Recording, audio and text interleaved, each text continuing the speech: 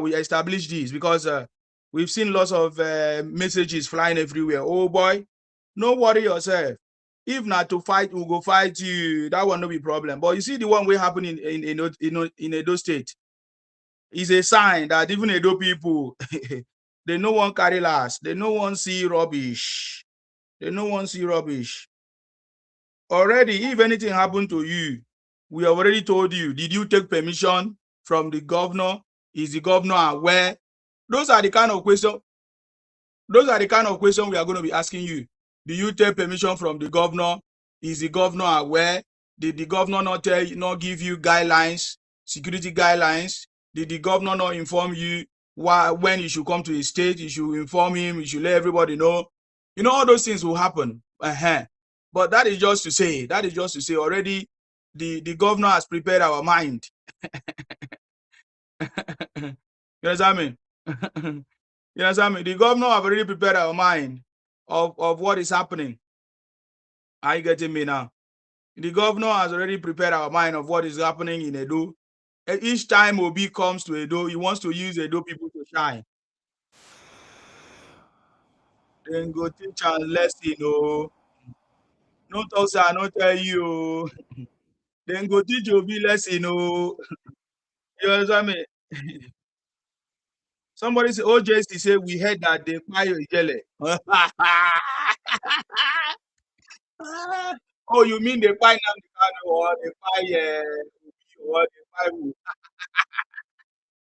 I go show you, no worry. That's what I mean. I go show you Ijele. Ijele is live and active. Anything that is happening anywhere, you see, they are the ones setting it up. There is a crisis in Edo, is nothing else. They are the ones fighting themselves. Nobody they fight them. I will show you proof of what I'm talking about. Of course, the news have already covered it. That the crisis that is going on is a crisis that is among themselves. They already have agreement among themselves. So they are fighting among themselves. There's nobody fighting Obi because Obi is a liability. There's nothing. We do not have any. We do not even have any party. Why should somebody go and steal to our image? Okay, so that is what I'm telling you today. Nobody dey fight Obi. Nobody is fighting Obi in Edo. Is nobody attack Obi in Edo. They are the one fighting themselves because they have disagreement. There is a big disagreement that they have among themselves, and they are the one fighting themselves. Nobody they fight themselves. Edo people is too big for that. Trust me, I can tell you. The governor of the state is too big. In fact, when the governor was advising him, he did not listen. Now they are fighting among themselves. Okay, so I'm going to play ADC attack ADC. Yes, that's what happened. I'm going to show you evidence of what I'm talking about here right now. This is in the news. Is it AIT reported? Is it AIT or NTA reported the news of what happened? And the former governor, is it the former governor or whatever, came out to tell us what really happened. That even the meeting that they stated, or of course the meeting yesterday, or is it today or yesterday, that they had in Edo, they have been postponing the meeting. So it means there is a divided leadership that is going on right now in ADC. You understand me? Somebody say juicy lips. Nah, the weather is dealing with me. So the weather is dealing with me. It's time. This is always the time that I normally use this. So yeah, we are out. We are out for the game. I salute you. Anyway, before I move on, thank you very much for joining me. It's going to be a short program, a short broadcast today because today is Tuesday. We have a lot of work to do tomorrow, of course. And my name is Akparawa Nsema, the first son of Idu. You know, I'm from Akwa Ibom. Akwa Ibom, ya. Hey, Wazo South, ya. Tinubu, ya. Godswill Akpabio, ya. Wike, ya. You see, South, ya. As it stands now, even Southwest, ya. I salute you. My governor is Governor Umoino, Pastor Umoino, PhD, the working governor in Akwa Ibom State, and is making us proud, even as we expect more from him. Are you getting me now? Akwa Ibom is in the South. South is now 100% APC. South is for President Tinubu. we are already thinking and working together with everybody, to make sure that we are going to give President Tinubu 50 to 100 million votes come 2027 for President Tinubu re-election. Come 2027, we are already planning. Nigerians are going to speak 50 million to 100 million vote for President Tinubu, because we have seen how far and what President Tinubu have done so far. Are you getting me now? So our job is to make sure we continue to fight in order to protect and to defend our land. We have a role to play. We have a very big role to play. We need to call out our governors, our senators, our House of Reps, our reps, to tell us what they are using the money that President Tinubu have given to them to do. President Tinubu is giving every governor more than 7 billion every month. President Tinubu is giving every senator more than 2 billion every month. What are they using this money to do? That is what is important. Anybody that wants to protest should be talking about what is the governor using the money to do, because the president cannot be everywhere. And that is why they have the state government to take care of everything that has to do in the state or within the state. And then we have the local government to take care of everything that has to do at the local government, at the local level, grassroots level. That is how we must work. If it's not working, then there's a problem. That explains the reason why some people, some communities are not okay. Some people are complaining of hunger. Some communities are complaining of issues in road and all of that. Issues in electricity, food. Is because some of these senators, some of these governors are not doing their job. Therefore, if we have any catch thieves, I'm talking about people that are pretend to be activists. If we have them at all, they should be on the street, asking questions. How come the governors are not doing anything? How come the governors are not using the resources of the state for the development of the state? President Tinubu said, I have worked so hard to make sure that I provide the resources that everybody need, the state governors need. Look at it. President Tinubu have made sure the subsidy resources are pumped in for the state governors. What is your state governor doing with the money? Are you asking the right questions? What is the state governor doing with the money? Now, there's more money that the president is also generating to make sure that he give it to our governors for them to use it. Some people may argue, why is the governor still giving, why is President Tinubu still giving money to the governors? Because that is the structure. There's no other person that needs to be handed over that money. It has to be the state governors, to take care of our resources, to take care of development at the state level. Why of course, President Tinubu is also working for the local government autonomy to make sure that the local government can have direct funding for the development at the local government level. That is who President Tinubu is, and that is what he's doing.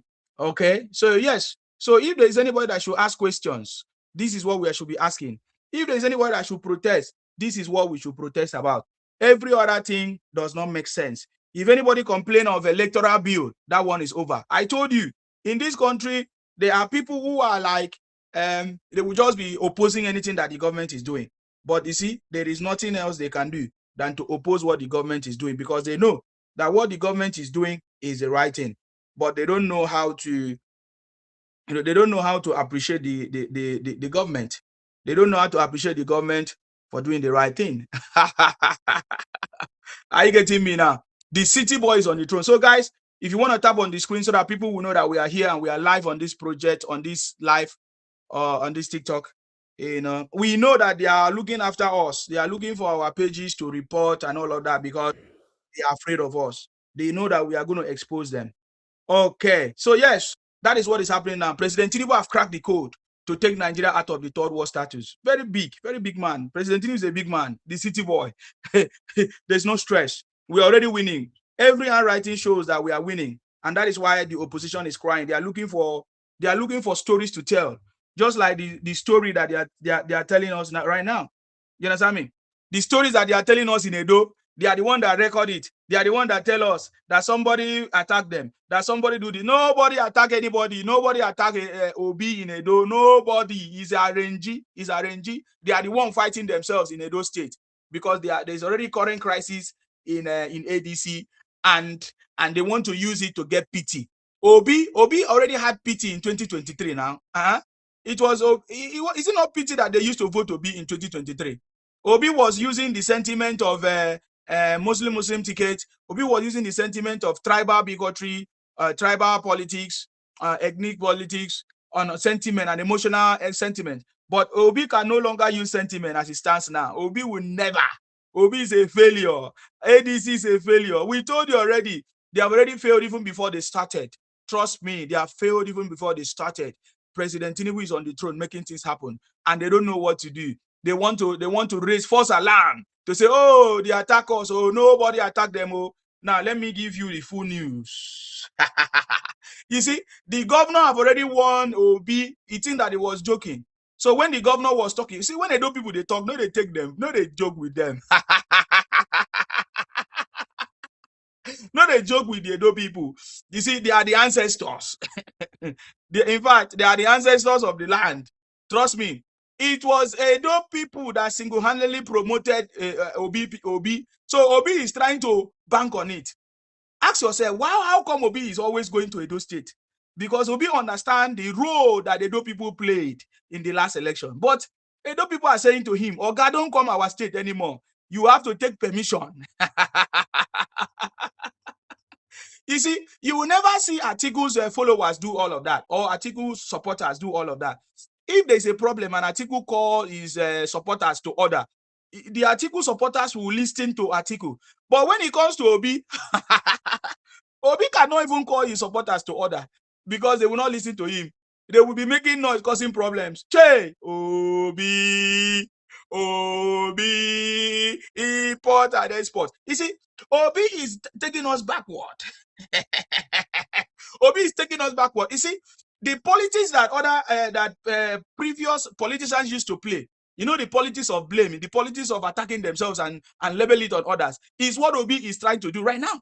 Did you not see Obi trying to buy granite on the street? Are you seeing any politicians playing that kind of politics anymore? No. We saw Obi and Amechi trying to buy granite and corn. No, that kind of politics does not reign anymore.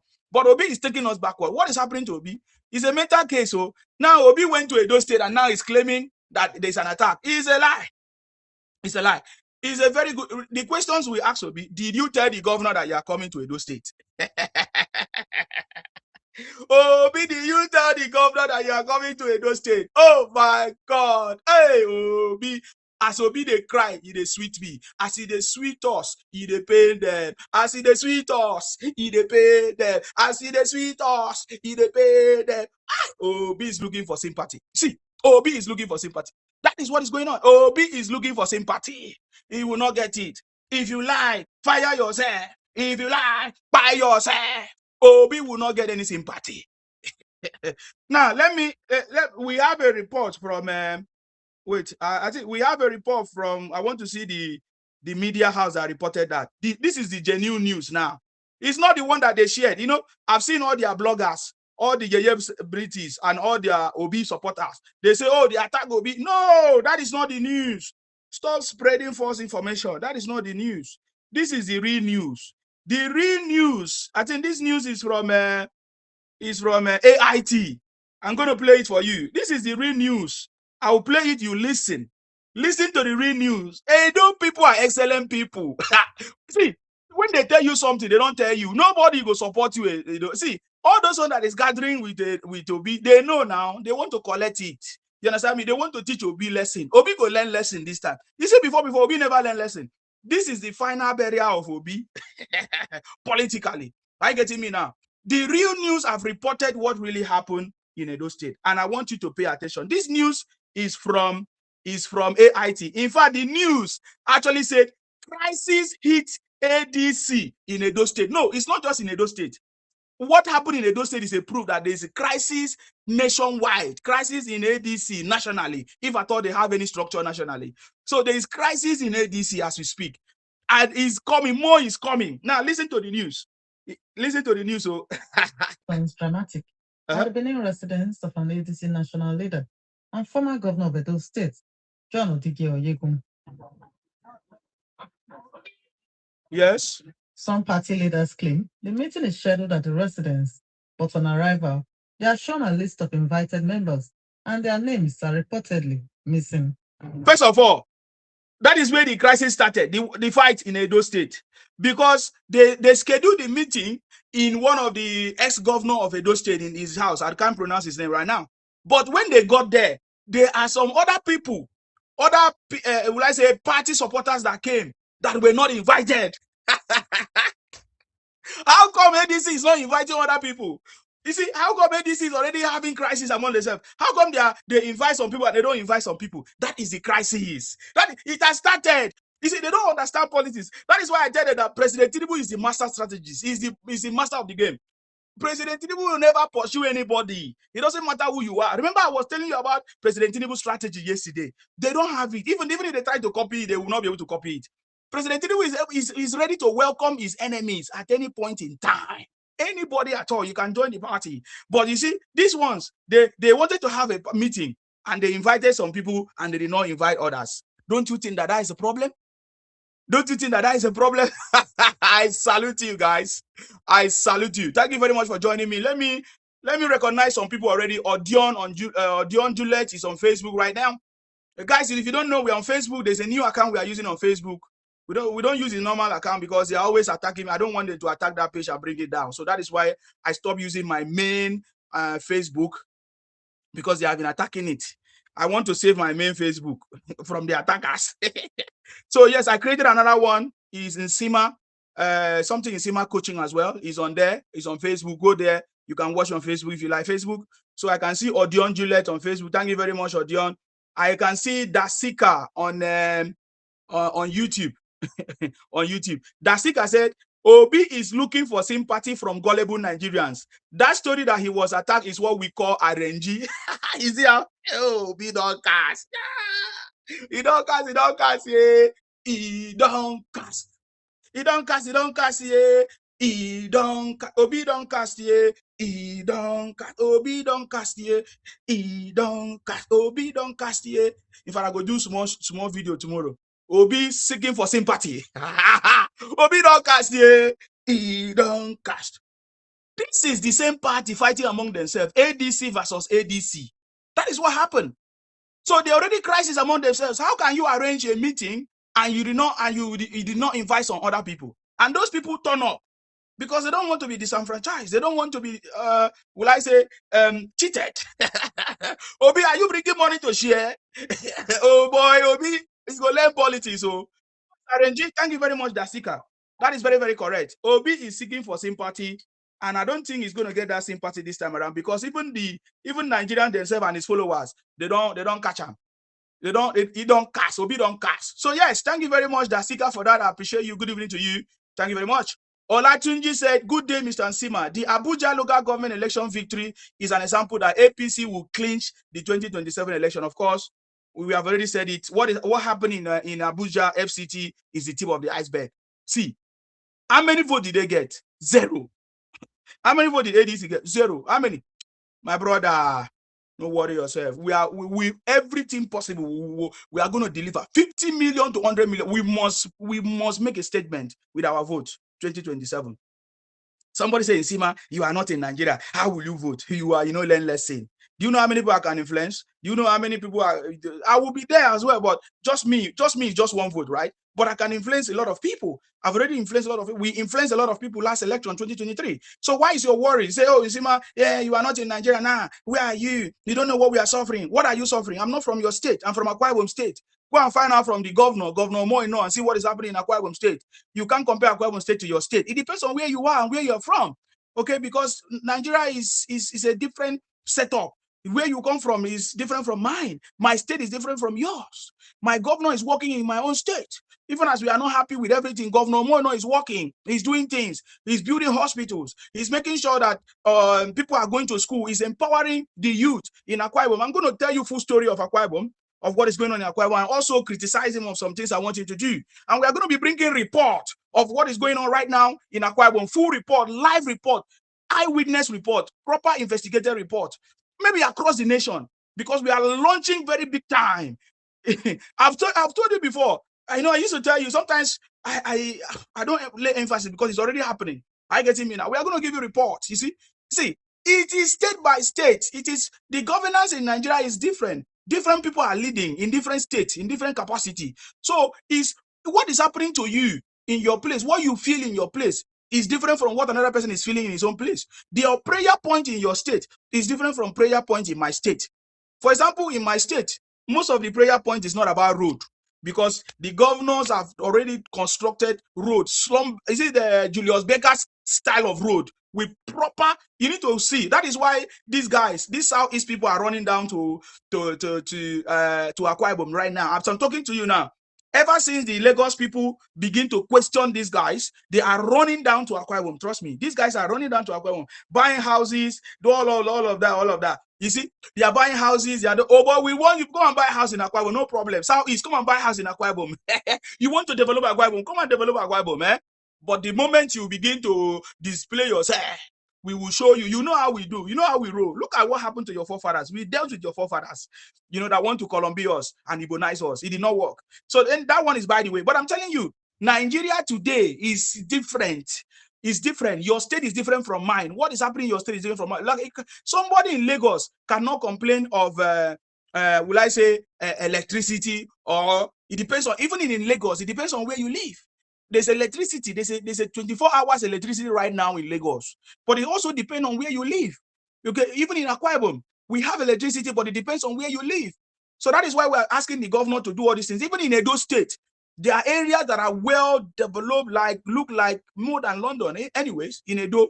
But there are areas you go is not well. That depends on who is leading you, your local government chairman, your senators, your reps. So government is local. Government is local. Governance is local. Begin to ask questions. All this one that you guys have been saying, Tinubu is not your problem. President is not your problem. Governance is local. Where you are, who is in charge of where you are? That is how to do it. That is how to find out the problem. Where you are, who is in charge? If you are from Enugu, who is in charge of Enugu? Is Enugu government doing what they're supposed to do? If you are from Abia State, who is in charge? I get him now. Who in charge? Who is doing something? You see, when I hear some people say, "Oh, Alex Uti in Abia State is doing more. He's the best governor," it's a lie. That man has collected over 1.5 trillion loan or trillion income or revenue or funding. Yes, 1.5 trillion funding that have been given to the Abia State, Alex Uti. What has he done? Nothing. The smart schools that they talk about is nothing to write. There's no smart schools. There's no smart schools. They say they collected money to build smart schools. It's a lie, yo.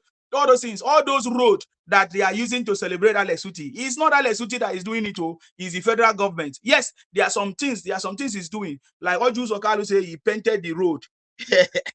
He painted the road. So I'm telling you guys, see, the city boy is working. See, Nigerians are now beginning to wake up. Did I not tell you that Nigeria is back on track? Are you not seeing all the videos? I don't have the time. I could have make time and be playing you on video. I will show it on my platform. You'll see all the videos of people talking about President Tinubu, how they have realized that, man, President Tinubu is actually working for the progress of the country. How they have realized that, man, this man that they say, Papa will nowhere, Mama is working, they are beginning to see it. See, in fact, they are beginning to see who Obi is.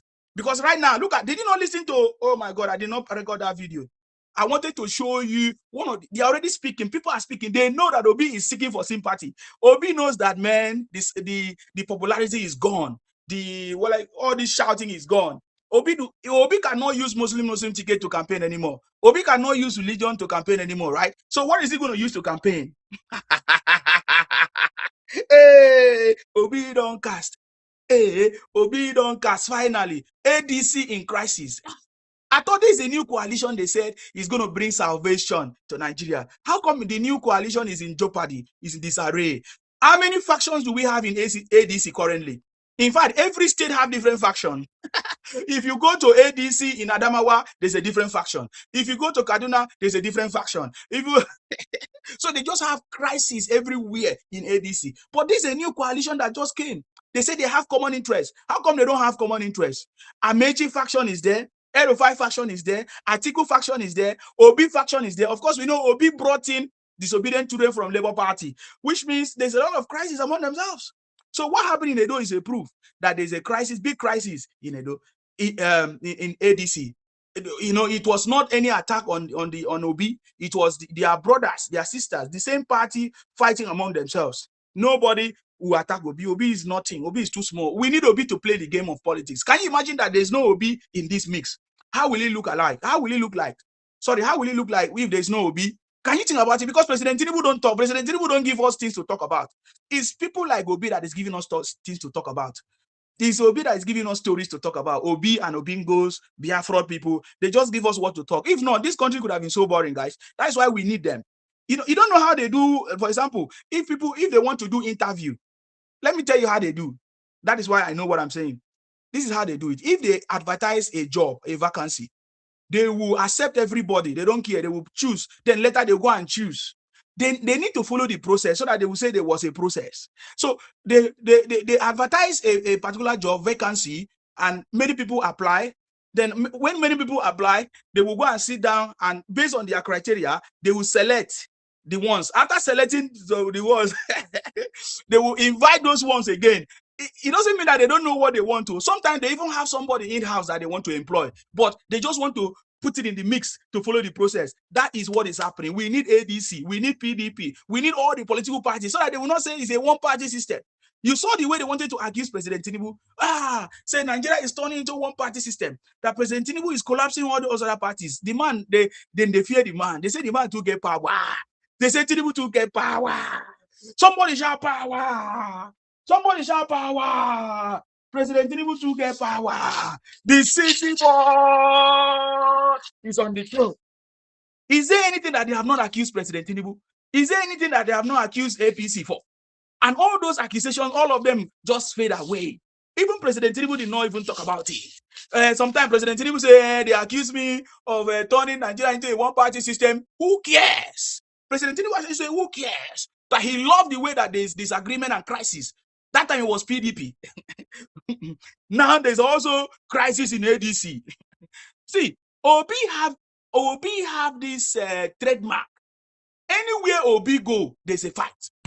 Obi was in Abga. Problem.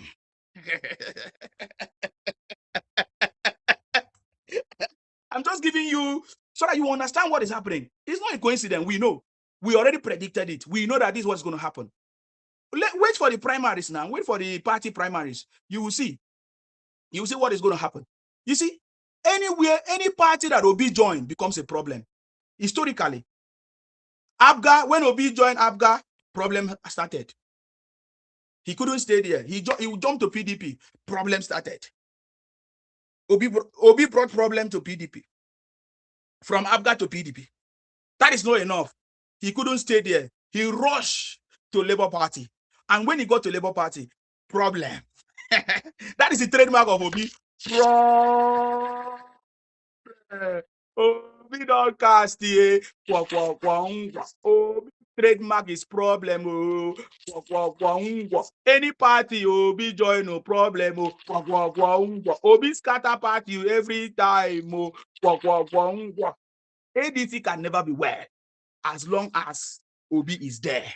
And I remember the courses that the chairman of Abga laid on Obi. He said Obi would never amount to anything politically except he comes back to Abga. That is the course that is following Obi. So anywhere Obi go, it's going to be a problem. Mark my words. Anywhere he goes, it's going to be a problem. Anywhere he goes, PDP, problem. Labour Party, problem. Now ADC, problem. How many times will it happen for you to know, for you to understand this game? Obi. Obi. Import and export. Oh boy, that thing is sweet me. Obi. President Tinubu is a genius. He said, Obi. Import and export. That is what is happening to Obi. So you see, what happened in Edo is not any attack. It was party crisis. What a shame. And Obi tried to use it to get sympathy. Obi supporters are trying to use it to get sympathy. What a shame. Patrick Osu, thank you very much, sir. I wish Obi should put on a big boy pants and stop crying like a baby. Politics is a big boys game. Thank you very much, Patrick Osu, for that conversation. Patrick has been so vocal on these issues. You know, that's what I'm saying. Patrick has said it all. Obi should stop crying and stop playing all these emotional politics, man. It's not going to work 2027, man. If people fell for it in 2023, it's not going to work. There is crisis. Say it. There is crisis in ADC already. Party crisis. And whenever there's party crisis, there's always going to be a fight. The same thing happened in Labour Party. Every party go through that level of crisis. Even APC had their own crisis. PDP had their own crisis. But they did not play the victim game. They did not say that the ruling party or the administration is fighting them. No. When there was a problem in PDP, we never hear them play this emotional blackmail kind of politics. They knew that it's just a party crisis. It's the same thing that is happening in ADC. It's a party crisis. It's not anybody attacking you. So why are you running propaganda, spreading messages everywhere? Oh, look at the way they attack. Some media houses are saying, look at the way they attack. Look at the way they attack Obi. They say breaking news. Obi attempt assassination attempt is a lie. Obi knows the truth. That's why he doesn't want to say it. These guys are lie people. They are lie. This lie will never fly. Maybe if I thought the lie fly or flight, if the lie actually fly the last time, it will not fly again. Are you getting me? Thank you very much, guys. Please tap on the screen so that people will know that we are here on TikTok. This TikTok, of course, we don't use it often. We're going to be using it often now for some time. I salute you. Thank you very much, Aki with me. If you want to watch me on YouTube, you can go there. On Facebook, maybe it's easier for you. Even on X, you can watch me there. Thank you very much, guys. Aki with me, I salute you. He said, good evening, Ms. Ansima. You said a mouthful of facts there, and that's the ugly truth. Times have changed seriously. Well, some people are manipulating things to make it appear as truth. Thank you very much. That is very much, Aki with me, that's correct. Time has changed. It's no longer the time of 2023. Many people are saying it for themselves. The love that President Tinubu have for them. Many people are saying it. Many people have seen how President Tinubu is very transparent in his government. He told everybody, go and hold your governors accountable. I've given them money. I'm doing my part to raise funding to support the state governors. Before, they used to have salaries not paid. But now salaries are being paid. Nothing, because there's money. Even when there's no money, President Tinubu makes sure that there's money. Remember when President Tinubu took over, there was nothing in the treasury. Nothing. They have already used everything. In fact, the kind of money that they borrowed, over 500 billion or trillion, they borrowed, or Buhari borrowed. Trust me. And they sold our oil in the future. You see what I'm talking about? So President Tinubu had to bring strategy to change that system. So yes, Nigerians can see, especially the student loans. Nigerians, look at the Nigerian youth coming out to give testimony. You understand me? Oh, King J say he even admonished them yesterday to take care of their people locally. Yes, even in the meeting with the governors, President Tinubu told the governors to make sure that they look at the people at the grassroots level and they do what they're supposed to do. Because the president knows that he gives them a lot of money. Did you hear anybody complain? No, my brothers. This thing is working. Nigerians are beginning gradually. I know President Tinubu will bring solution. Gradually, Nigerians will begin to cast all their pains. Nigeria will begin to ask questions. They'll begin to ask their governors, why? Why are they so wicked? Why are they not doing what they're supposed to do? Yes, because that is what President Tinubu is trying to do. President Tinubu is making us to see where the problem is. Because President Tinubu is not the problem. In fact, I saw a video where President Tinubu said, I want to make sure the promise I've made to you guys, state policing will be, it's not going to be postponed. The state policing will be able to solve the insecurity issues. Is there any other solution that any other person have recommended? No, state policing. So President Tinubu said, I'm not going to postpone it. State policing must happen for insecurity to cease, for insecurity to solve this insecurity. So President Tinubu is, that he already have money. Is he looking for money? So why should he? I don't know. It's the legacy, right? So it's the legacy. So there's nobody that is going to, stop the city boy legacies. It's already there. We have to make sure it happens. It's already happening. So in Edo, they want to use Edo people to shine. That's why I say all these egotic people, you see, they always try to use Edo people, especially last time, because just like I said, Obi thought that you can use the Edo people this time around again. But the Edo people are saying no. Even the governor is saying no. Before you come to my state, take permission. And he has not taken permission. So if there's anything that happened to you, you can't blame the state governor for your problem. Olatunji, thank you very much. ADC, Coalition of Deadly Criminals and Treasury Looters. Yes, ADC is a coalition or a committee of failed politicians or former criminals, aspiring criminals, and past criminals. Yeah, that's what is happening. That Sika say, OBC problem is always running. If Obi by chance become president anytime, once he face the Nigerian heat, he will move to Togo. Exactly. Obi is always running from place to place, running from one party to another. He can't solve any problem. And he couldn't solve problem in Abga. He ran to PDP. From PDP, there's a problem he couldn't solve. He ran to a Labour Party. Went to Labour Party. Problem happens. Crisis happens. He couldn't solve. You see this one that happened in ADC now. Obi is going to run. Obi is going to run. The thing is that where is he going to run to? Is he going to run back to Abga? Or is he going to go and join another different party? Obi is going to run because he can't solve the problem. You know, everybody say Obi is the leader of the party, ADC, but we know Atiku is there. So that's why I say there's Atiku faction, which signal the crisis I'm talking about. Even at the state level, there's crisis. Look at it. The news have reported it. So they were supposed to have a meeting, and they did not invite everybody. They invited some people and they left others. So that gives birth to the crisis that is happening. That explains the crisis. So some people are coming to scatter the meeting. Some people are coming to. There's some people say, okay, since you did not invite us, we are going to scatter the meeting. That is what happened. ADC versus ADC. Let's finish the news, and you hear more. Now you listen to the commentator, the news commentator, saying that, well, yes, there was supposed to be a meeting, but some people arrived that were not invited. They were uninvited. So that created problems that caused the confusion that happened in the Edo state. But the problem is that why must the state governor allow Edo? Why must the state governor allow Obi to bring problem to Edo every time? The state governor need to take action again, because this Obi is bringing problem every time in Edo state. The last time Obi went to Edo, he shared money to some people, and some people were fighting among themselves because of money that Obi shared. So this is what we are saying. Obi always target Edo. I don't know why. I think he's not listening to the warning of the governor. Sir Armando Pebolo, Your Excellency, sir, do you see what Obi has done? Obi has come back. Oh, did he take permission from you, sir? Mondo Pebolo, did he take permission from you, sir? I'm not sure he took permission from you, because now he has caused problem again in the state. How can Obi arrange a meeting for some people and left out the other people? And now those guys are angry because they don't know they carry last. They will not allow an hypothetical man to come and marginalize them in their own state. If they say there's ADC, there's ADC. Anything that belongs to the ADC should be given to everyone. He cannot be inviting only the Ibotic people to the meeting and leave others and some few people. No, the people are mad and say, no, you can't do that. So they went there and scattered the meeting.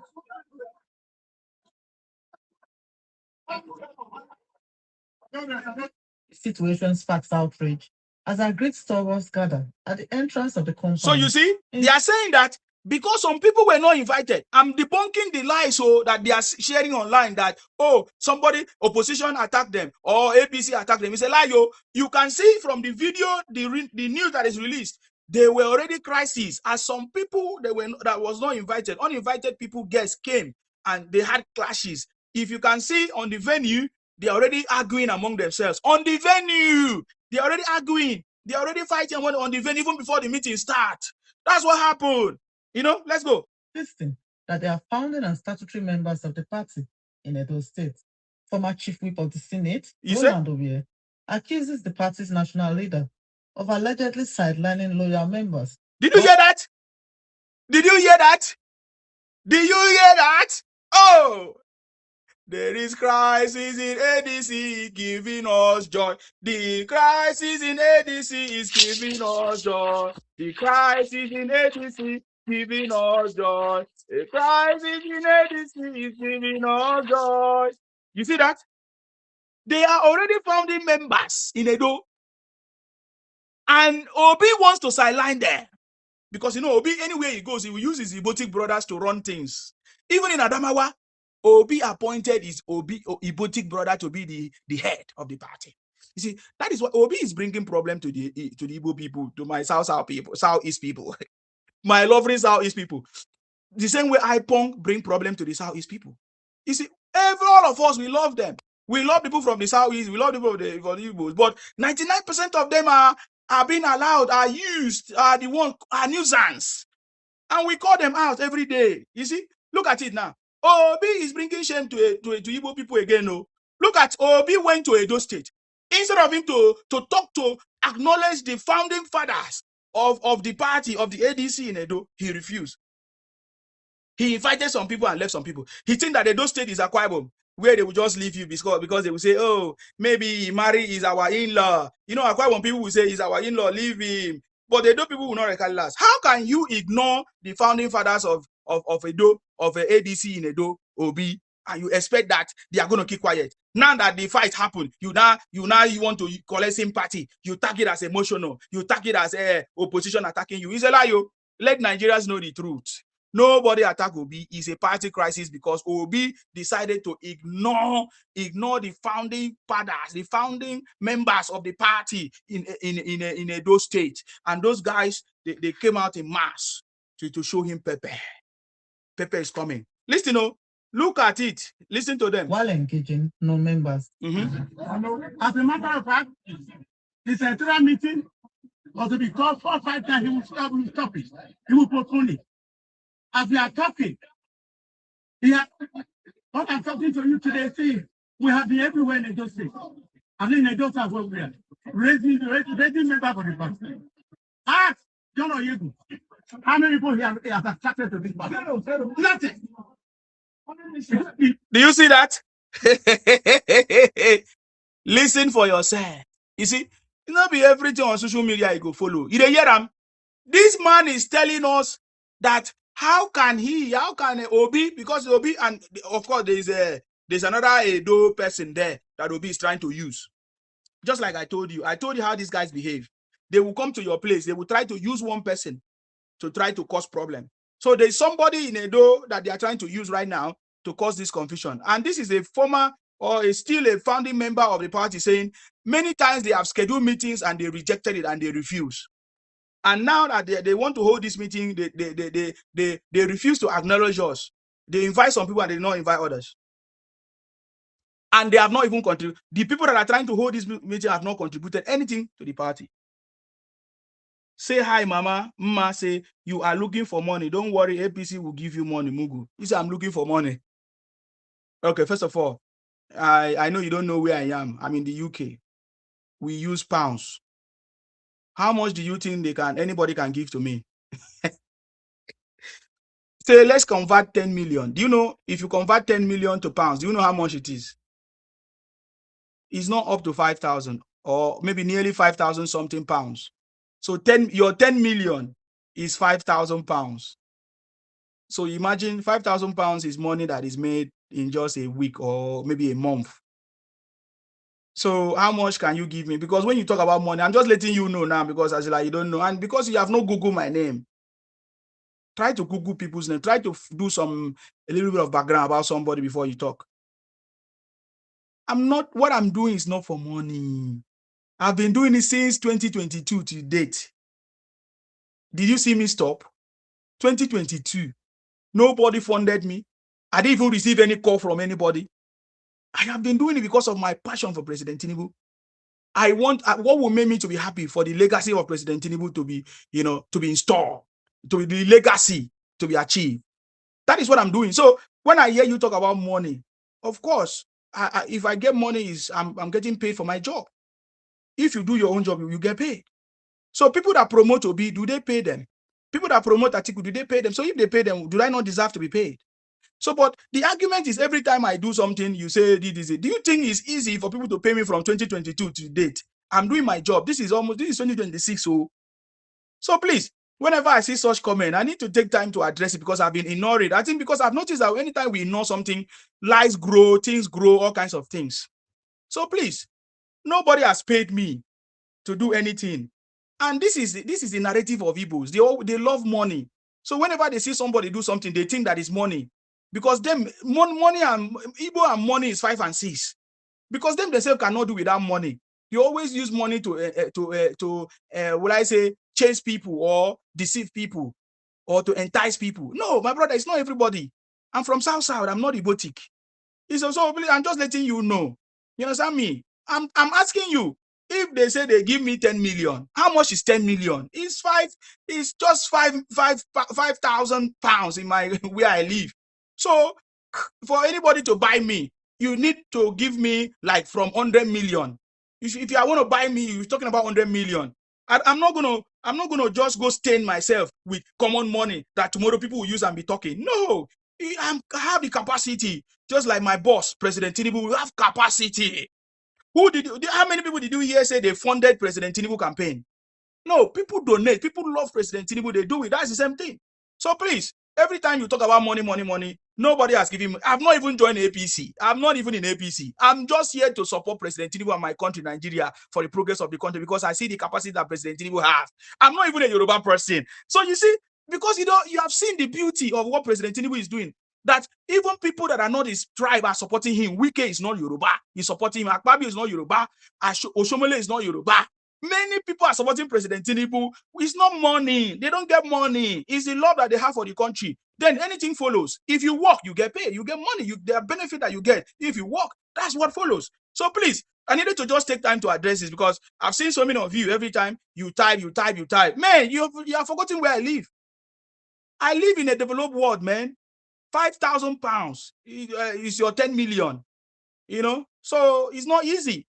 10 million is a very big money in Nigeria when you are there, because you don't pay the kind of bills that we pay here. But it's a very big money in Nigeria if you live in Nigeria. But if you live in the UK, 10 million is like 5,000. It's nothing. So please, it's not even up to a rent. 5,000 is not to a rent. 5,000 pounds is not up to a rent. Just common rent. Not talking about other things.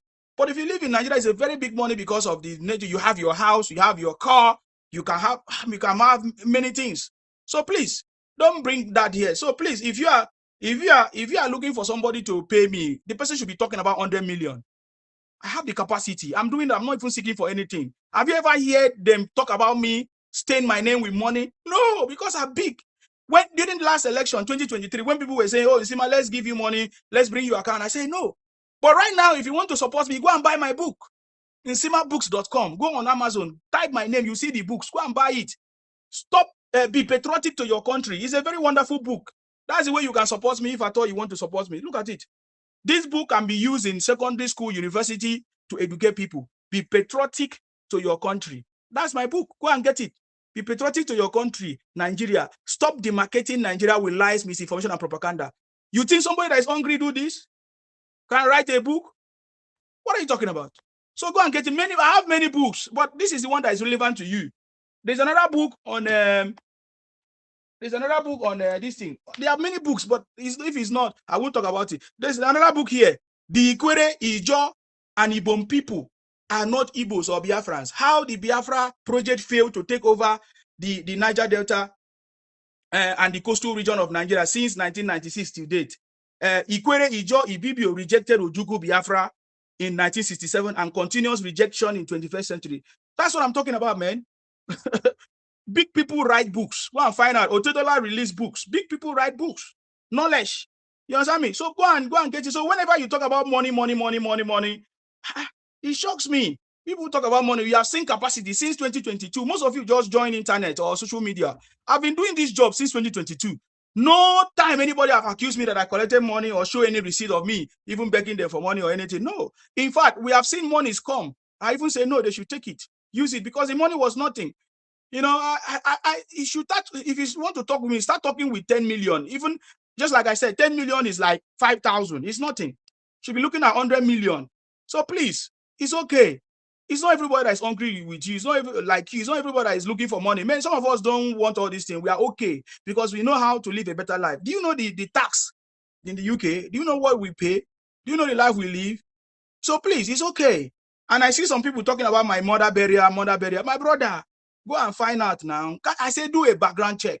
I gave my mother a befitting burial, that she is smiling wherever she is. Whenever she stays in heaven, she look down, she smile. Not just a befitting burial. I'm the first son. I take care of my family everywhere, hands down. So please, when I hear people talk about, oh, you did not go to your father burial, mother burial, what are you talking about? When I do something, should I be coming back to tell you or what? There's capacity. So I gave my mother a befitting burial. I gave my father a befitting burial, that today, anytime, anybody, even in the village, anywhere, they will forever remember me. They say, wow, the first son of Idu has come. Whenever the first son of Idu speaks, he speaks. Things happen. We make things happen. That is our job. Have you not noticed? We always make things happen. So please, all those flimsy talk is just small thing. You don't have anything. You are looking for a pain point. You are looking for something to say to pain me because you have tried every other thing. It's not paining me. Eh? I better bring that my towel. Man, clean this heat. I don't know where. You understand? So So you are looking for something to say that is going to be painful to me. There is nothing you're going to say that is going to be painful to me. Just like I said, me, I have a father, I have a mother. You all know. Those people talking about they never have father. Ibotic people. They came from all these what they call it, baby factories. They don't even know who their mother and their father is. Whoever they presented to them become their father. You understand me? So please, all this in rest. My mission is going to finish very, very soon. My mission for President Tinubu is going to finish very, very soon. Okay? My mission for President Tinubu is going to finish. Don't worry, it's just how many months? February 2027. My mission will finish. My mission will finish. Trust me, my job will be finished. Hello? My job will be finished very, very soon. So don't worry, calm down.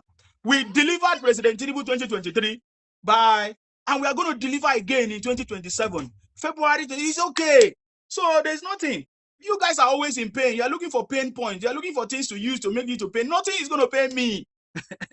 You see the point now? So stop saying my mother, my mother. You love my mother so much. You look at the way you are helping me to announce the memory of my mother. Because what you are doing is you are announcing the memory of my mother. You get the point now. So please, I needed to take time to address that nonsense. Okay, that is what this guy tried to do on the other platform. He was thinking that he's spending me. You see, we know how to play these things. I gave him the impression.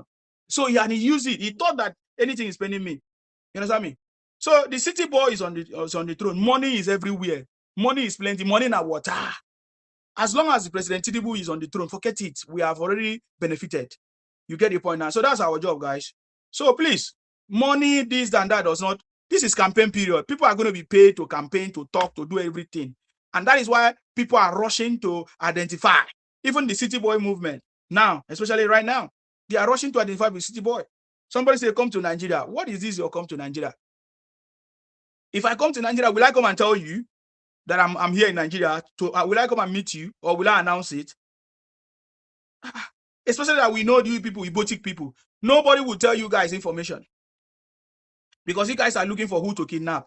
You guys are looking for who to take advantage on. So nobody will give information. We know that you guys are the kidnappers in Nigeria, Ibotic people. You are organizing. So why should I come to Nigeria and announce it to you? I've come to Nigeria many times. I don't need to announce it to you. You understand me? Ijele right now is in Nigeria. You can't do anything. You have been, Ijele speaks, my man. I'm going to play him now very soon because I tell you what Ijele have done today. Ijele have been to Osumowo. You see Osumowo, all those areas that they have been, IPOP have been operating. In fact, Ijele has been working with the government right now, with the local policing and police, national soldiers and army to drive out all those criminals that are running away, looking for them. That is what Ijele has been doing for the past days now. So Ijele has been there. Ijele has been in Nigeria. You understand me? Ijele has been in Nigeria many times. He has challenged you guys many times. But you can't do anything. Every time you come here to threaten people, stop all those things. One thing you should know is that for me, you have seen my real face, see my name. You should know that kind of person. You should know that if I'm in Nigeria, you can't do nothing. You see the English? You can't do nothing. You can't do nothing. You understand? If I'm there, you can't. If you see me, say you will run. So please, this is the first one of you do. I'm talking to you with my real name, with my face. If I have challenged you guys, Igbo people are afraid of me. You can't challenge me. Come and challenge me face to face. Stop using fake names and impersonations and pictures. No, don't do that. So stop all this. You say I'm not feeling the pain. I have families back home. The pain that we are feeling is Ibotic people kidnapping people for business. That's what we are feeling. The pain that we are feeling back home right now is Ibotic people selling fake drugs, fake drinks, fake baby food. You know, this affecting, causing health issues. You know, Igbo kidnapping business and others, Fulani as well, kidnapping businesses. We know that is why President Tinubu have collaborated with now the America to make sure that we put an end to it. That is the problem. That is the problem that we are facing right now. You understand me? That's the problem that we are facing. That is the real problem that we are facing in Nigeria. Igbos increasing the price of food. That is the real problem that we are facing. Not all those things. The pains of Nigeria is Igbo problem and Fulani problem. That's what we are talking about, and that's why we are calling you out. You see? You guys are the one running propaganda. You guys are the one marketing the country. That is the pain that we are feeling. Yes, sir. And that's what I'm telling you. I'm not afraid of you. I'm not afraid of you guys. I've said it many, many times. So that's what happened. Yes, I mean, that's what happened. You guys end up they say you guys pretend and say there's no job, hungry. So because of that, you guys are forming gangs, kidnapping people and collecting ransom. And you now say, oh, there's insecurity. No, you guys are the one doing it. You guys are the one causing the problem. That's the problem. And then President Tinubu says he's going to resolve it. Let's just finish this news. So the crisis in ADC has resulted to them fighting themselves. Party members fighting themselves in Edo State. Nobody attacked them. Nobody, no opposition, no other thing. Is a party problem, and they are fighting among themselves. They are trying to get sympathy from the public, and that is not going to work. It's not that many people come, I don't know. I'm calling and dealing with those who have been helping this party to grow. You see? So the way it is, we are telling the national leadership of the past, enough is enough of John This how was now some of APC. They removed him with him. So you see, so it's a party problem. You can listen to them and listen. You can't win the people that fight three years WAR. Ah, God, that's another. But I don't know where your sense is. Fight 3 years. What do you mean fight 3 years? Fight 3 years means what? We defeated you people now. We defeated you people.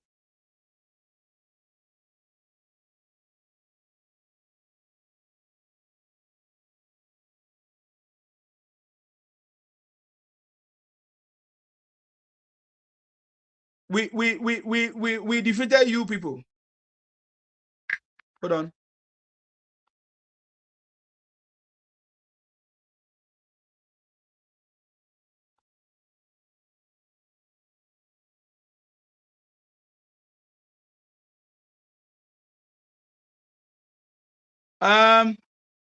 Okay. Let me, before I move to the next topic, I think I see people send requests. Let's see if you want to address this issue before we move on. Okay, I can't see that request anymore. All right. So guys, there is no attack on ADC or OB in Edo. It is a party problem. You can listen to all the members of the party. You listen to what they say. You listen to the conversation. There's a fight among themselves. And some, it's causing confusion. They are trying to ignore the founding members of the party. And that is how OB always behave. OB, OB defected to Labour Party. Is it 5 days or 2 days or 2 weeks to the election, right? He went there and bamboozled the candidate that was there before. He went there and bamboozled it. But that is the same method. I told you, anywhere OB goes, there's a big problem.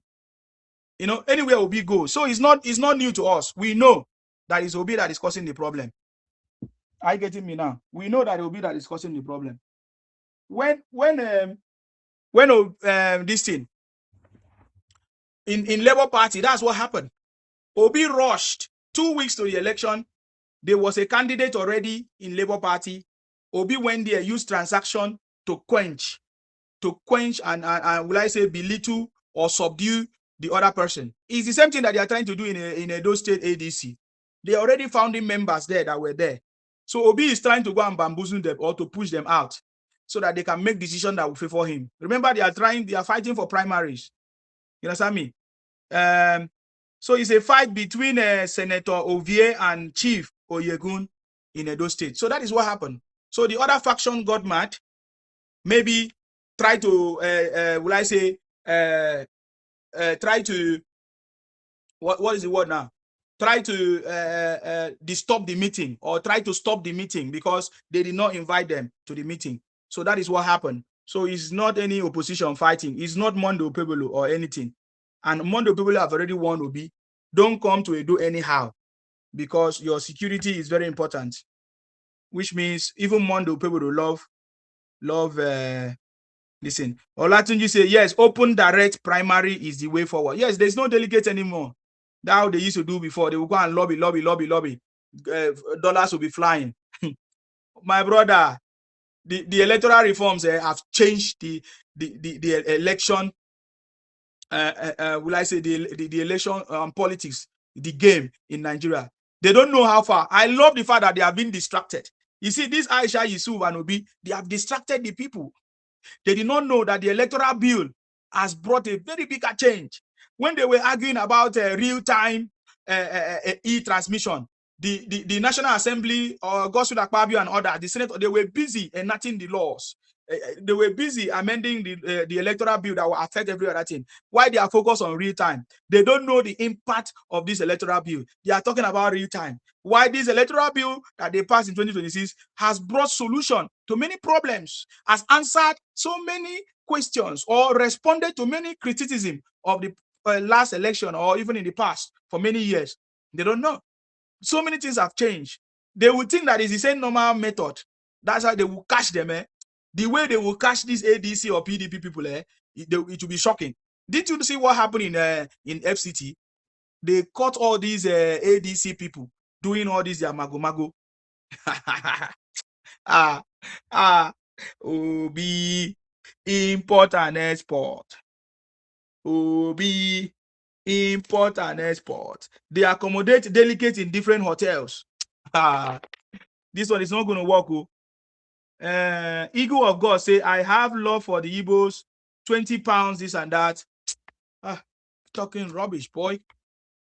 This is the same victim and sympathy game that you are playing. Oh, you love the Igbos, they gave them 20 pounds. Mumu. Victim game. That is why Obi is playing. It's the same thing. That's what these people do. It's nothing.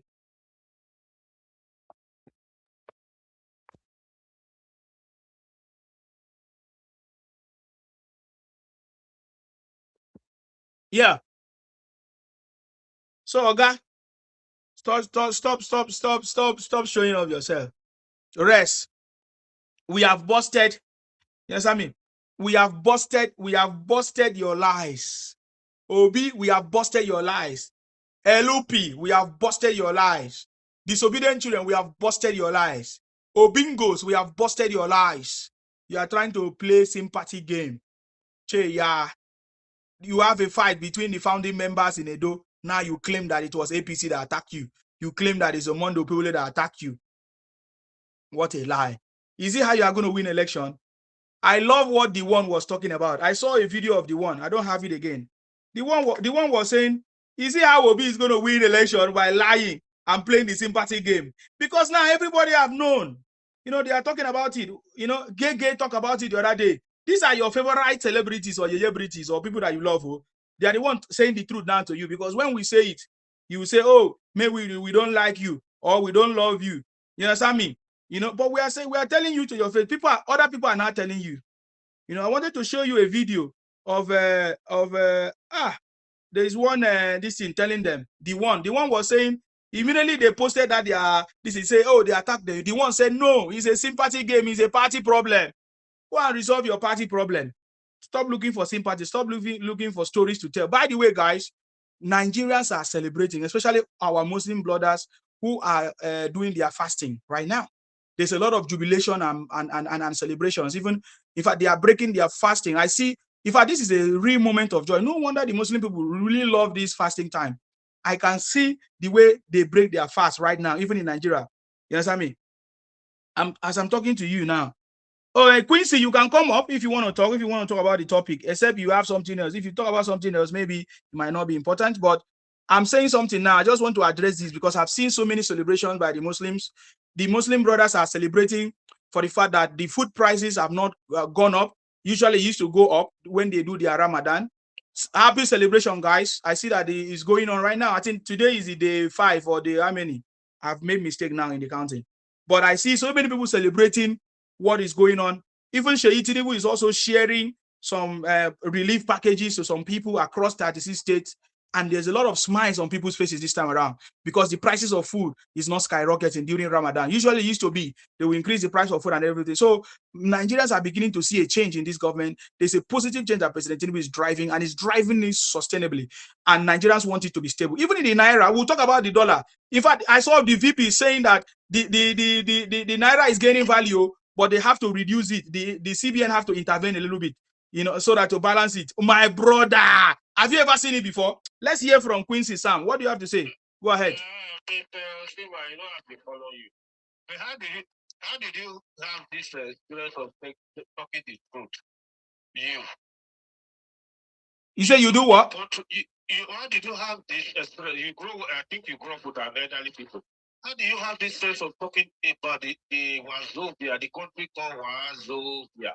The DI is already gone. No? We have Wazo South now. It's Wazo South. Yeah, I'm the true son of my father, sir. To answer your questions, more. I think you are very close to this elderly people. Yes, I'm the true son of my father. That's why I say my father is always happy about me, even my mother as well. Yeah. They are still living. No, they are all gone. They are all gone. Oh, They are all gone. You, Yes. We used to say in the parable, in a belief parable, that the child who they give word to and he hold up to the word is a person who inherited things of life. Mm. You see, I'm following you for some time. I see the way you were speaking the truth. You don't have friends, sir. Anybody who speaks the truth does not have friends, sir. Definitely. They will never. Anybody who wants to speak the truth, you'll be afraid to live alone. You don't have friends. That is the thing. But this is the thing. When somebody is made for, it's a spiritual thing, because I'm a spiritualist. Nobody will get over. Okay. It's always the thing for somebody to speak the truth.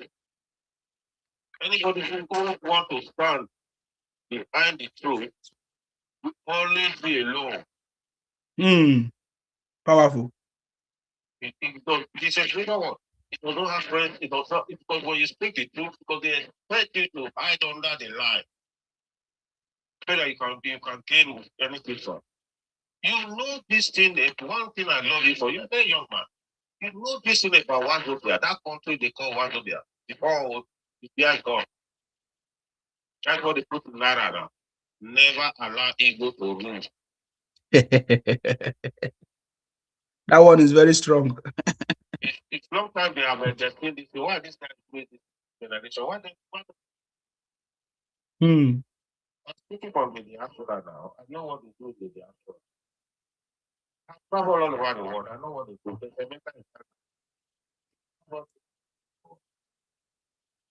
Why? What is your problem? Started to let you go. You don't hold it tight. How many states you want to create? Then you want to take today. What is the meaning of that? Can't take it now. Huh? You want to be an Igbo, you want to be whatever Biafra. Carry your 5 states and be that. So that you cannot cause confusion all over the world. Why are they doing this? I don't know how to talk to them.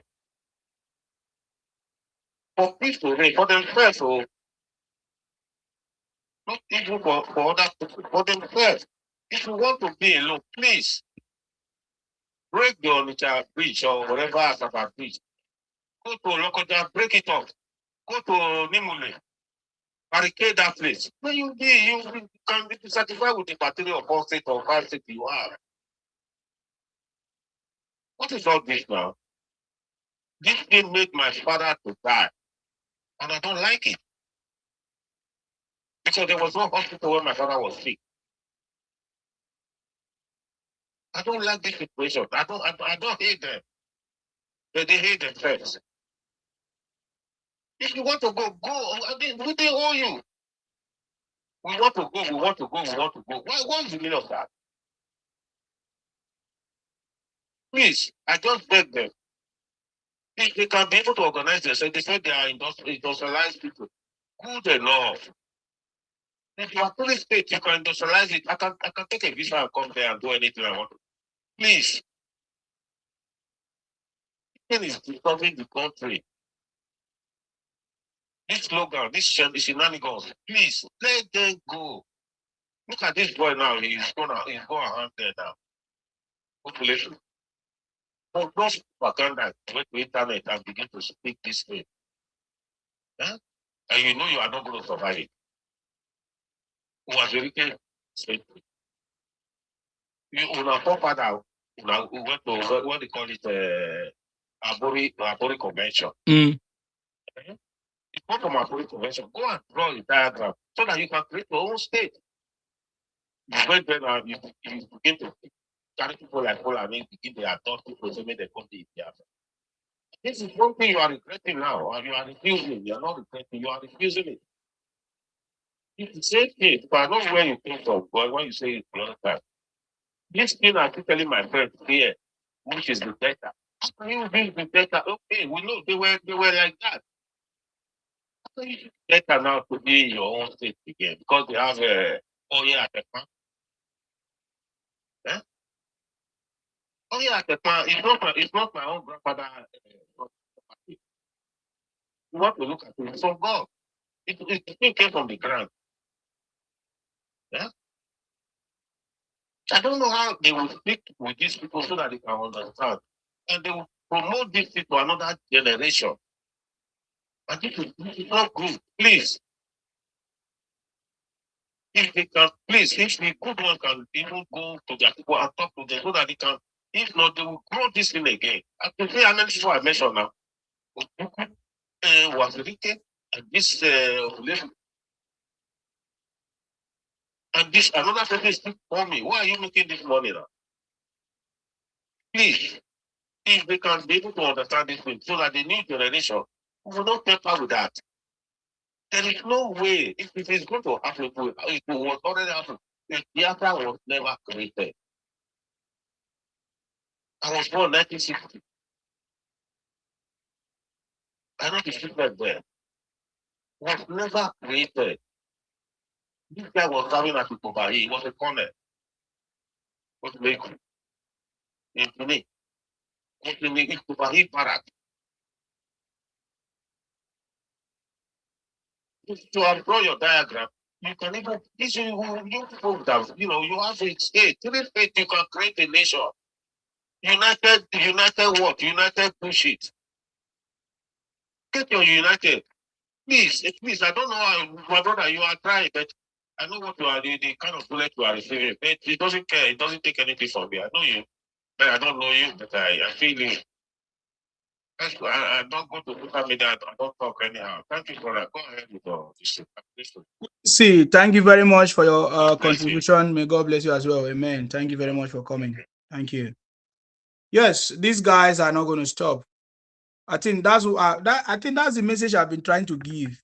They will never stop. But one thing we can do is for us to understand what they are doing, how they are operating, and what we can do. Let us listen to the caller on the line. Hello, sir. Hello? Yes, go ahead. Yes, these guys are not going to stop. Hello? Yeah, can you listen to your phone, sir? Yeah, I'll wait until you Listen to your phone. I'm calling you. I'm talking to you straight up. Listen to your phone. Yes, let's go. You can talk. Okay. Yes. You see, let me tell you one thing. This stuff we are talking about is a distraction and the money, this money, that. Don't worry about these guys. Let's concentrate about the good things and the big things that Tinubu is doing. Okay? Many people don't understand. They know the big things. The city boys movement is in the villages now, in the grassroots in Igbo land. They're ignoring it. It's going to happen. Okay? Tinubu, we kick their butt. We will say it again, and I keep saying it. You see, Obi is just Obi, I'm going to tell you one thing. He's a child. He's a child that doesn't understand his left from his right. Very soon, this Obi we are talking about will be unemployed. Okay, because his employment is throwing money all over the place. Having these people to follow him around like that lady, that girl that follow him around, Yusuf. Yusuf is a baby. All of them are babies. The real people who matter, like Kubana, who matter, people who matter, are busy in the villages, working their ass off, okay, to make sure all the Igbos vote for Tinubu. Because it's for their interest. It's to their interest. So we're talking about they give you money, they give this very money. So this is a distraction. All these guys calling you are riffraffs. Don't worry about that. You can never see the real people who are behind the scene, that is the city boys, behind the scene working. They are working, my man. In Rivers, We have city boys movement right there. In every part of the South, we have city boys walking. So don't worry about these guys. Okay, they're all a bunch of idiots. They don't understand. Okay, he give them little money, throw money, all this money. He said he saved in the bank. Okay, from being a governor, he saved it in the bank to use it to develop people, Igbo land. This money is snatching the money and giving everybody he sees. Oh, Pablo said yesterday, I was listening. He told his men, his chairman of local government, I will sneak up on you guys. You better start developing. You better start building roads, doing things. I will sneak up to supervise. That is what a real person does, a governor who has common sense. Don't worry about Obi. Obi doesn't have it. He doesn't have common sense. He's just a guy who knows how to, let me tell you the truth, he's a guy who knows how to count Naira and Kobo as a trader. I told you already, he's a member of the Almata. He's a fool. So let's leave him alone. You don't hear Atiku making noise, all of them making noise no more. They know what's coming to them. Avalanche. Avalanche is coming to them, my man. So please, I'm watching and I'm listening. I'm always glued to this. Okay? Yep. So be good, buddy. Thank you. You hear me? Yeah. Be good. Don't worry about things. Don't worry. It's a big avalanche coming. People I know call me to tell me that. They live in Nigeria. They call me to tell me what's coming. So let's leave these riffraffs. They can talk nonsense. Okay? They can talk nonsense. They bring them to come and distract us, distract you. And when you are distracted, we are distracted. You can never be distracted, my man. You are very vital, important. You are very important in our movement, my brother. You are very important to our movement. So don't let these people distract you. They are riffraffs. All these people you see, you know already who they are. Just don't worry, my man. I'll talk to you later. I'm listening. Okay? Thank you very much. Thank you very much for coming. All right, boss. For your call. Thank you. All right. Thank you very much. Okay. Yeah. All right. I think it's very, very clear now that everybody know who Obi is. That's the bottom. That's it. That's the game. And that's what we are trying to achieve. Everybody know who Obi is right now. And they know that he has amount to nothing than to lie. I mean, his group, his gangs are lying every day. So that's it. Okay, so yeah, I was trying to explain what I've seen so far, how people are celebrating their Ramadan, their fasting, how they are breaking their fasting. They are so much happy. I've seen lots of people making videos of how they are so happy, man. And for me, I feel this is a sign that people are really, really feeling the impact of this government, even when so many things is still yet undone or yet to be done. But people are still happy. People are, commending the city boy for what he has done so far. So it's a thing of joy. I saw different videos. I say, let me just talk about that.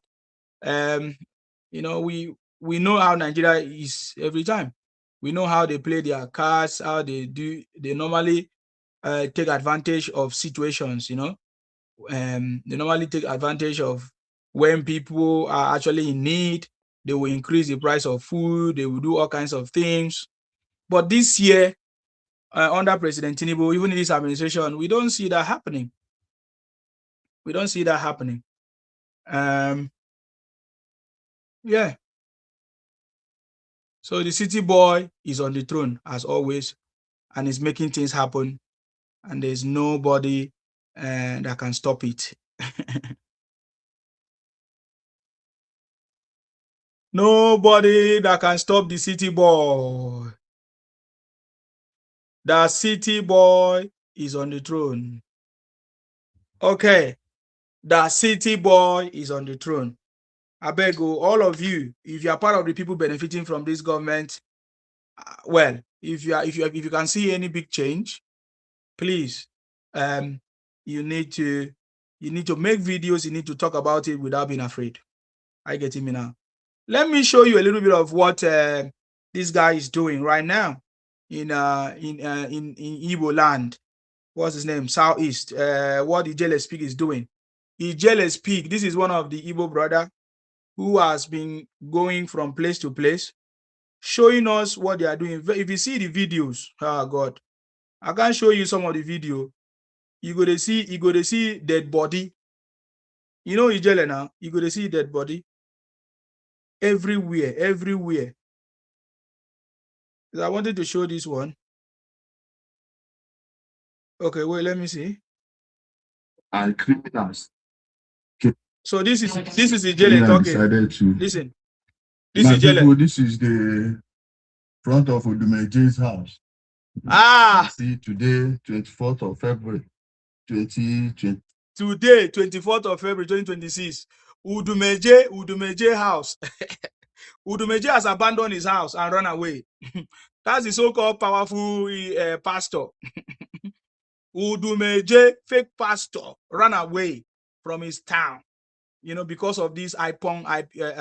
So Ijele has been showing us different things like that. You see? 6. And the front of Udumeje's house.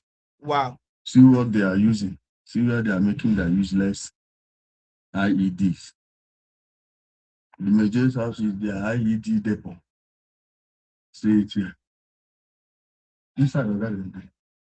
Sorry, I don't want to show you something. So yeah, see, I mean TikTok might not allow it. See Udumeje's house. Yeah, so this is the hideout. They've stolen most of the. This is the hideout. This is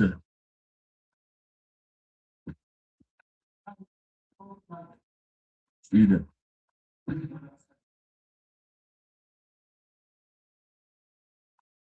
That's the hideout. I don't want to get the personnel. Don't want to video the personnel. See it? Criminals. They see your house. But when they see your house in the village and it's shaking, this building will definitely go down because they've destroyed so many things. Imagine. See, blood holes everywhere. That's the valley down there. You see the valley. We are about to check it sooner, very soon. See the valley.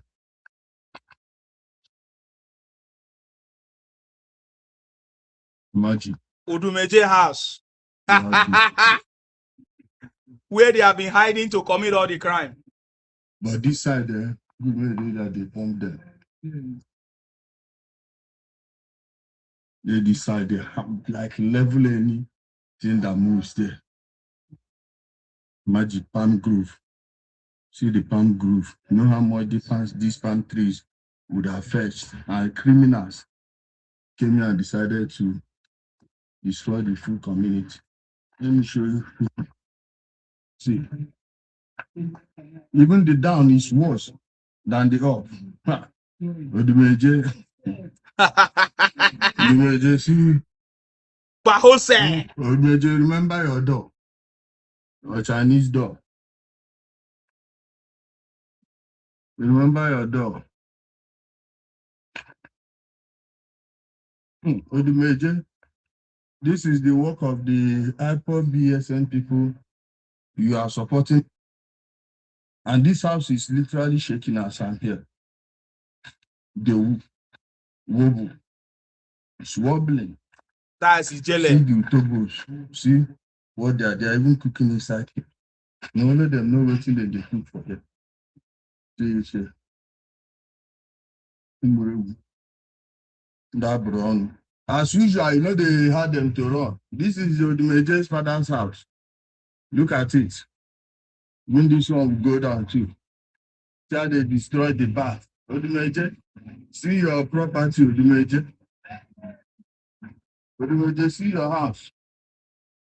Now at the back, now you go see where then they bury people. The back of this place now is their burial ground. Dead body will full here. Odumeje, Chai. And you are still supporting them. See your back now. Never through me. Never through me because. Apa jacuzzi get in car. Tomorrow we'll go and support evil. And tell me why it will not get to your hand. That was Ijele. And there's a recent video of this Udumeje. I don't know if I can get it right now. He was still supporting them, even when the City Boy movement, when they joined the City Boy movement. By the way, do you know that most of these Ibotic people, they think that it was Obi Kubana or a chief priest that set up a City Boy movement? These guys are so terrible. They are backward people. They always try to claim something.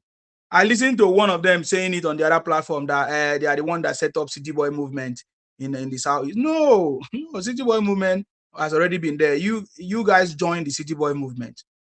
So there's a video of Udumeje, because I think that is where it's important. This is now 2026. Now that the revelation, we have seen the revelation, everybody know the truth, that Nnamdi Kanu was using iPunk to commit all kinds of crimes, political propaganda. The iPunk has become a menace, a disaster. The criminality has so much, taking place and all of that. So, but then the so-called man of God is still supporting them. And now Ijele have shown us now what the same IPOP have done to his house, which he has not visited. Are you getting me now? He has not visited. He has not visited his home, his hometown for so many years, right now, because of what these IPOP people have done. But he still come out to make the noise, to still say he's supporting them. So I'm looking for that video. I think I can't find that video right now. We will talk about it. I think the time is coming. Why all of them are keeping quiet, including Obi, you'll be asking yourself, how come these prominent Igbo people, oh boy, how come these prominent Igbo people are keeping quiet of this criminality? Even few people are talking about it. How come they are trying to hide it? Understand me? How come they are still supporting it? How come they are still like so in love with it, to the point that they are still saying, oh, they should go and release Nnamdi Kanu for them, even when it's the one that destroyed their space? Why? Somebody say it's because they are the same.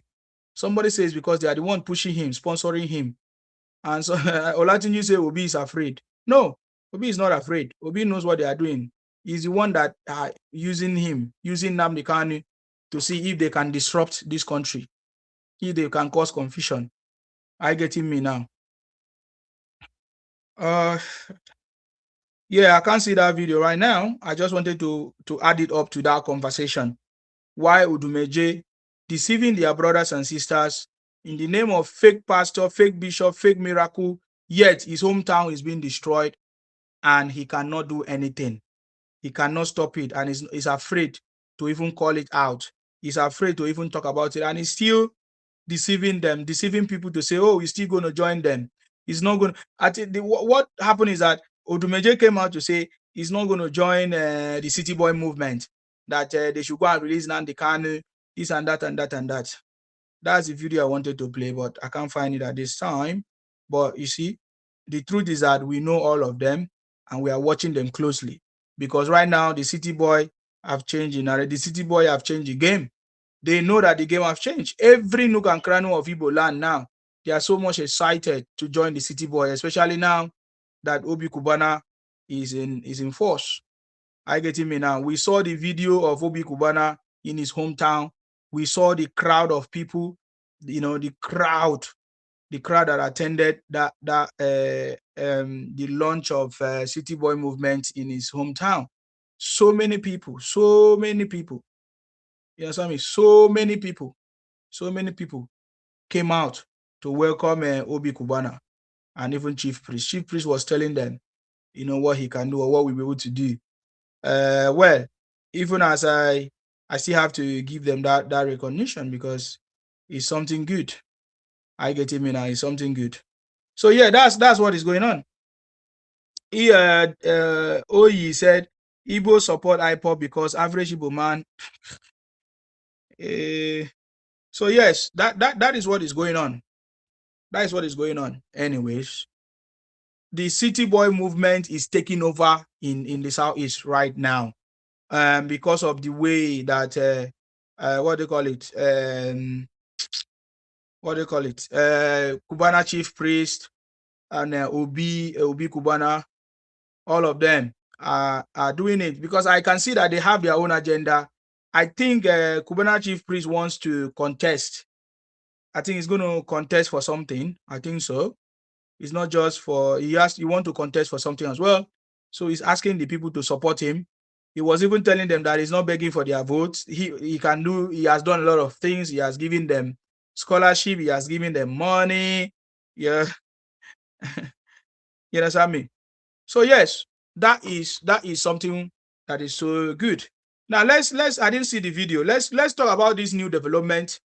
You know, as part of President Tinubu plans to stop insecurity, because the appointment of the new IGP, in my opinion, is part of the plans of President Tinubu to solve the problem of insecurity. Of course, President Tinubu is rooting for state policing, and he said he has promised.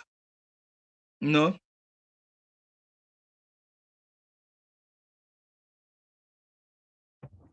Guys, hold on. Let me go and take my listing.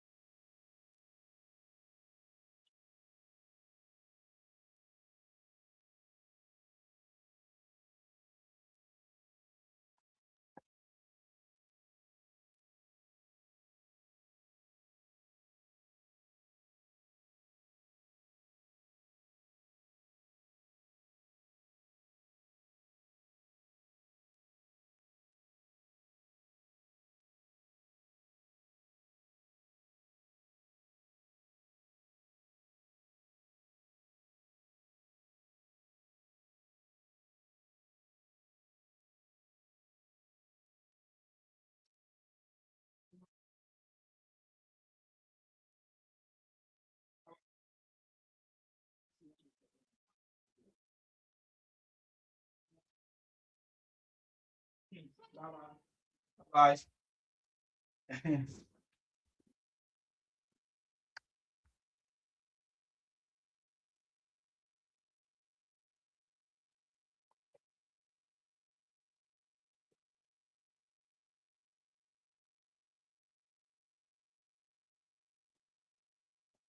Okay, sorry guys, we are back. I wanted to go and get this thing. This thing is really the weather. The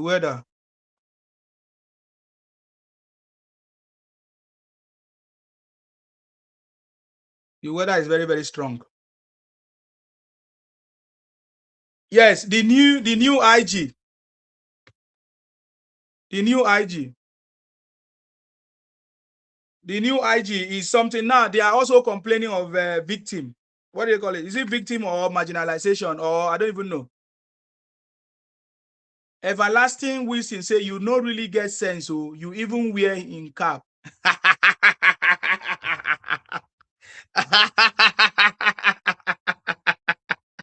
The thing pay you well. So as I wear in cap now, I no get in sense. I no get sense. If like say I wear will be cap, now sense I forget.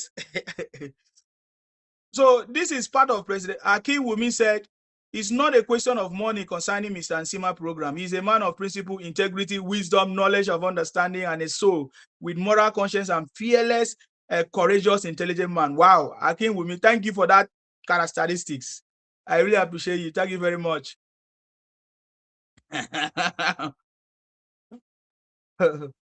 Obi see problem. He is always running. If Obi by chance become president, anytime, once he face the Nigerian heat, he will move to Togo. Obi they always use tricks to gain people's head, or to calm people's head, or typical Igbo people style. Of course, that's the same thing that is happening right now on this IGP appointment. I've seen different stories right now. Let me just read one of them. This one said, Tinubu bypassed DIG Frank Mba, the most senior police officer in Nigeria after IGP, all because he's from Southeast Nigeria, and appointed his brother Tunji. Why must he appoint Frank Mba? Does he have any alignment with President Tinubu? Does he have any, how is he going to be able to work for President Tinubu? Is it anybody that from the Southeast have their own agenda? So it depends. If President, just like Dave Umahi, President Tinubu can see that Dave Umahi will work for the country. That's why he appointed. So if you want to work for this for the country, for President Tinubu to appoint you, you have to be able to key into his agenda, right? Work for it. It's not just appointment. I don't know what these guys are thinking. It's not just appointment. I don't know how true this claim is. That is the oldest. I don't know yet because I've not done that research. I don't know yet. But whatever is the case, all I know is that if I want to appoint anybody, I should be able to appoint people that is going to be able to work with me. People that it doesn't matter where you come from. But if you are not aligning with me, I will not appoint you. I will not appoint you. And that is what President Tinubu is doing. He has to get people that are going to be loyal to him, that are ready to work for him. That is what is important. I don't understand what you guys are thinking, what they always. So this is another way of now trying to play the victim card. That's another way of trying to play the victim card. But somebody have answered that Frank Mba is a deputy inspector general who benefited from the federal character principle in the Nigerian police force. This contributed to his rapid promotion, including being elevated 3 times within a short period, notably from AIG to DIG just 3 months after becoming AIG in 2023 as part of zonal representation adjustment. As a result, some of his contemporaries remain at the rank of Commissioner of Police, CP, in various commands or formations. In contrast, Tunji, the newly appointed acting IGP, was his senior before these federal character-driven adjustments accelerated Mba's rise. Frank Mba is not the most senior DIG in the MPF. So you see, so some people have already debunked it, because that's why I say I've not actually taken time to check. But he even uploaded the evidence here that no, Frank Mba is not the most senior. But you see, these guys know how to use the victim game. They have always been playing this victim card for so long. The same way you saw Obi, something happening in his party, he now tried to use it to get sympathy and say, oh, it's the opposition, it's APC that is after him. But you see, I get him now. So, and then we don't know if this Mba is against state policing, because this is part of what President Tinubu is the reforms. Anything that President Tinubu is doing, he's not just doing it. President Tinubu wants state policing. We don't know the standpoint, the viewpoint of this Frank Mba. We don't know what he stands for. He might be against state policing. He might be not working. He might not even be effective. It's not everybody that is in the police is effective or is intelligent or is working for the progress of the country. I get it. You might be in the police, but you are the deformed one, or you are the dull person. You are the dull one. So it's not because whether your age or something that they will come and choose you. And just like it is proven now, it's a lie. People should stop running propaganda, lies. What is prove us wrong? We have already studied you guys, and we know the 3 strategies of lies or propaganda or impersonation that you guys use, and misinformation or fake history. That is the method. You guys every day you prove to us that you always use this strategy. No, nobody is aligning you now. You understand me? Nobody is aligning you. It's not true that anybody from the Southeast is sidelined, or Frank Mba is sidelined. He's supposed to be the next IGP. No, it's not correct. This man deserves it, Tunji. In fact, I read a short biography of what people are saying about this man. They are so excited that President Tinubu has actually appointed. In fact, I even read a comment from Deji. Okay, let me show you this one. I read a comment from Deji. Deji was so excited that President Tinubu have appointed Tunji. Even, you see, there's sometimes a common ground where people agree with President Tinubu. Remember, Deji does not even support Tinubu. He has been criticizing Tinubu. He's one of the Yeye British or cash activists, Deji, and other people. But when it comes to this appointment of this IGP, they are so much happy that yes, President Tinubu have actually appointed somebody that is going to do the right job. But then it's also part of President Tinubu plans for the state policing, which he said is going to be the solution for insecurity that is going on. I get me now. You know, somebody say is another person wrote a long sentence and say that he's supposed to retire in the next how many days because he's 59 years old. That he's supposed to retire very, very soon in 48 days. But he has just been given this promotion and all of that. And he keeps saying, he said, oh, meanwhile, there are other fine people. No, you people keep talking about people in appointments. I hear some people say even young people are there. How come old person is your president? No, you keep saying things that does not make sense. People that don't have experience, people that don't have the idea to run the government cannot be appointed. It doesn't matter what, just like I said, it's not everybody that will be given that opportunity. It's people that are destined. And under President Tinubu, he knows people that are ready to work with him. There was joy in the police headquarters when Tunji was appointed. Exactly. People are celebrating the man. People are writing long sentences about the man. Let me see if I can try to pull out what Deji wrote. I came across it, but I did not keep it. Deji wrote something about it and said, hold on. So that tells you what we are talking about. That tells you that the President Tinubu is serious. He's looking for people that have credibility, that have capacity, because he's looking for people that have capacity to work for him or to work with him now. You see, when this Frank Mba was promoted even double times or triple times just within the same year, 2023, we did not hear other people cry and complain of marginalization. You see that is what we're saying. We did not hear people cry of victim, but why you guys are always looking for every small thing to cry foul, cry, and all kinds of things? It's very, very unhealthy for you guys right now, because you guys have exposed yourself to the point that people are exposing yourself to the point that many Nigerians are now beginning to see you guys. You understand me? Many Nigerians are now beginning to see you guys for who you are. Before now, when few people talk about it, some people used to think that maybe they did not like, maybe we don't like you guys. No, we like you guys, but we have to call out your criminality, because for so many years you have been doing it. And this time around, we are not going to allow you people to continue doing it. You get the point?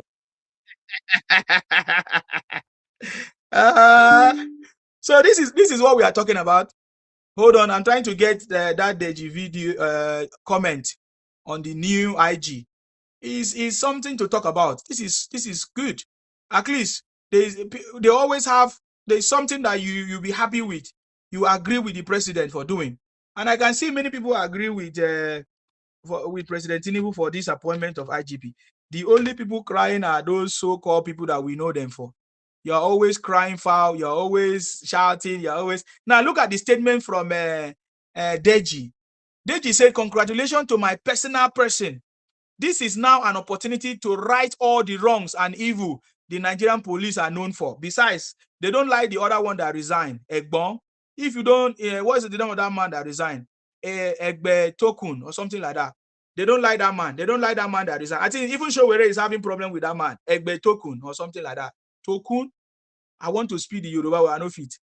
He said he's happy that this Tunji is appointed. He said if you don't do the right thing, there is no friend in jungle. We will start fighting. You have been presented a rare opportunity to write your name on the sand of time. Reform the police, ensure human rights of citizens are respected, and comply with the presidential directive of Tinubu, which Egbetogun didn't fully comply with, by withdrawing all police officers from VIPs so they can go protect the nation. Stop the culture of extortion of citizens. That's it. So many people are happy with it, and they are also saying what they want, which is okay. It doesn't matter. People can say what they want if they like the person, if they want to give good advice. And I think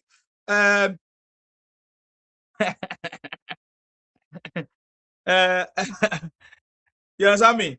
So this is very, very good. This is a new development, and I think that shows that President Tinubu is very, very interested in making sure that the insecurity issues are resolved, because there's also a lot of complaints about the other guy. He just resigned. So I'm so much happy. I'm so much happy for what is going on right now. That President Tinubu is taking a very powerful step to put an end to all these crises that we have been facing in this country. State policing is something that we have been talking about, which is part of I think it's part of the plan. It's part of the plan for a restructured Nigeria, which is very, very good. This is the statement that President Tinubu made. Every day I listen to this because I know that this man knows what he's talking about. If you don't know, you need to listen to President Tinubu and stop following what people are saying. There are so many lies and misinformation right there. In fact, there's one that I just found now, which I'm going to try to play it. There is a very big misinformation that is going on right now. That you hear about it. These guys, they know how to see. These guys have mastered the game. That's why I'm saying that we need to study these people and understand their games so that we can boycott all boycottables. We are the one that is empowering them. We are still buying their fake goods, fake drinks, fake food, fake everything, empowering them, giving them that power. You understand? To continue to do what they are doing. You understand me? So we need to rise up as soon as possible and know what we need to do. It's very important. I want you to listen to President Tinubu confirming and restating or reiterating his commitment that is not backing down, that he knows what he said, he knows his promise, he knows everything I did. Listen. The result of hard work is more work.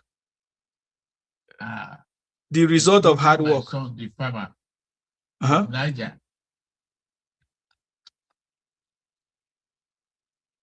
There are a lot of complaints and commendations coming from all angles. They will come from this admin too. But as long as we brace together and we move together and determined to rescue this country. You see that? The best is yet to come to Nigeria. The best. President Tinubu said, as long as we work together, this is a man that every youth supposed to rally around him. He said, as long as we work together, he was talking to some people anyways. Yeah, so I think he was talking with the governors and all kinds of stakeholders. As long as we work together, that he's determined, to make this country a better place. He said the best is yet to come. I want us to listen to that place again. That tells you who this man is. Can you ever hear this kind of a thing? He was talking to the governors. You see, this President Tinubu knows that he cannot do it alone. He's always focusing and bringing the governors because he knows that the governors, they are very vital. He keeps telling them, as long as we work together, we can make this country a better place. That is correct. That is correct. Listen. Yeah, to come to Nigeria. The best is there. Let's go. Together. I want to go back there. As long as we brace together and we move together and determined to rescue this country. As long as we work together, breathe together, all the English, I am determined to rescue this country. Look at the words that President Tinubu is using. He knows that the country has been captured long time. You see, we don't like talking this thing, but we'll talk about it proper. There's a reason why we try to control our language. We know a lot of things. They have captured this country through tribalism, through religion, through cabals, different things. They have held this country hostage. We needed a savior. Even as we don't like using the word savior, we needed the last man standing, like President Tinubu, to come and rescue it and put Nigeria back on track. And we can see that President Tinubu has put Nigeria back on track. Top 10 countries in the world. Before, Nigeria was nowhere to be found. So any person that is educated, genuine, will know that this man, the city boy, is doing his best. He's doing the best. There's no other person that can do more than what President Tinubu is doing. No other person have the capacity. No even other person have the pedigree or the political will to be able to do what President Tinubu have done so far. This is what we are talking about. So every youth in Nigeria, every sane person should be supporting this government, should be praising him for taking these drastic steps, for bringing Nigeria back on track. This alone, oh my God, this alone is a sign that the man is ready to fix this country. Stop being driven by lies. Is it? Best is yet to come to Nigeria. The best. We're out of the wood. We are out of the dark tunnel. President Tinubu already said we already back of the big challenge. We already solved those bigger problems. The foundational problem is already fixed. We already out of it. The best is yet to come. That means that so far so good what President Tinubu have done is not still satisfied. He knows that Nigeria needs to get to a point where we need to be having proper security in place, proper agriculture in place, proper power supply in place. The youth need to be productive. There need to be industries, all these things. So the city boy knows. The city boy knows. He said the best is yet to come. As long as you work with me, he's telling the governors who is going to build and work in the state. It's the governors, right? He's not fighting the governors. He's gathered all of them together. By the way, we did not see Fubara. What happened to Fubara? Well, let's finish this. Of uncertainty. The economy is showing up. Let's help those unemployed. What I promised is not. I won't miss that point. He said, let's help those unemployed. He's talking to the governors. What is it that the governors can do to, if people that are unemployed in your community, in your state, what can the governor do to help the unemployed? I don't know what you guys are looking for again. I don't know what any other person is looking for in a president than what President Tinubu is doing. Which other person can do this? Did Buhari solve these problems? Did Goodluck Jonathan solve these problems? Did they collaborate with the governor? No, President Tinubu is the one doing it, talking to everybody. So let's work together. And he has been doing it ever since he took office. To be postponed. We will establish state police to combat the insecurity. Start looking around you. Thank you very much. You see that? He was talking to the governors. He's telling them that the state policing is not going to be postponed. To stop the insecurity, we are going to establish the state police. This is a clear language now. Unlike before, when people were talking, President Tinubu have already, before now, he was telling the National Assembly to consider state policing and all that. But now, he's been very vocal and straightforward. We know what President Tinubu stands for. State policing. There are some people that are against it anyways. State policing to tackle the insecurity issues. So what are we talking about? He's concerned and he's doing things. He has to lobby people. He has to work with the people, with the governors. These are the people that are going to make it to happen. When I hear all these celebrities and all these disobedient, talking all kinds of things, they don't know how things can work. They don't know how to make things work. But President Tinubu is showing them they need to be learning from the master how to make it work. Instead of spreading propaganda, it's not going to work. It's not going to help you because this government does not acknowledge all those propaganda. So I don't know. Some people say Fubara did not attend the meeting. I don't know what happened. Fubara, why didn't you attend the meeting now?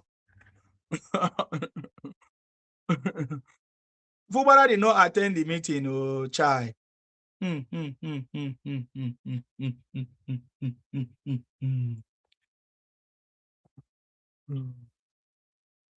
Fubara, why didn't you attend the meeting? Oh, Fubara, my man. Oh God. Fubara, why don't you attend the meeting? That's the question I'm asking you. So Fubara, they say they did not see Fubara in the meeting. He's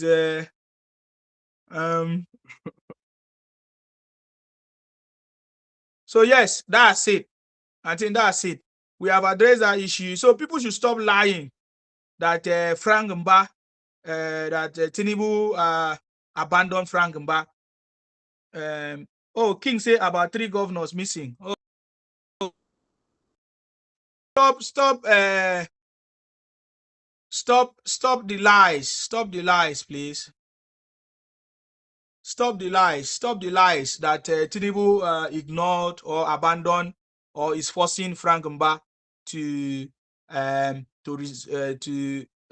retirement or whatever, because that's what you guys are saying. It's very, very wrong. He's very, very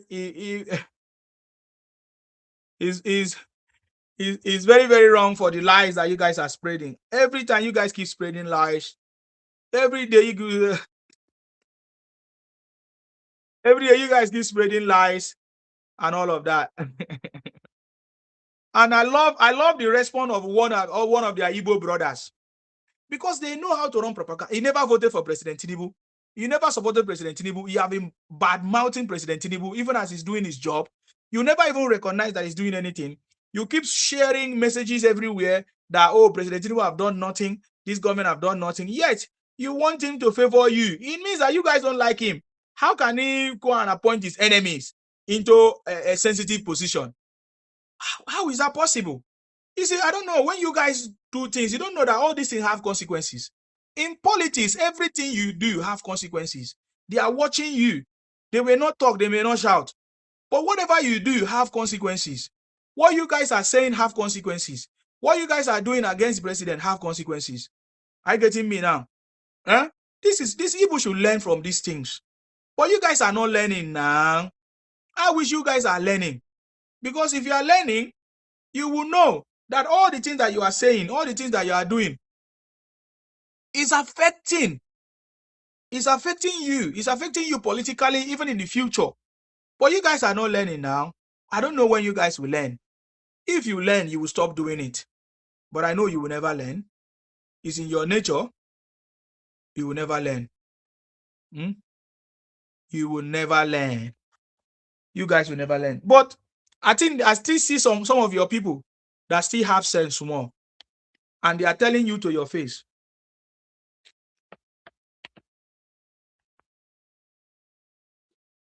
I want to read one of the comments from the Igbo people that also confirm that, well, it might not be everybody from a tribe that will be foolish. There are some people that will still correct their mentality. You know, I came across this post from Igbo person saying that they should stop, their brother should stop crying and playing the victim game.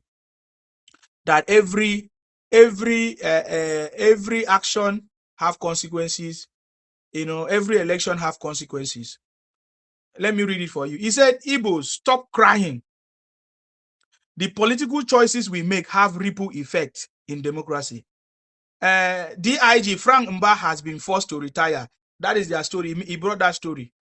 His junior officer, IG, he was talking about the same story. But he went further to say that all these things,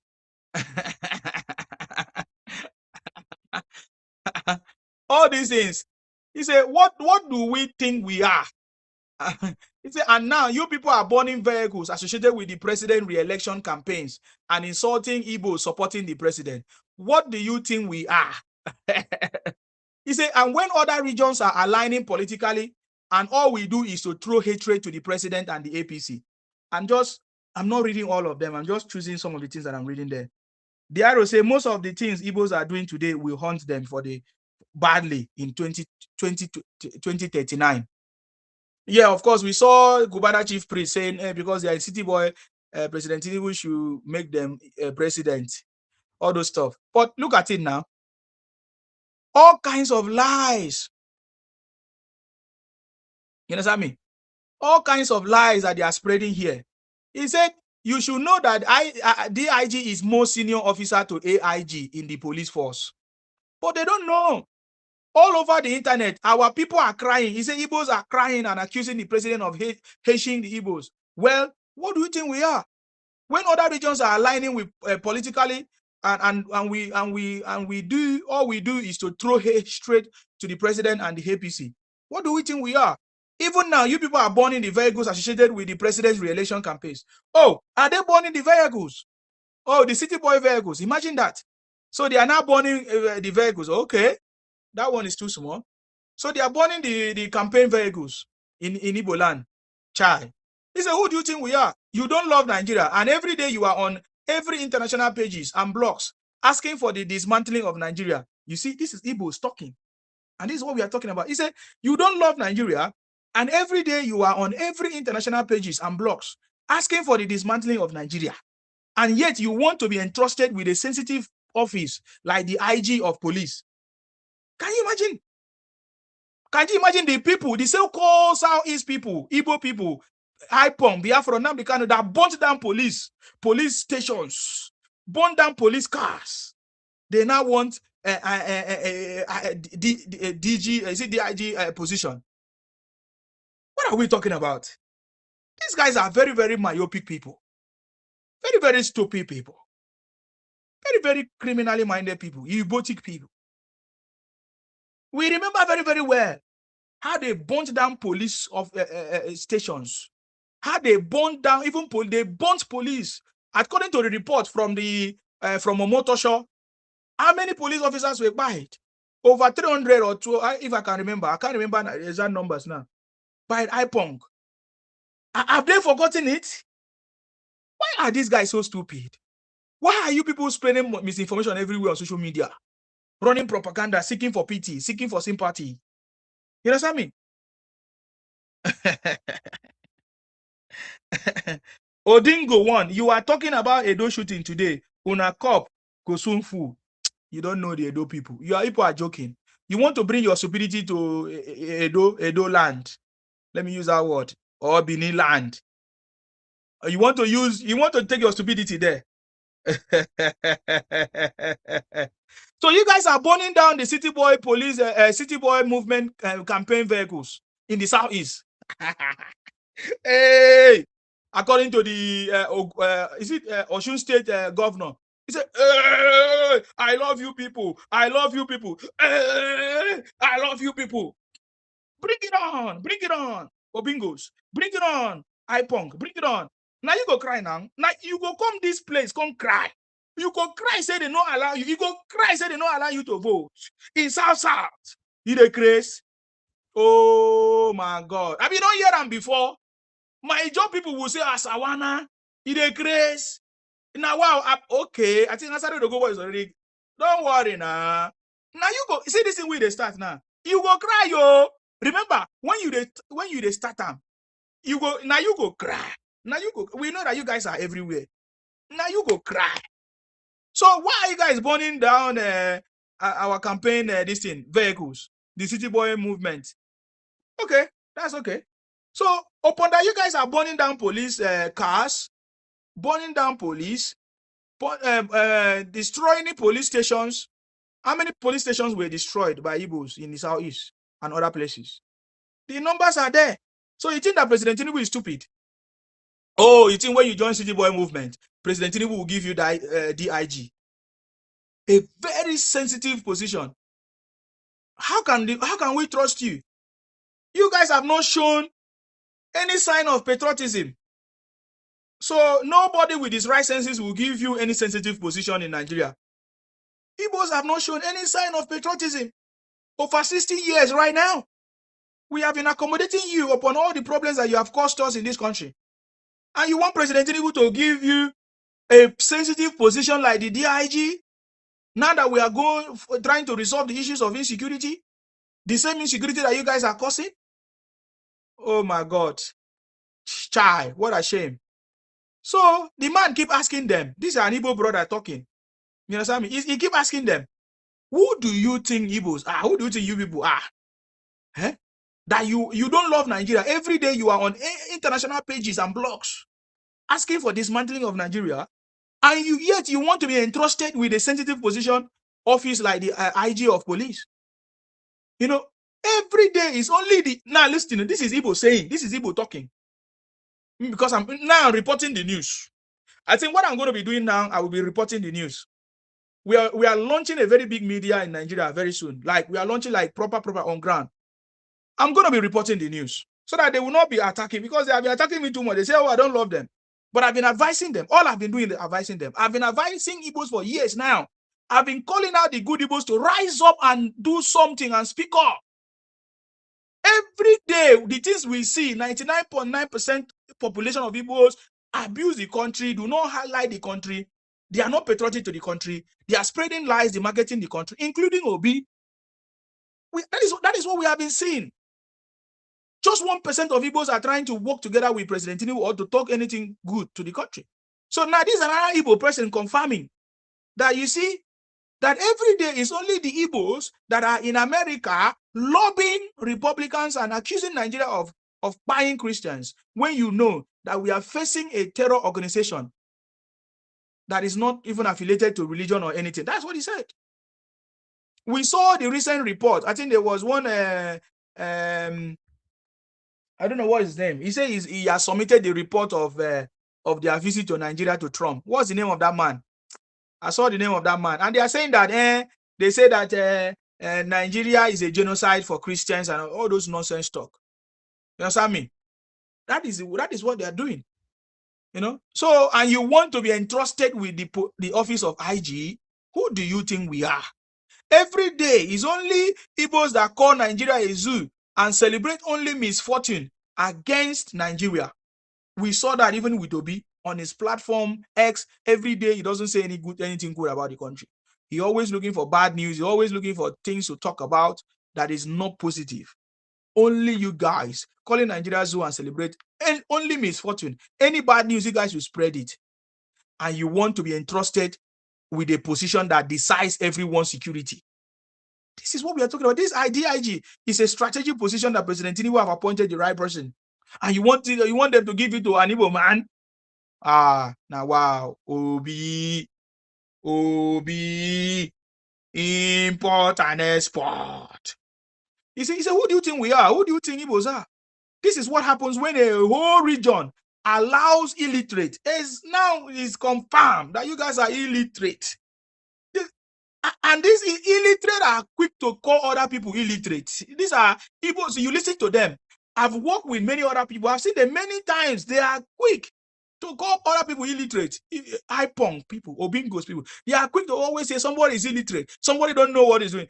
But they are the worst. They are illiterate.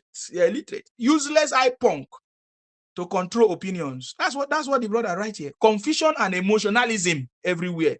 He said that Igbos are emotional. They use emotionalism.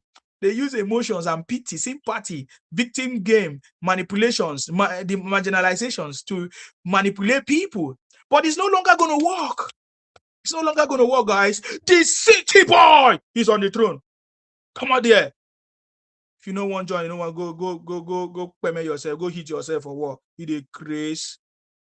The city boy is on the throne. President Tinubu have cracked the code to take Nigeria to third world status to develop one. That's it. That is what the city boy is doing. So if you like, cry foul, cry from now till tomorrow.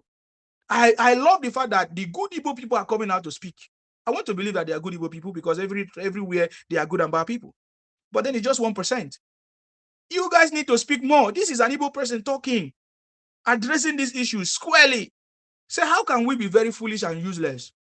You never support this country. You never show any patriotism. You burn down police office. You burn down police stations. You burn down police. You burn down cars. You do all kinds of things. Now you want the president to give you IG, the IG position, even when your brother Frank Mba does not qualify, when he has even been promoted many times. And when he was promoted, no other person cried foul. It's only you guys that are crying foul. You understand me? Your actions is going to affect you. We have already said it. That's why today we are talking about Wazo South, because South have now stepped in to fill that gap that you guys have been occupying for long, using it to confuse people, tell lies. You go to the north, you lie to the northern people that South are Igbos. You go to Yoruba land, you lie to the Yoruba people that South are Igbos.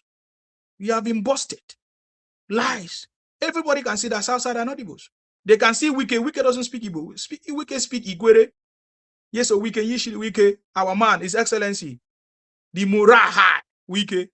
Many people can see now that Akpabio is not Igbo. We don't speak Igbo. We speak Ibibio. We speak our language. We speak many languages in Akwa Ibom, if you don't know.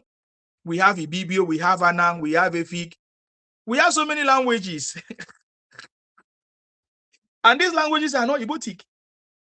You see what we're talking about? Because we have not been speaking up. That is why I call on all my people from the South, even the Southwest. Everybody begin to speak. Our silence is stupidity. Our silence is not maturity. Our silence is not educated.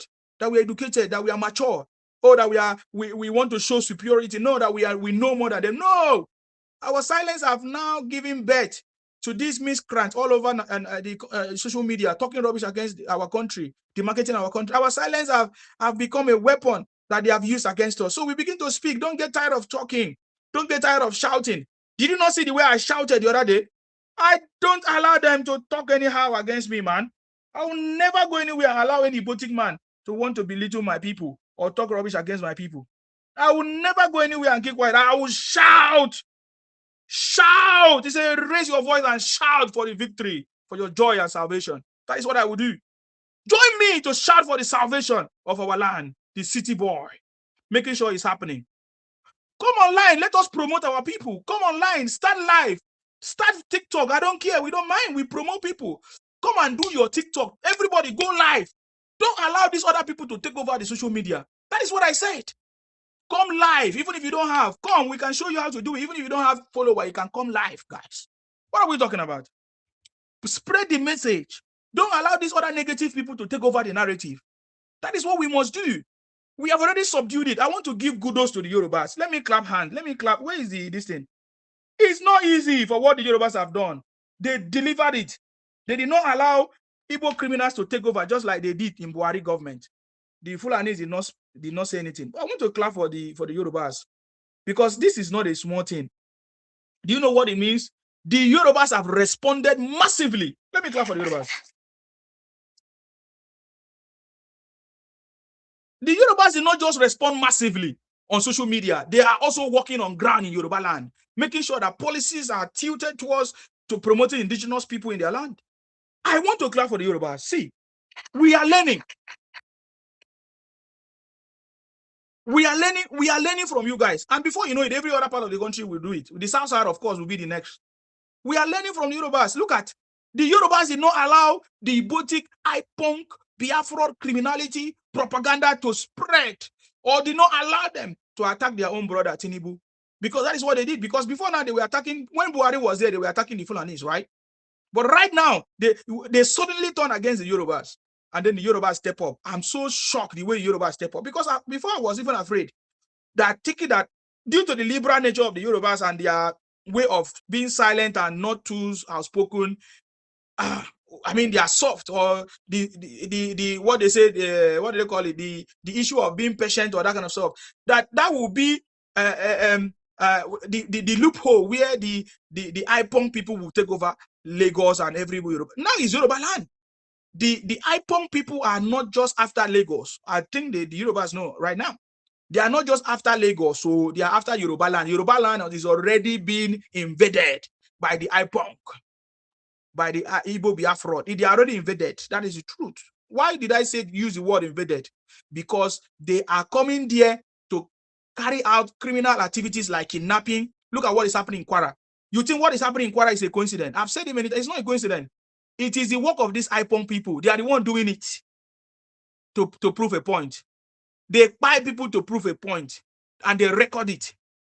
See, the Yorubas are already, Yoruba land has been invaded by these people. So for me, I like what the Yorubas are doing, and that's why I'm clapping for them. Clapping for the Yorubas is not easy, man.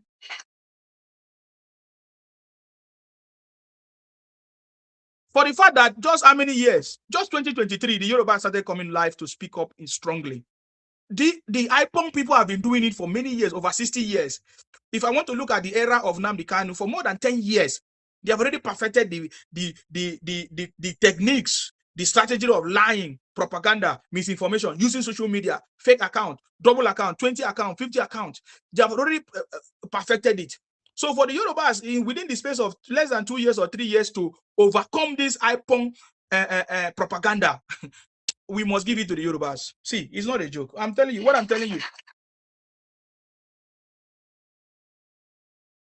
What I'm telling you is because I was there. I know how they use propaganda. I know how they use social media. I know how they use social media to run propaganda. I know how they create double account, 3 account, 4 account, 5 account through the instruction of Nnamdi Kanu to use it. I know how they are impersonating everybody. But I love the way the Yorubas are doing. And I want to send a message to the Yorubas. Because something happened yesterday on my platform where some people were trying to say how they have been penetrated with some Igbo people penetrating the Yorubas. One guy called West and other people. And whether the story is correct or not, whatever. But you see, They have seen the formidable nature of the Yorubas. They have seen how the Yorubas have come together to dismantle them.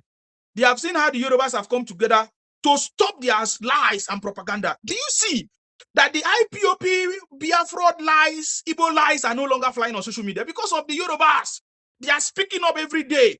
So please, the Yorubas must understand, just like I tell my people from the South, what these guys are doing. They want to cause confusion. They will use 1 or 2 persons in your midst to cause confusion so that you'll be fighting yourself and forget what to do.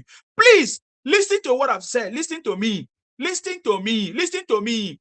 Listen to me, the Yoruba people. You have done a very nice job. You have dismantled this IPOP criminality on social media. Though we are not being paid, though you are not being paid, though you are not even receiving accolades. I know some of you that are doing this job on social media, you have not received accolades. Nobody have given you accolades. Nobody have rewarded you. Nobody have even called your name, which is one of the problems that we are having, even in this administration. Communication is lacking. And the Yorubas have done job. Many people that don't used to do TikTok. I've seen many Yorubas started doing TikTok to debunk the lies of these Igbos and everything. Yes, you have not been rewarded. Nobody have called you and nobody have praised you, the Yoruba people. But you have done a very perfect job. And the Igbo people, Biafra people know that you have done a perfect job. So they are trying to put confusion in your midst, please. Do not fall into this confusion. This is the way they operate. We know them. It's the same thing that they did to my people in South movement. When I started the South movement, I brought in some people like what's his name, Udoka, even Easy, Timber, and all of that. They used them to penetrate into the movement. They thought that they can dismantle the movement, but now it's a national movement. It's a regional movement. South movement is now a regional movement. It's not in the hands of few people. I get it. So I already have a very clear picture of what they will do. They will either use money, they will either use impersonation to say something that will trigger you, or they will use some people to make you angry, or set you up or lie against you. Please do not fall for the gimmicks and plans of these guys. I listen to some people share me videos of the argument. Somebody say, they have a conversation with Anya Anambra, this, and how can you go and associate with criminals? The same Anya Anambra that was calling for the buying of the Yorubas, calling for the buying of the Edos. He called for the cut of my neck. How many of you? We still have the videos. Do you want me to play it? I can play the video. Wait, you want to challenge me? I can play the video. It's like you guys are forgotten in a GV, in a second. And you are going to associate with these people. No, this is not political alignment. This is not the people that you need to align with. You understand me? These are people, let me go and look for that video. It's like the Yorubas are forgotten because I need to remind you of these guys are. So please, let up, because some people say, oh, it's a Yoruba conversation. It's I have not to come in. No, I have to come in because this is a national thing that we are working together. The South people are working with the Yorubas, right? The Yoruba, the Southwest. So if there's a problem with the Southwest, it's going to affect us. And that is why we must share every little idea to help ourselves. Are you getting me now? So please, you understand me? You need to be very careful of these people. Don't allow them to come and bring confusion among us.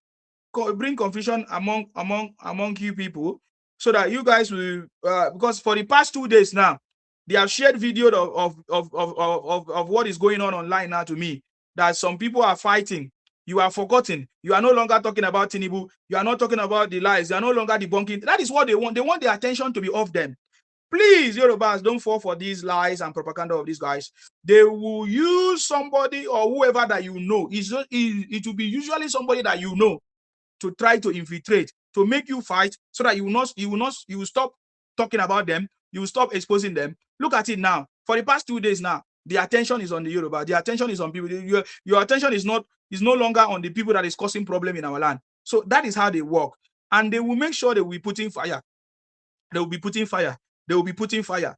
They will even give you money, try to give you money, entice you, so that they'll blind your eyes. And there are, in every tribe, there's always good or bad people. Those bad people in your place will clinch towards it because they have their own hidden agenda. Of course, everybody have agenda in this thing. But this is what I'm telling you. Let us don't fall into the hands of these guys. I'm looking for the video where I kept it. Okay, yeah, I remember where I kept it now. So I want to play so that you will, oh no, that's not the one. No, that's not the one. Shit, that's not the one. Okay, guys, next time I will talk about it. I will give you evidence of what I'm saying. Please Do not fall into the hands of these guys. Do not fall. I know that they know that I know them very, very well. They have tried it in the South. They use Easy Omoriji. How many of you know Easy Omoriji? One Edo lady claimed to be Edo, because right now the Edo people don't know who is the father of this Easy Omoriji. Because remember, these Igbos have infiltrated everywhere. And this Easy Omoriji, they don't know who is her father. She maybe her father is alive, but she refused to bring her father. It's probably Easy Omoriji's father is a Igbo. Because it's only these people that have this blood that cause this confusion. And it's also the same in Yoruba land. We should be very, very careful, oh. We should be very, very careful of what I'm talking about. The Yoruba people, rise up and stop this nonsense. I don't want to be seeing you guys on social media fighting yourself because of one small thing. Even when I hear the money that they are talking about, 20,000, 200,000, what are we talking about? That's nonsense, boy. I can give you. If you guys need money, come to me. I can give you money, man. I can do it myself. So please do not allow 20,000, 20,000. This might be a lie. But what I'm saying is that do not allow these guys to come and infiltrate, because for the past 2 days, the video that they are sending to me, you guys are not talking about what we need to talk about. You are not promoting President Tinubu. You are not talking about debunking the lies. We are not talking about the fake product anymore. You are now busy.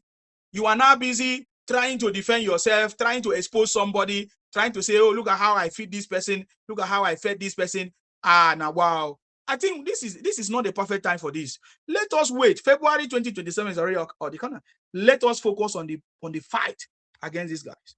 They know what they are doing. Please, our Yoruba brothers, let us put an end to this thing. Ignore the person that has refused.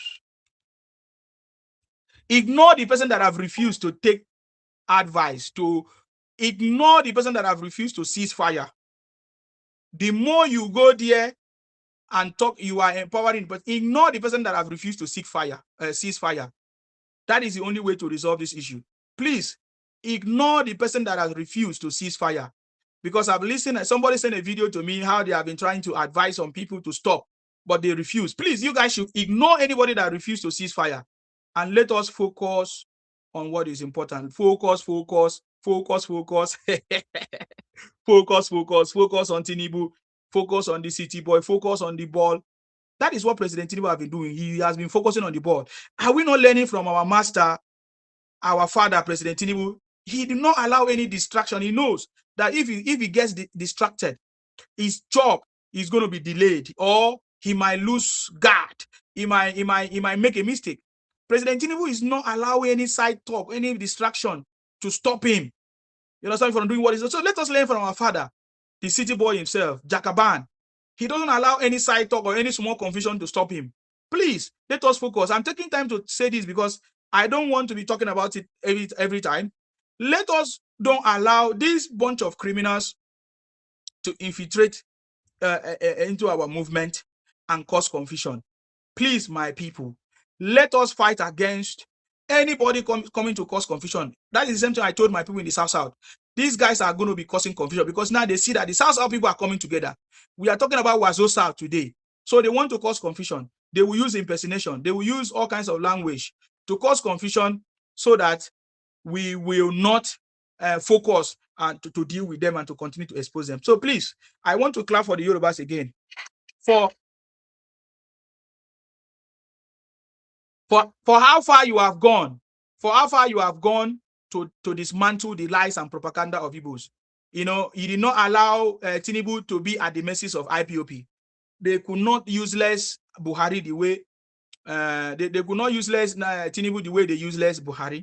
You guys have stepped up. So please, let's finish the job. Do not allow them to come and distract you right now.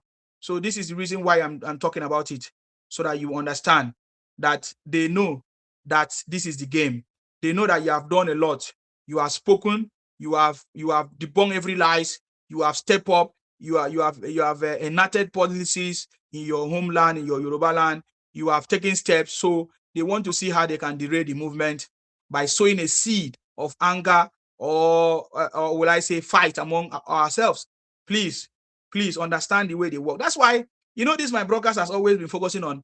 Let us understand the way these guys work. We are not educating them. We are not trying to change them, because we never change them.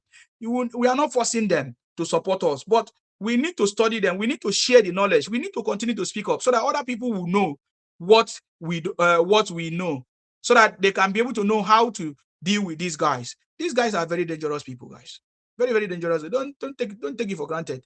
Don't ever take it for granted. They are very, very dangerous people, and they are not going to change. You can't change them. For over 60 years, nobody has been able to change them. That's the way they're going to do. But you can be able to know them, study them, and be able to live and tackle them. Especially all these fake products that they are selling and all these things that they are doing. So this is what I'm talking about. So guys, this is where we are today. So President Tinubu have cracked the code. It's dealing with the issue of insecurity. We have a brand new acting Inspector General of Police, which is taking charge right now and making sure that hopefully, and he has a very long experience, very, very long experience. So I believe that this man will have the capacity to resolve the issues that is facing us today in Nigeria. I so much love President Tinubu for not being afraid of anything. Is very important. This new IG is 2 years senior to Frank Mba, even in rank and in file and everything. So, but then these guys, because they know how to play their gimmicks, just like I said, they always try to do all kinds of things. So President Tinubu has already overcome it. He's not even interested in them. He's not even interested in their lives anyways. So he's focused. That's why I say we must focus too. Focus on the main thing, focus on the paper, focus on the presidency, focus on the good development, focus on the ball, so that at the end of the day, we will make sure that we defeat all defeatables. The city ball is on the throne. Take your time and see how they are spreading misinformation, how they are running that propaganda that, oh, Tinubu rejected or ignored their own person. You understand me? Ignore their own person and go and select a Yoruba because he is Igbo, so he was ignored. So guys, this is what they know how to do. They have never changed. You understand me?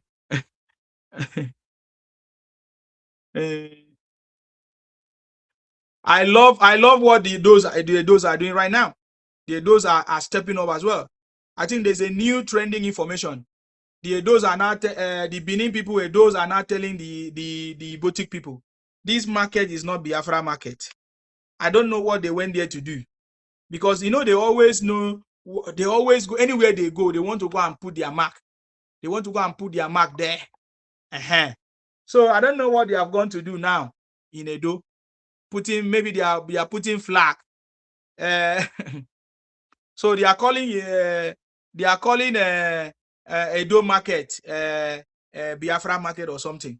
So I think those are now stepping up. Maybe some other time we'll talk about it. There's a videos of Edos telling them to their face that their market is not Biafra market. I don't know why they keep doing this kind of stuff, but I don't think it's gonna fetch them anything good anyways. It's not gonna fetch them anything good. Hold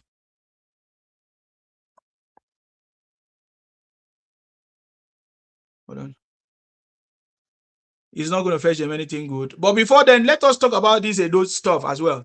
You see, we saw videos of people saying that Monde Opebelo cannot pronounce the title of President Tinubu, GCFR, this and that, this and that, and that, and that.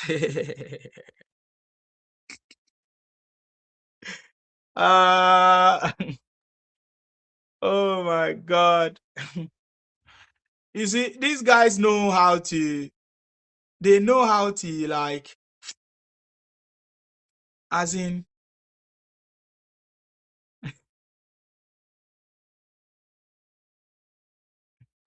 they know how to run this propaganda. They know how to do this business of they know how to do this business of victim card or run or spreading misinformation. They know how to play this game. I get it. They know very, very well. How can you say the governor does not know? What is that? What is that a problem? How is that a problem? They say Monde Opebelo. In fact, I saw a video of one guy saying, that there are other better people in Edo, and they went and selected an illiterate to be governor, abusing the governor, saying all kinds of things. And I even saw a video of one Edo person also saying that even the governor supposed to by now, the governor supposed to by now know how to pronounce this thing. For what? Know how to pronounce it. Who does he help? How does that pronouncing GCFR or whatever? How does that help? How does that? I'm trying to find out how is that the bone of contention? The man we don't even know the main video. It might be doctored video, it might be slip of tongue, it might be anything. People make mistake. So I listen to Edo people, some of the Edo people joining hands to try to condemn their own governor. It doesn't make sense. Stop joining these Igbo people to spoil your people, man.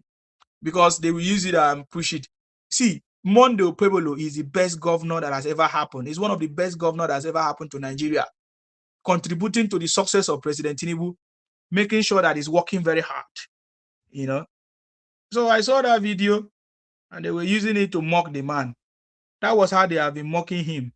But the man keeps surprising them by doing, amazing things, doing big projects in Edo, doing big projects. So it's a shameful something for people to mock somebody because he did not pronounce something well or he did not speak English well, which is someone else's language.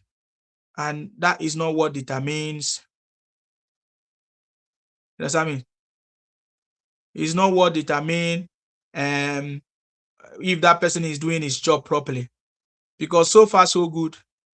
Okwebelo is doing a perfect job. You know what I mean?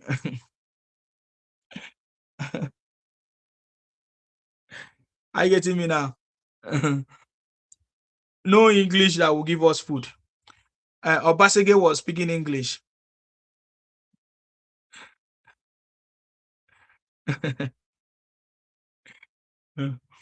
Obasege was speaking English and the Edo people and the Edo people did not achieve anything. So now we have a man who does not seem to speak English, who does not seem to be whoever people want him to be, but he's doing a perfect job. Yeah. He's doing a perfect job and people love him. People are celebrating him. Mondo Pueblo, my man. I love it. Now look at the commissioning of the project. He's doing it. He's doing what no man can do, just like President Tinubu. What others couldn't do.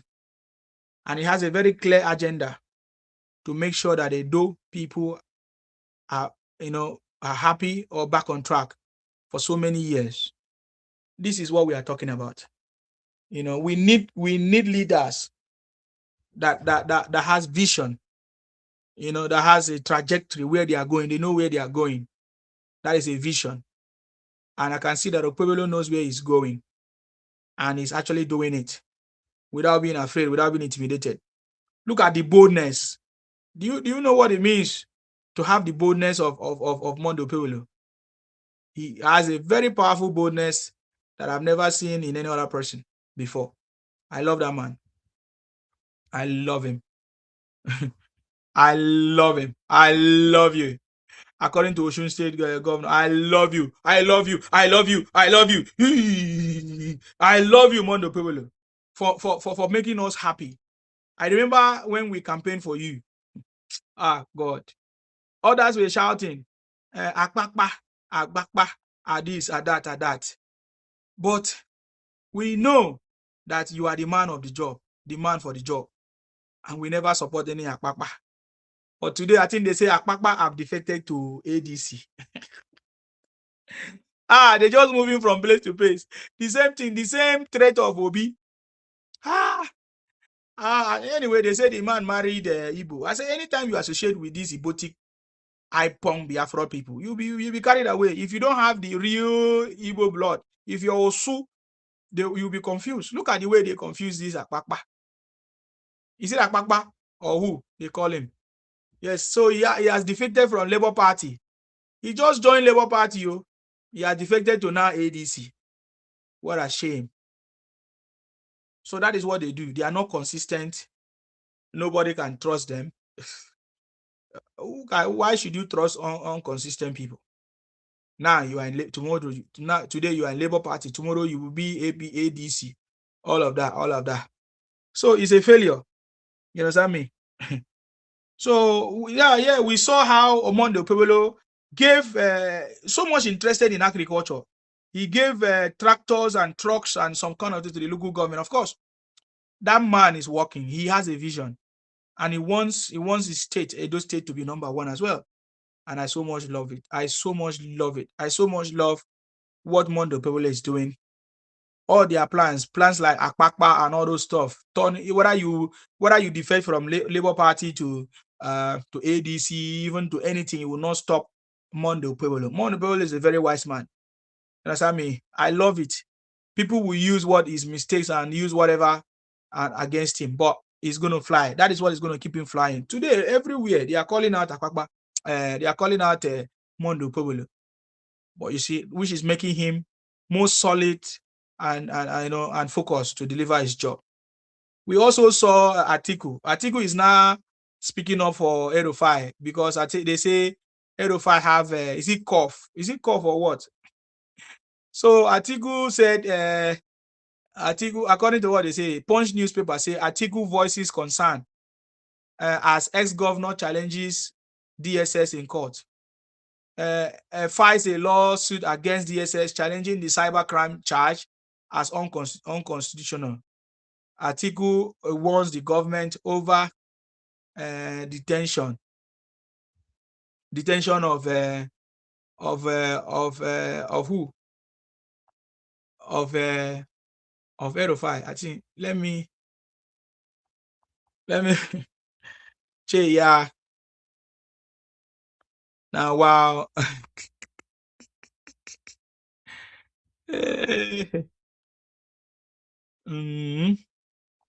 But I'm looking for the full this thing.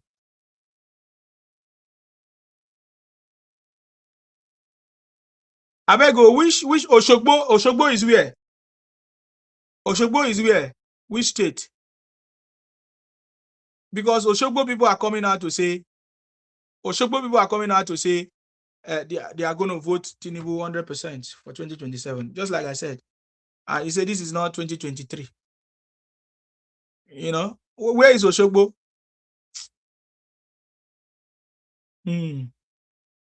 Wow. I'm just looking for the full statement of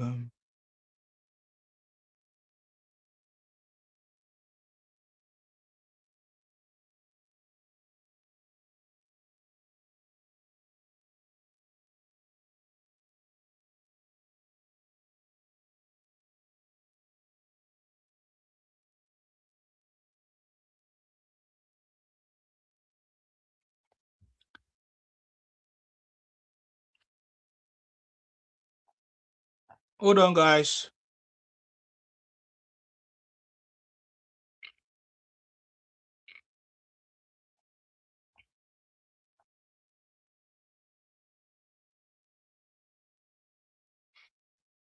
I hope you guys are aware that our external reserve have rise to 50 point something billion, highest in 13 years. I think I will talk about it later after this. I just want to show us what Atiku has said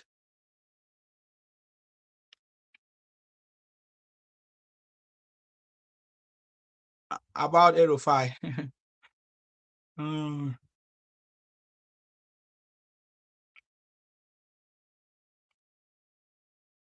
how some northerners are saying that Tinubu is against the North.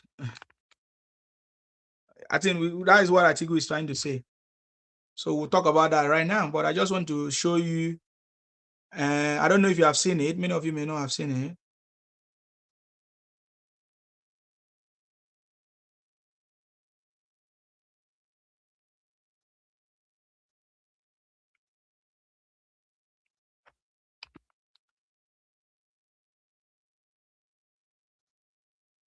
Every time I want to talk about something, what I say if I can't say it.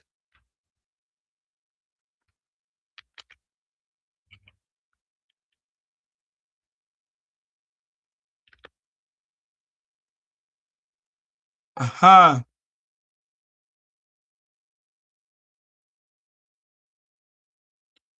So Atiku has shared concern the health and welfare of Erufai is a matter of great grave concern to his family, friends, and associates. So all of a sudden, how many days has Erufai stayed in the DSS? He's not talking about health and welfare. The DSS and the government have treatment now. They can give him treatment. He said the federal government owes Nigerians clarity. He must state clearly which agency is holding him. Whether the EFCC, the SSS, ICP, ICPC, or any arm of the security establishment. Secrecy in matters of detention only fuels suspicion. Nigerians deserve transparency. Which agency is responsible as a constitutional duty to guarantee his safety, dignity, access to medical, and access to his family and legal representative? Reports that he suffered a nosebleed while family members were allegedly denied access are deeply troubling and unacceptable in a democracy. Just nosebleeding, you know. If the authorities cannot, nosebleeding, is it compared to the statement he made? Is it compared to the life of people that are quiet and have gone? If the authorities cannot guarantee his health and fundamental rights, the lawful and humane course of action is to grant him bail without delay. If anything happens to Erufai, this government will be held accountable. More troubling, however, is the growing perception of selective prosecution, in which opposition figures are aggressively pursued, while others are conspicuously shielded from investigation and interrogation. Anti-corruption must not become a political weapon. The continued detention of Erufai under unclear circumstances raises serious concerns or questions about motive. Anti-corruption cannot be credible when it appears partisan, coerced, or coercive, strategically timed. Justice must be transparent, accountability must be even-handed, and the rule of law must apply or without fear, without favor, or without political bias. And I think he's saying this because already Reno Mogri has been saying which person has fought for of Erufai. So they have to come and he has to come and make that statement. But then the government agencies have invited him for making statements and for doing things that is not humane. That is the point. That is the person. He is the one that has not been fair to human life. I get him now. He's the one that has not been fair to human life. And that is why they are detaining him, to question him. So you can't question the government for detaining him. And if they have not disclosed his location, it's because of people like you, Atiku, because you bombard that place or you send people there to go and cause confusion. So it's a security concern too. They know that people might take advantage to try to attack him or anything, and they will label it on the government. So they have to keep him in a place where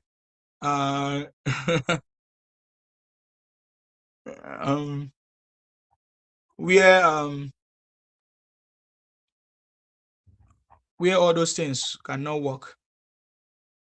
I get him now. Now, Atiku also commented, he said the violent attack on P2B, you see, and others in ADC coalition in Benin, Edo State is utterly condemnable and unacceptable in the Indian democracy. Yes, now, who attacked their party? You people's party. In recent times, we have witnessed reckless and inflammatory rhetorics from elements within the ruling party in Edo State. Rhetoric that dangerously legitimized violence against political opponents. But we also listen to Obi saying that if they did not vote or can't vote, that person will be counted too. And he did comment on that. Nigeria is entering a perilous phase in which opposition voices are not only harassed through state institutions, but now being physically targeted. The ruling APC, now he has already accused the ruling APC. The ruling APC appears to have escalated its intolerance from bureaucratic suppression to open aggression. Look at it. You always look for what to say. He's not Tinubu. He has nothing to do with APC or anything. He even tagged President Tinubu and the national security chief bear a constitutional responsibility to guarantee the protection of lives and property without discrimination or partition. No. Obi went to the state. He did not invite, he did not inform the governor. And he went there and he was doing will I say discrimination to other people in his party. So yeah, ADC attacking ADC. That's it. That's what happened. Atiku is not APC. It's not any other person that is fighting you or fighting your party. You guys are fighting yourself, and it's very, very good. It's helping us. So let me listen to the to one of these person. What is it from the Northerner? Just to add, now, since we are talking about Atiku now, I want to add one of the politicians from the North saying that Tinubu is against the North. I want to understand how Tinubu is against the North. So I think what's his name? His name is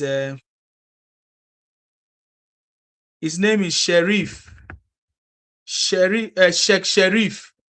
How many of you knows who is Sheikh Sharif? He said Bola Tinubu's government clearly proves he is an enemy of the North. He cares nothing for our region and our lives. We will not forgive him until we see genuine practical change. I don't understand what that means. But what language was he speaking? Let me see.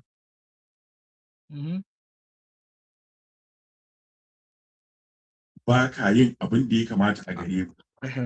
An yi gobara kwanakin baya a wani yanki na kudancin Najeriya.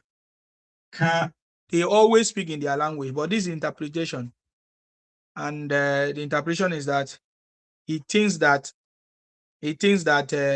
Bola Ahmed Tinubu's government, what he's doing right now, proves that he's an enemy of the North. Is it arrest of who? Erufai or what? What has he done?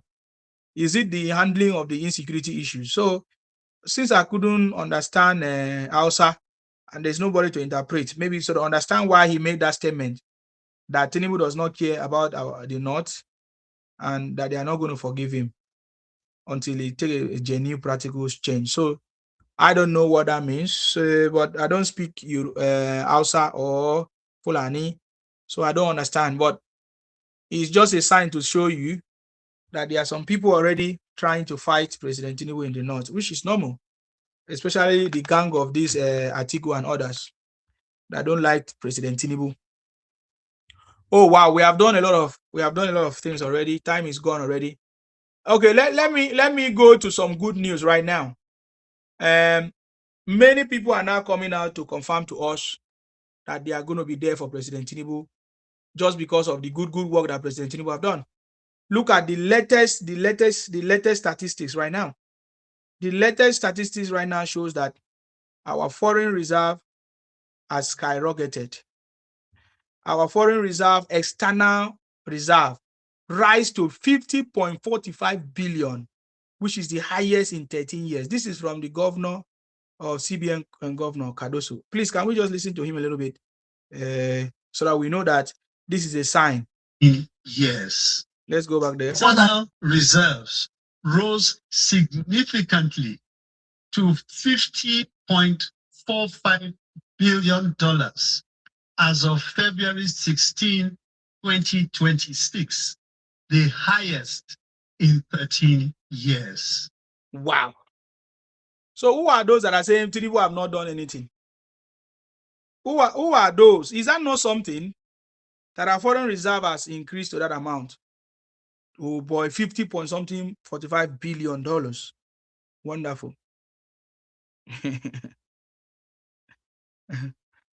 By the way, by the way,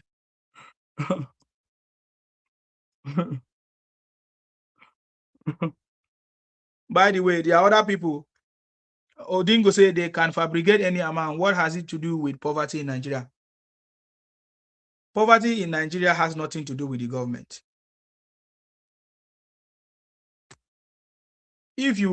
Poverty has nothing to do with the government.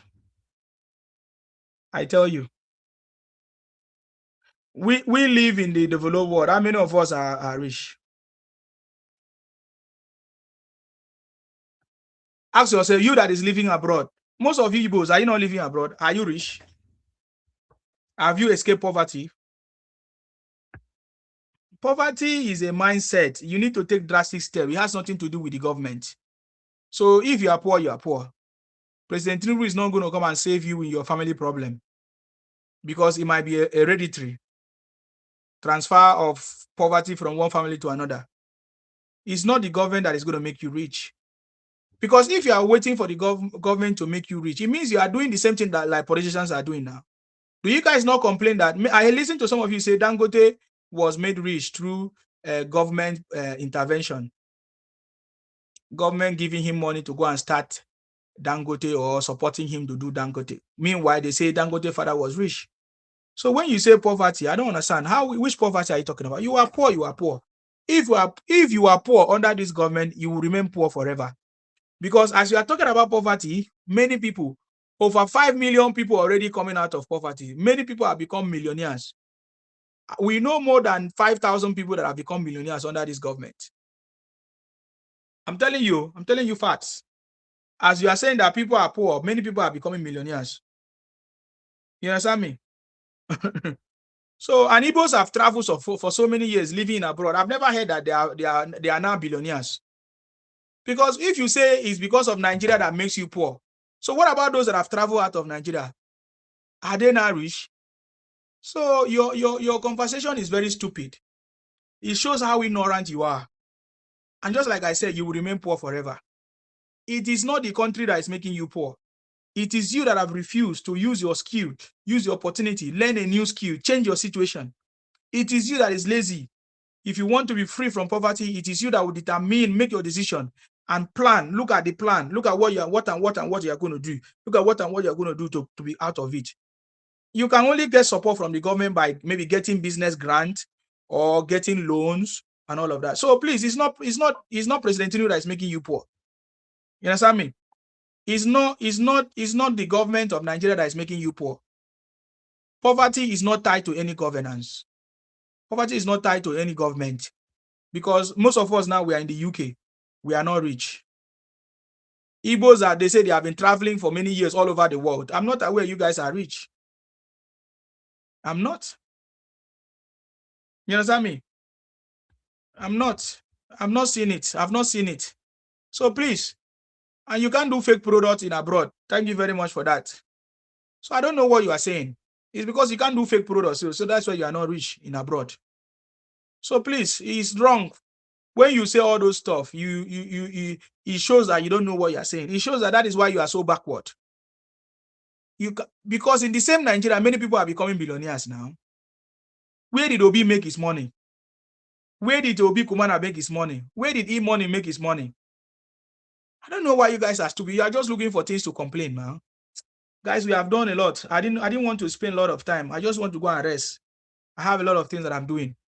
But let me just do more few minutes before we go. Are you getting me now? So yeah, when I see people talk the way they talk, it shows how ignorant they are. Shows how stupid and ignorant, and they will remain ignorant forever. I don't pity you. Tinubu is not the one that pregnant your mother or your father or your girlfriend, or your wife. Solve your family problem. Don't bring your family problem to President Tinubu. If you are hungry, man. Go and get food or go and get a job. Go and get a skill. If there's no job, create one. You understand me? Create one. Create job for yourselves. Do something for yourself. Nobody's going to do it for you. Most of you that is abroad today, President Tinubu was already abroad before you. You understand me? Okay. Let me accept speakers. Let me accept speaker. If you want to come and say something, you can come up and say whatever they want to do. Please, if you want to say, you can send your request. But so many people have now discovered the truth. Even the one, look at the video I was looking for now. Look at the one now. 2027 election with team party. Listen. Peter Obi, you cannot win 2027 election with team party. The team might have worked in 2023. Not be this 2027 election. Everybody don't smart. Let us know your manifesto. What thing you go do? Which party do you belong to? How do you want to do things differently? You say they shoot bullets. How are we sure that it is not your people? Peter Obi, are we sure that this is not one of your cheap publicity? Wait. But it's his people now. It's people that did it. I just wanted to play that because I was looking at that video. It's his people that did it. No other person. No other person. Now there are people that then they do it. No other person they do it. Now listen. Whether they sell clothes and others. So for them, we have a lot of Nigerian brothers and sisters down. So the government just open new market for them and take us to. So that market is a no-ten market. There's a lot of space there. So they don't demolish the other market. Will be a disabled. They demolish. So all the Nigerian brothers are working together. We can get access to the new market and register and get a new place which they can take and sell their product. So we are seeing on the internet a lot of Nigerian brothers. Oh, Benin Republic case. Okay, that's not what I'm talking about right now. That's been a Republic case when they went and called the market, whatever, Biafra market. Okay. So yeah, that's what is happening. You know, I think I can see other Nigerians coming out to speak, talking about what Tinubu is doing. But by the way, there's another one that they are sharing now. Listen to this. Everywhere don't pause. Everywhere don't cast. Waiting at the year, but massive Nnamdi Kanu so. If it's 100% verified, now be say it don't happen. I don't want to talk too much. I'm not going to say now my mouth started for a year. Say snake swallow money. Free Nnamdi, free massive Nnamdi Kanu. I say regarder la barre on herself. The Nigerian judiciary is currently experiencing what can only be described as a massive, unprecedented earthquake. And right at the very epicenter of this terrifying storm is Justice James Omotosho of the Federal High Court in Abuja. For months, whispers and quiet murmurs have been circulating within the hallowed corridors of the court, but those whispers have now exploded into a full-blown national crisis. The National Judicial Council, which is the absolute highest decision-making body for the Nigerian judiciary, has launched a sweeping, aggressive investigation into the conduct of top judicial officers, and Justice Omotosho is reportedly caught right in the middle of their powerful dragnet. This is no longer just a rumor or a piece of social media gossip. The embattled judge is in very deep and incredibly serious trouble.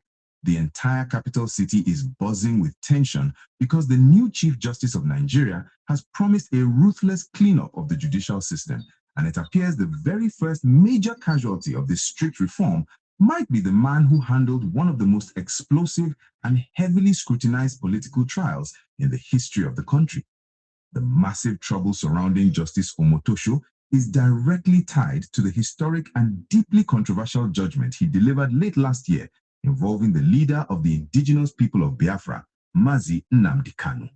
You will recall that in a move that completely shocked the nation and sparked massive outrage across the southeast, the judge found the IPOB leader guilty of multiple terrorism charges and handed down a devastating life imprisonment sentence.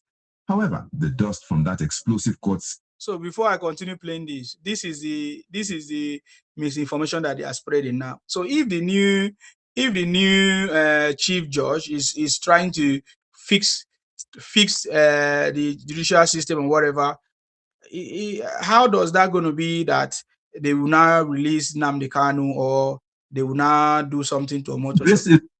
You understand what I'm talking about? So that is how they turn everything upside down, so that their people will now be happy. I don't know, or whether to promote or to collect money from their people. You see, when President Tinubu appoints somebody, it means there's a shift, there's a restructuring. And that does not mean that it's going to be for the favor of you. There's no way Nnamdi Kanu will be released. I'm just sharing this because I've seen this trending everywhere right now. So, yeah, let me just finish it. Session never truly settled. Almost immediately after the gavel came down, top legal minds, powerful civil society organizations, and human rights activists began bombarding the National Judicial Council with heavy, detailed petitions against the judge. The court... So I don't have time to play all of them. It's a long one. So they are spreading the propaganda that there is a petition against Omotosho or whatever. All those things is a lie. All these things are lies. You understand me? All these things are lies. They should stop lying now. These guys know how to run propaganda, eh? Anyways, the city boy is on the throne. I get him in. And that is how they have been running. They want to take their stupidity to Edo State. I'm sure the Edo people, they are going to teach them something.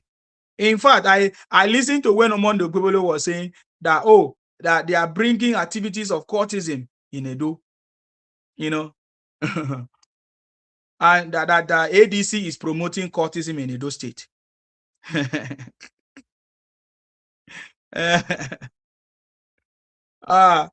Mondo Gbebolo will teach them. Yes, that's what Mondo Gbebolo said.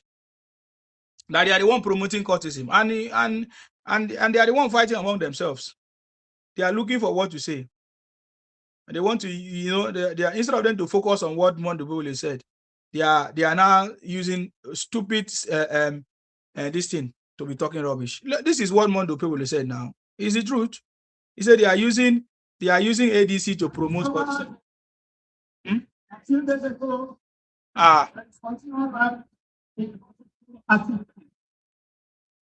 It's too much noisy, but that is what he was talking about. He was explaining, and that their ADC is now promoting courtism in Edo State.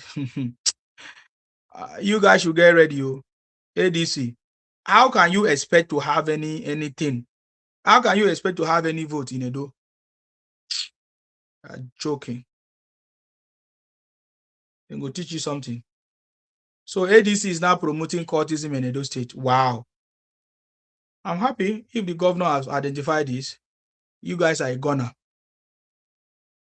Oshogbo is in Osun State. Oh, okay. Then I don't know who is that. I saw somebody saying they will make sure that they vote President Tinubu is not going to be 2023. What happened last time? Wait, I'm going to look for that video now. International Grand Machine said, "Don't mind them, my dear. The Hausa and Fulani that rule them forever does not know how to speak like Okpebolo." Thank you very much. That's correct. Akim Wumi said, Atiku is only afraid that the same thing can one day happen to him. Of course, it's going to happen to him. Now, nobody probed Atiku. Did they probe Atiku? Even when he openly told us how he squandered 16 billion of our money that is supposed to be meant for electricity. Have they probed him? Because he knows perfectly that he have many skeletons in his cupboard. As financial vampire, he hates the truth. Mr. Sima, it's not easy to become billionaire in developed countries. You will pay taxes and pay your workers correctly. No fake poisonous products and goods items can escape control as is in Nigeria. Exactly. So when I hear people talk about poverty or whatever, I'm asking who is rich abroad? How many person is rich abroad? Or who is not poor? Everybody get poverty at different level, even in abroad. I can tell you about it if you want to know. So stop talking nonsense to condemn your country. Stop demarketing your country with rubbish. If you want to anything for yourself, work for it. Nobody stop you from working for yourself to get anything that you want. You get the point now. You get the point now.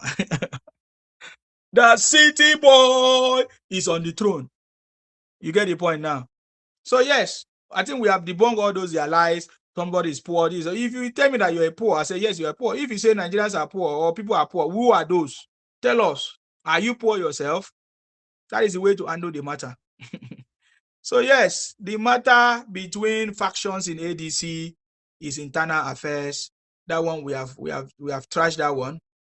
Yes.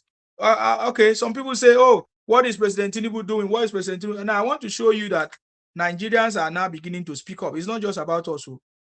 Other Nigerians are talking. I have a video of some of the Nigerians. But by the way, the people that have been bringing glory to Nigeria as we speak now, I want to talk about the dollars. The people that have been bringing glory to us as we speak now is always Yorubas. But the people that have been bringing bad news to us is always the Ibotic people, the Igbos, all over the world. But I've not seen Yorubas bring bad news to us. You know, people are celebrating. In fact, people have adopted a Yoruba language now in many schools, in many places, because it's being spoken widely. Are you getting me now? And I saw a video of one guy. He was so happy that he traveled to to Trinidad. Is it Trinidad or where? And he saw that they were speaking Yoruba, and the man was so happy. He was so happy. He said Trinidad is on fire, but it amazes me every time I think about what our Yoruba ancestors accomplished. I'm truly proud to come from such a powerful lineage. Okay, now this is a Yoruba person talking, but then the person that did this broadcast is not a Yoruba person. He said he's in Trinidad. He's a popular, will I say, content creator from Ghana.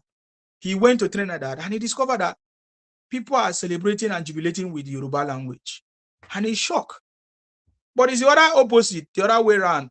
The other guys, the Igbotic people, they don't bring good news to the country. They always commit crimes and do all kinds of things.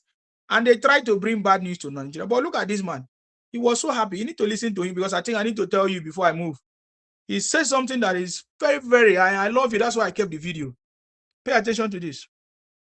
I am not in Nigeria, but in Trinidad and Tobago, a country in the Caribbean. Oh, so he's in Trinidad and Tobago. Is it Tobago or Tobago? He's not in Nigeria, definitely. He's in Trinidad, another place, another African country or somewhere, or in the Caribbean or Caribbeans, yeah. So he discovered that how come these people are celebrating? And he listened very well, and his Yoruba language. He has to record it and say he's so happy.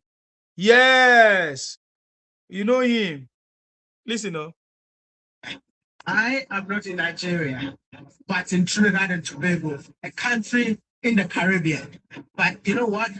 The reason why I'm saying I'm not in Nigeria is the fact that I'm not in Nigeria, but everything around me feels like Nigeria's presence is here. I'm surrounded by people that are celebrating the Nigerian culture, specifically Yoruba, and which makes me feel like indeed you can take an African out of Africa, but you can never take the African within him out.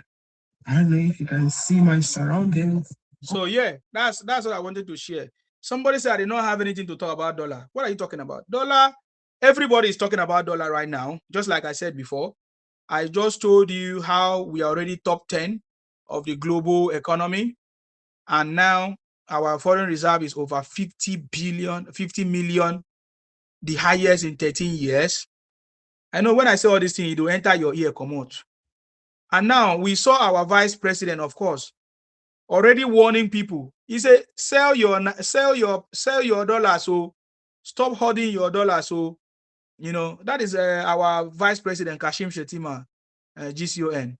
You know, he was advising people, stop stockpiling your dollars because we're already closer to one. How many people have spoken now? We saw Dangote talk about the same thing. We saw Otedola talk about the same thing. And other people, even the CBN and others, they have talked about it, that dollars is already coming. It's going to get to 1,000 now, 1,000 naira per dollar. He's getting there. And he's telling them, stop stockpiling your this and that. It's supposed to be even more than this, but it's the CBN that delayed it.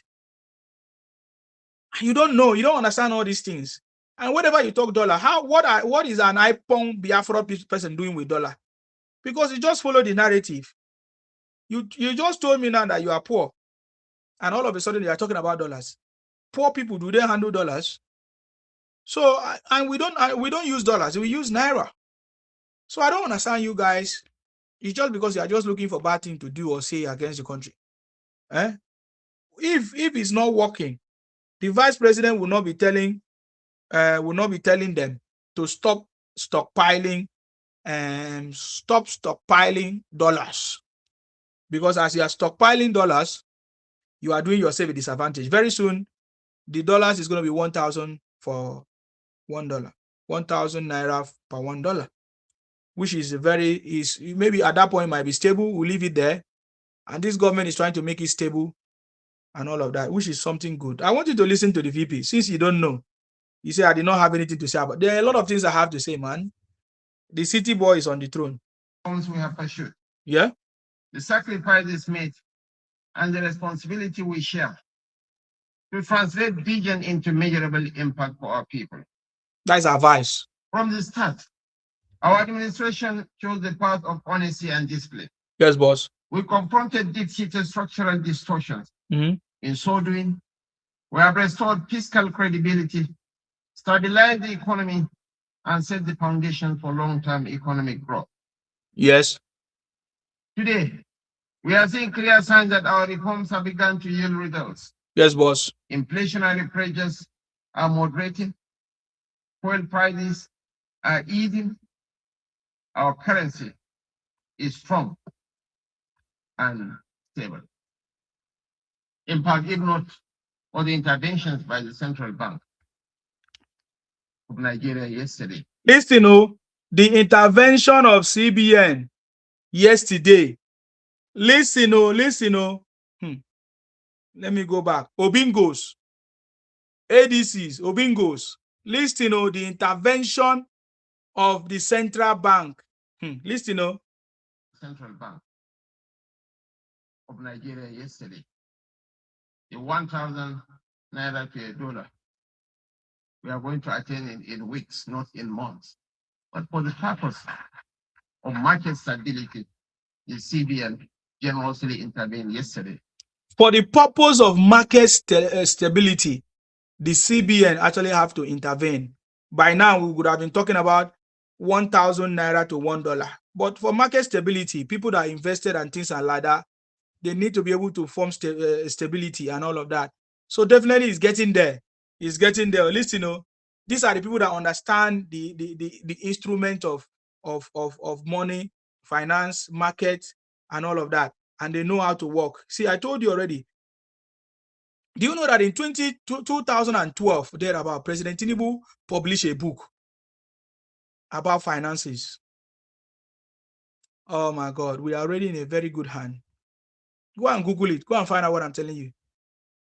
President Tinubu published a book on financial something.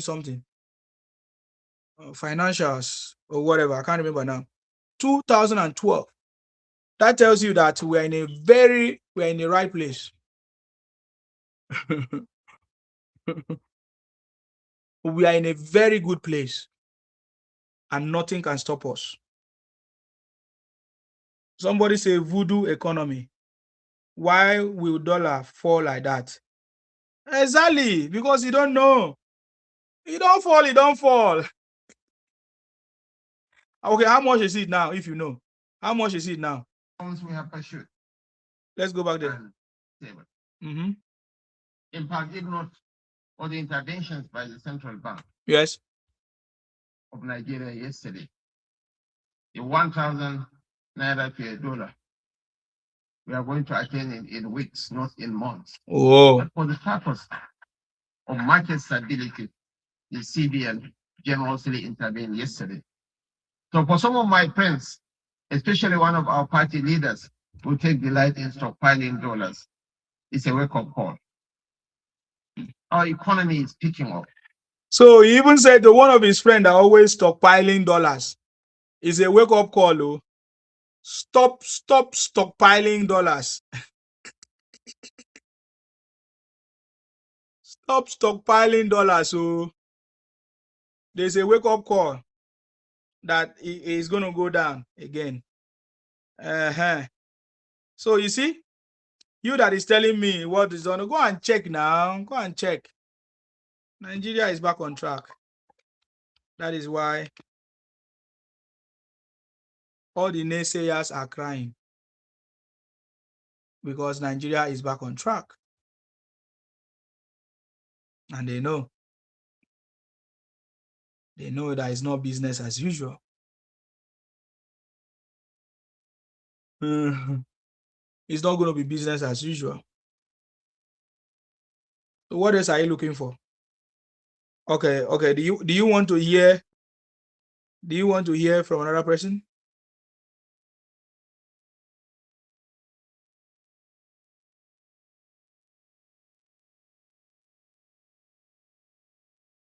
I can give you many testimonies, of course, you know.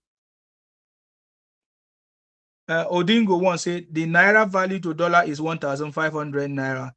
Let them continue to do magic. It will fall back to 500. It's not 1,500. Even if it's 1,500, it's still good.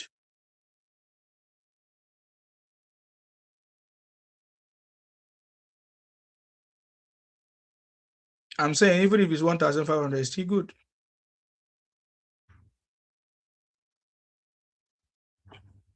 So you don't just have anything to complain. Okay, you are asking me, what has the government done? I want you to listen to this man. If you are still asking what President Tinubu has done for Nigeria since he assumed office, it means you have a problem with yourself and you have a problem with the growth of Nigeria. This is from Mr. Jelov. Highlights everything President Tinubu has done for Nigeria. You see, I want you to hear from the third party so that you not say, oh, Nsima, they have paid you. Because every time you say, oh, Nsima, they have paid you, or you are listening to another person. I mean, they don't pay them. They don't pay them to you. Listen, no. This is a message to Una. We go to ask question. What did President Tinubu don't do since he did office? What he don't do? If you don't know what he don't do, that means you have a problem with yourself. Yes, boss. They have a problem. And you have a problem with the growth of Nigeria. They have a problem. From the very first day President Bola Ahmed Tinubu entered office, listen, let's when they remove subsidy, everybody cuss him. Everybody cuss him. And the president still come back and tell us, say, this road where they pass, so it's not easy. But when we see before the end of the tunnel, light everywhere go good. Everybody see the talk, fluff. And the president now carry a map.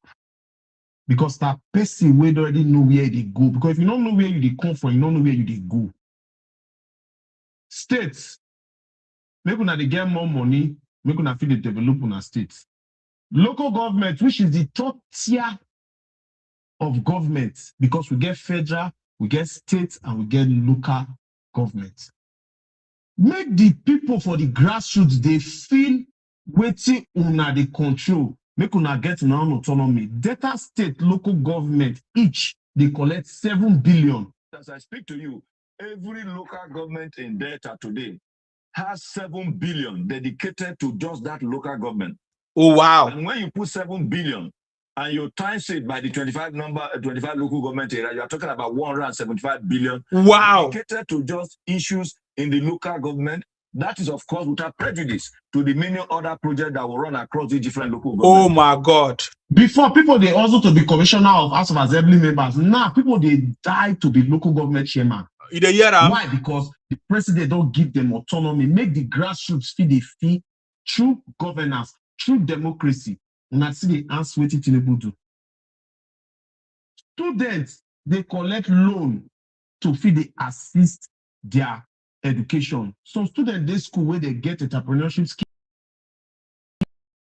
but they don't get funding. Government now don't they provide this for students now. But these students not go come outside call talk, say see what the government they do, because some of them they still they collect money for their upper hand. Nigeria are the only country when problem there will not go shut. But if they settle that problem, the people when they settle the problem, they cannot come outside to say this is what the government they've done. Since President Tinubu be president, you don't hear ASU strike, or you don't see people gather for police station till they queue to buy fuel where you go load your phone. You hear them? This is a top part you're telling you. Well, I have made a video for that. 80, which video? Yes, you know. Can you imagine? Local government, 7 billion. Jesus.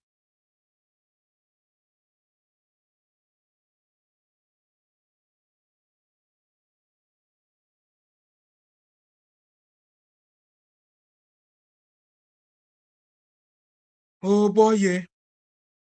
I was thinking that it was the state governors that received 7 billion. Oh, student collected loan and kept quiet. Don't worry now. Wait. Did I just hear that the state government, the local level, they collect 7 billion? Jesus Christ. Let's go ahead. For this country. Before, all of us, they shout insecurity. Nigeria and the United States of America don't get relationship now to counter terrorism for this country. As I'm talking to you now, U.S. military don't come to assist in training the Nigerian military. And they fight insurgency now as they talk. So the days when they hear for internet won't born like say Nigeria don't finish. Tinubu never solve the problem. But we not go talk because some of now because of tribalism and hate, we not fit talk the good thing wey President Tinubu don't do. And over the president when he enter, now say make we go back to the main national anthem. Though tribes and tongues may differ, in brotherhood we stand. But some of una the hate because of tribe. Una not carry tribe for up come down. No. Me and you now one. If they say this person is Igbo man, this person is Yoruba man, this person is Hausa man, this person is Ijaw man, this person is Shekiri man, this one is Yoruba man, this one is Benin man, all of us will be Nigerian. If you air your problem, President Tinubu not go say go fight your freedom. This is the administration where they don't cause the presidency part, but they protect the freedom of each citizen. Now the people say they go peaceful protest, where they jump for army general moto. If the army now is called they feel threatened, they open fire for them and they go say, hey, they don't keep peaceful protesters. But what they did there, now gross misconduct. But this administration don't make sure say to protect the life of every citizen matter.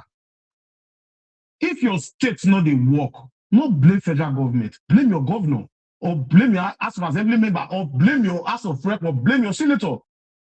You don't just cross the line and just goes to the presidency and just start abusing them. There are so many things the presidency have done.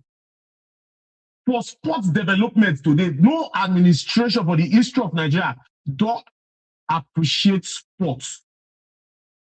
They feed them with money, with incentive when they go bring back trophy. Don't be guessed they give $100,000 each. They give the house job. Like how our boys deliver, they go World Cup. Who know, people for people your bad neighbor give all of them each. You know how that do now, president will get out to spend. So when some of them are going to answer some question, ask critical question, not go just the con say you blame Tinubu. Today, private investors now, they are doing their best to make sure that how can we key in, how can we bring people along, how can we create employment? When you see how they fund talent, entrepreneurs, small businesses, everybody just they do what they do. So people will not get anything to do, they'll start to blame the government. If the presidency is not working, state governors will not be working. Now, you say they talk about sheriffs now because I call for data state. Go and look the likes of Alessoti. Go and look the likes of Andrew Bar. Go and look at the Andrew Babi. I don't know his name, but for any good state. Then ask Anambra. Look the Southeast to the way that they complain about insecurity. President Tinubu don't come there quietly, neat. And when I say the president not they work, come on. If we see truth, make we talk. Can I hear you say Asiwaju? Can I hear you say Asiwaju? Can I hear you say Asiwaju? That's it. What do you have to say? I just want to say that is there a way we can do it that will not hold election next year? We should just make Asiwaju be there to 2100. Suggest now. Give us suggestion how you want that to happen. I'm looking at it now. You know, by the time your food stuff finish now, you go and beg again.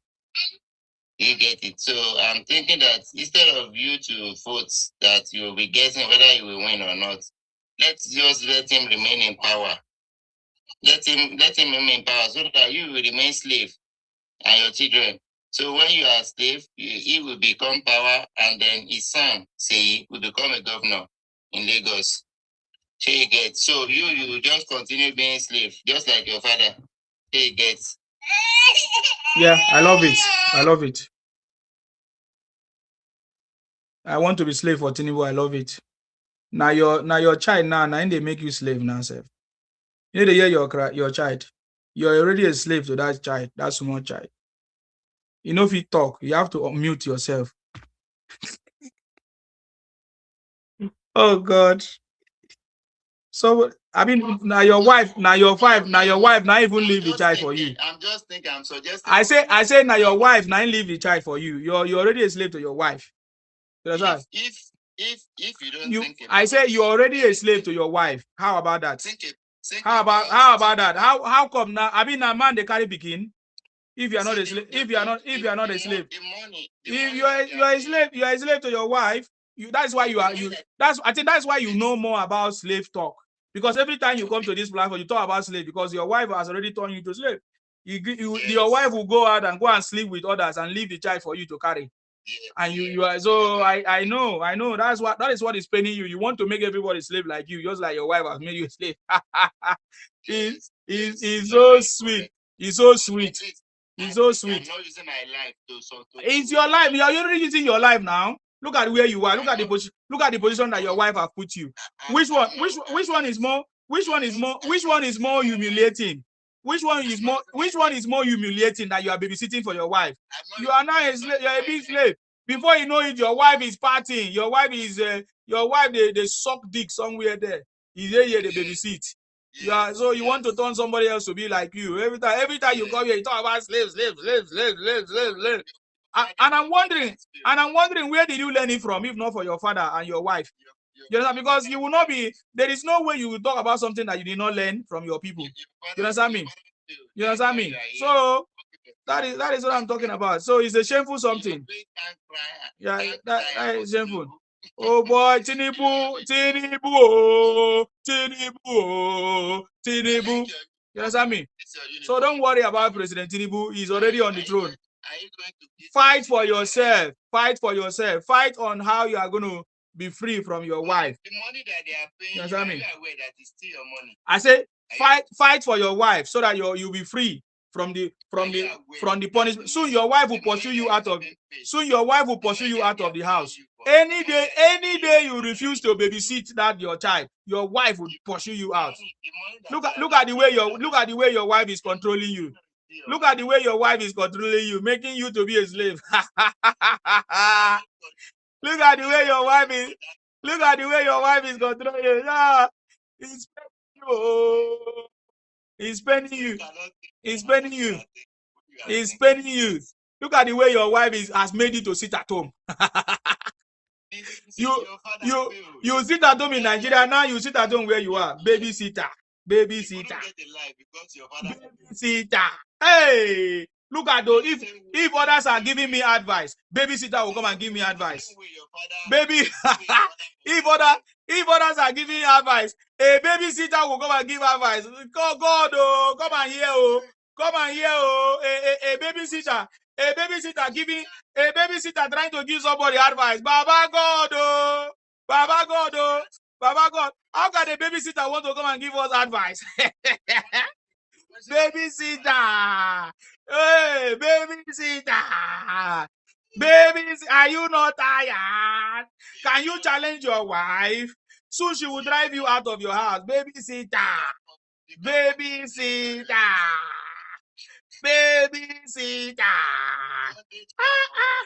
No wonder every day you come here to talk about slave, babysitter. I never knew.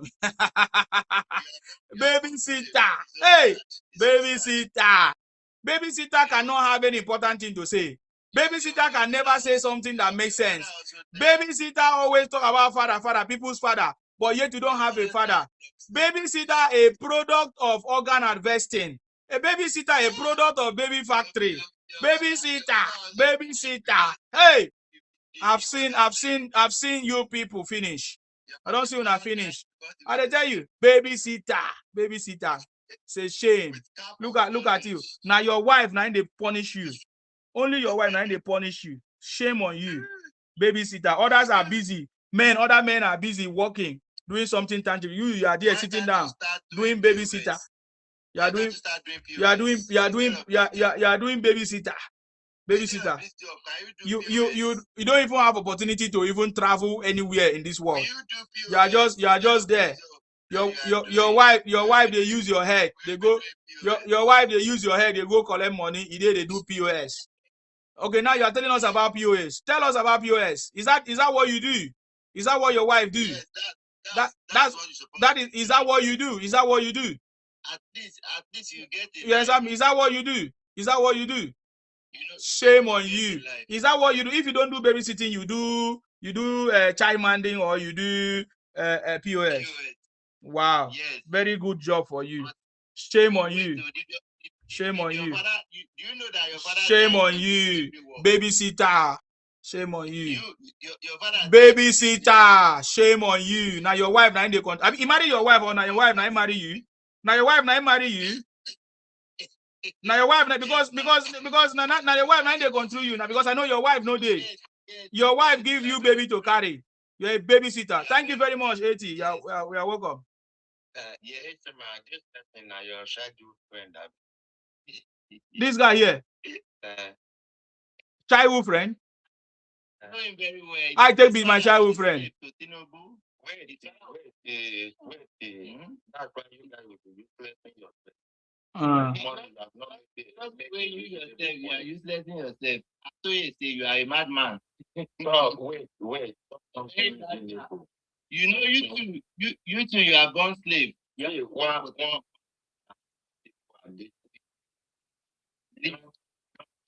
Your family. Just like your family has been disgraced.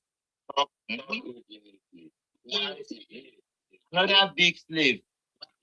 Why are you complaining? I'm paying because your father was a slave. You are also a slave. Okay. So, and when you were talking about it, my father taught you. Now that's why you are in slavery.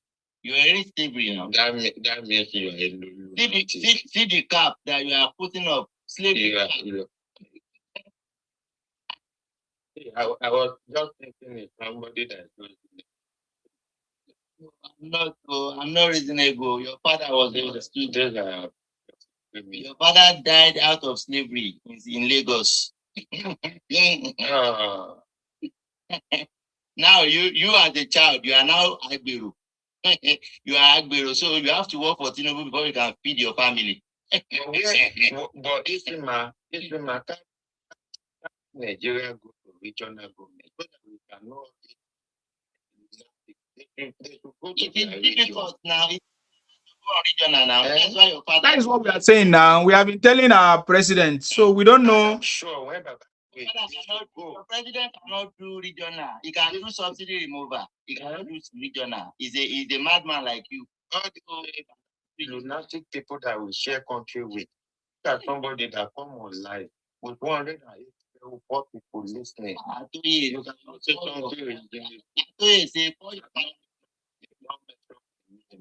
call your father from cemetery. Your father died because of slavery. You are supporting Tinubu now. You are born slave. A slave cannot give back to a human being. Give back to a slave. Slave is giving back to a slave. So you are also a slave. You are not giving back to children that they are slaves. And all these people, if you find out, yes. We seek asylum. We seek asylum. For people like you, sitting down without job, job, and supporting one you are paid. You are paid. It's not paid now, but he has costume now. See his cap, bondage cap. The same bondage that they keep your father. If now you are can do anything for us. Igbo must go. Instead of Ghana must go. Igbo don't even send. We Igbos are able doing city boy movement. We want Tinubu to be there. Nobody wants you. It just after thought. Nobody wants you. 2023. City boy movement. Nishima, let me. Nishima, you know what? You know that we are doing city boy movement. City boy movement.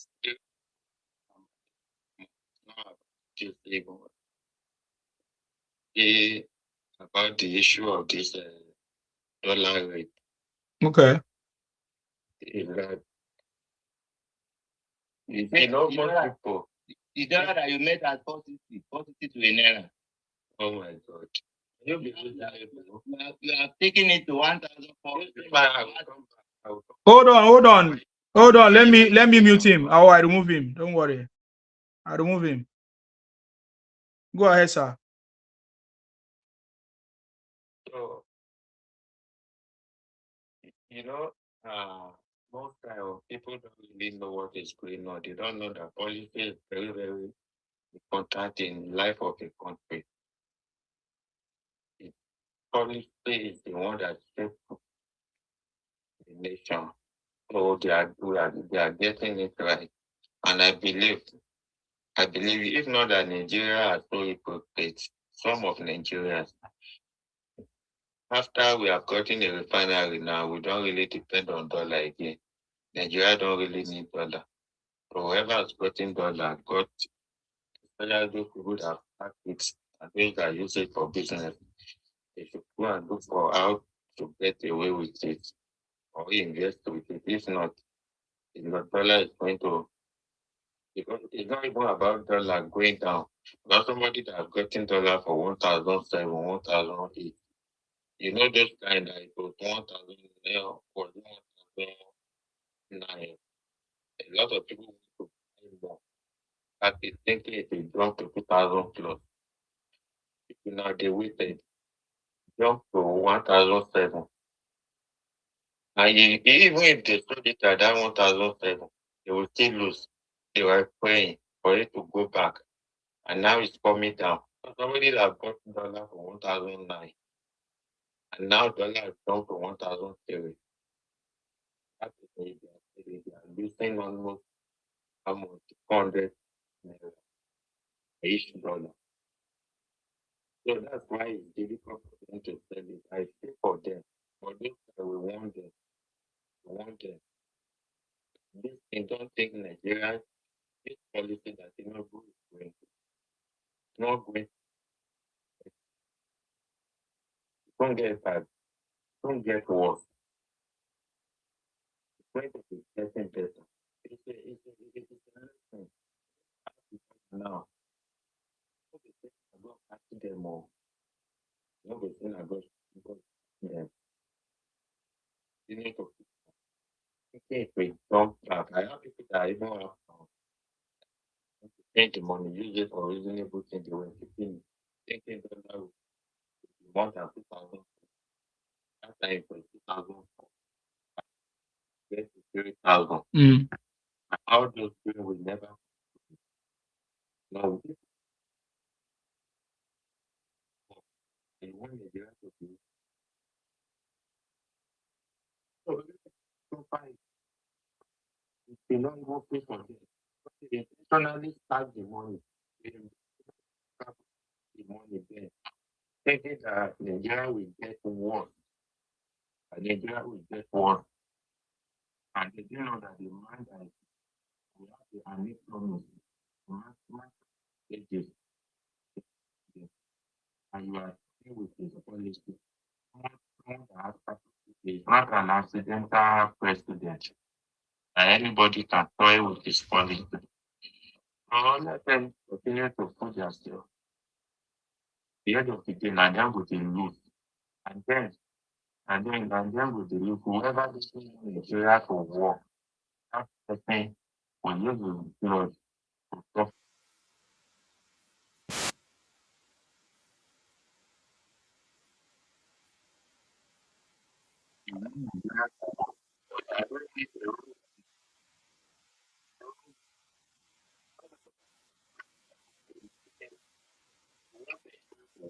I want Nigeria to work. You are in obedience. I mean, because of the trade, you are in propaganda, lies. So because you guys are majority, you have highest number of people on the internet. They lie to truth and turn it to standard. So whoever is saying the truth now, we are supporting bad governance. So because you are in obedience now, whatever you say, everybody should accept that it's true. That's what you guys are turning Nigeria to. That's why. So you love Nigeria, I love Nigeria. But can we now talk about something reasonable that is acceptable, that can be presentable anywhere in the world with a fact? These are the things that a good Nigeria should be thinking about. It's long overdue for us to have a stable naira. It's long overdue for us to have a stable economy. And whoever doesn't want it, whoever that is sabotaging it, and all those people that are sabotaging Nigeria money, God will punish them. God will punish them. They already punished. All the people that push us to where we are today. All the people that have collected contract in Nigeria, that refuse to do the contract. All the government agency, if Tinubu want to do that now, all those permanent secretary, a lot of them should be in jail. All permanent secretary, 80% of them, all the contract they awarded that people did not do, all the one they have awarded to king. I don't know how a king will be collecting contract. A governor will become governor before you know he's buying SUG for kings. And all those cars, people that have car already. You are buying another car. So these are the things that we should push our president to stop. They should stop it. And stop wasting our money. They should invest our money in reasonable things. They should put our money in reasonable things. If all of them can set up the way Tinubu is setting up now, all these governors, Nigeria will be better than this.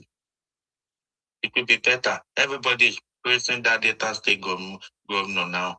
I was on one live this afternoon. A guy came from there. He doesn't like Tinubu, but he acknowledged that the governor is working. We now told him that your governor that's working is working from the advantage of Tinubu policy. And he later agreed with us. But most people don't even know their right from their left. Like this lunatic that just came up now. So, my brother, it's good that you are doing what you are doing. It's good that you are just a gift to support Tinubu dream. Just like when Jesus Christ came, all those 12 disciples, God appointed them to support Jesus Christ to make him achieve his dream. Because if people like you, people like Ijele, people like a cartoon boy, if they are not in existence, obedient will have changed Nigeria system. Nothing good could have come from Nigeria government, Tinubu government. And that thing is very, very, it has impact. Because when the government is trying and they are not being encouraged, and all what people can push is propaganda and the bad narrative, it will make the average people to know what is going on in the government, to take the advantage. Just for instance, now when a small boy, maybe 15 years old, 17 years old, he doesn't have opportunity. He only load, maybe when he have opportunity to get 1,000, he will just buy data.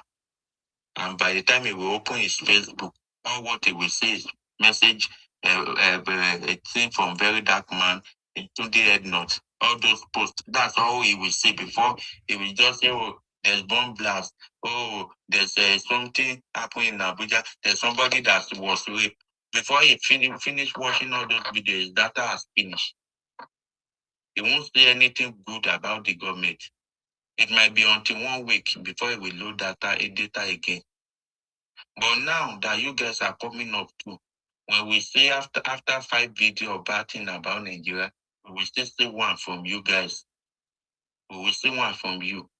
Then people can take the advantage. Oh, is it true that they are even giving student loan? Let me go and try it. Is it true? If they try it, if it doesn't work, are these people lying? But it will make them try it. But if you did not talk about it, they won't know. They won't know. So the good work you are doing, you don't know the impact. Just leave all these foolish goats. Leave them.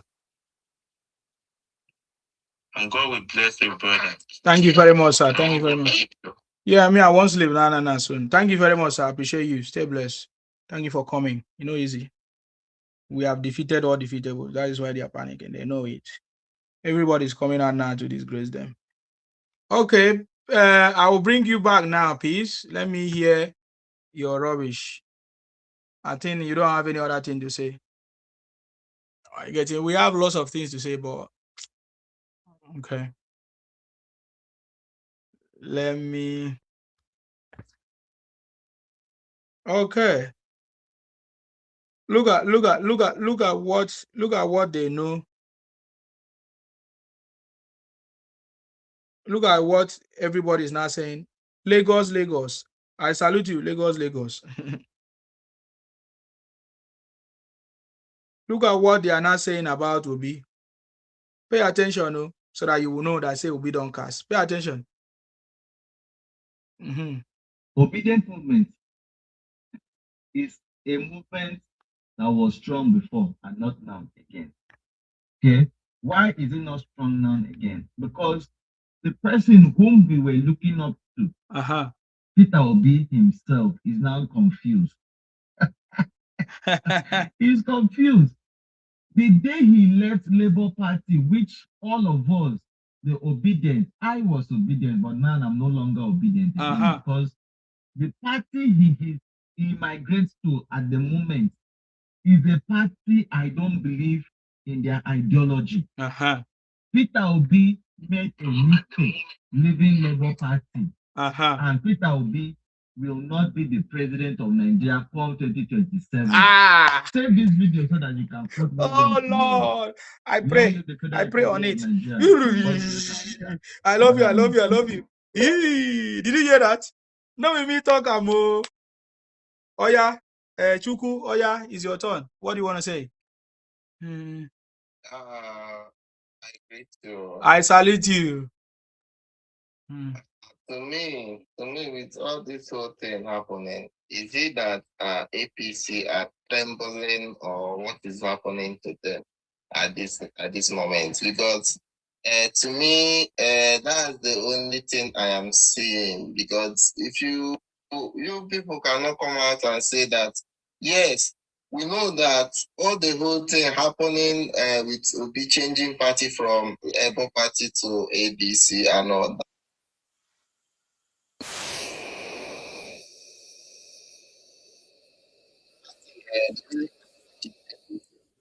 Make sure that they are being able here and there in Labour Party just to destabilize the guy.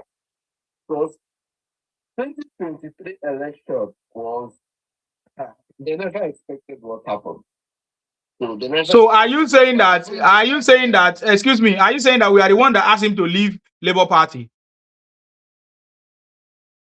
I am coming. You are still coming.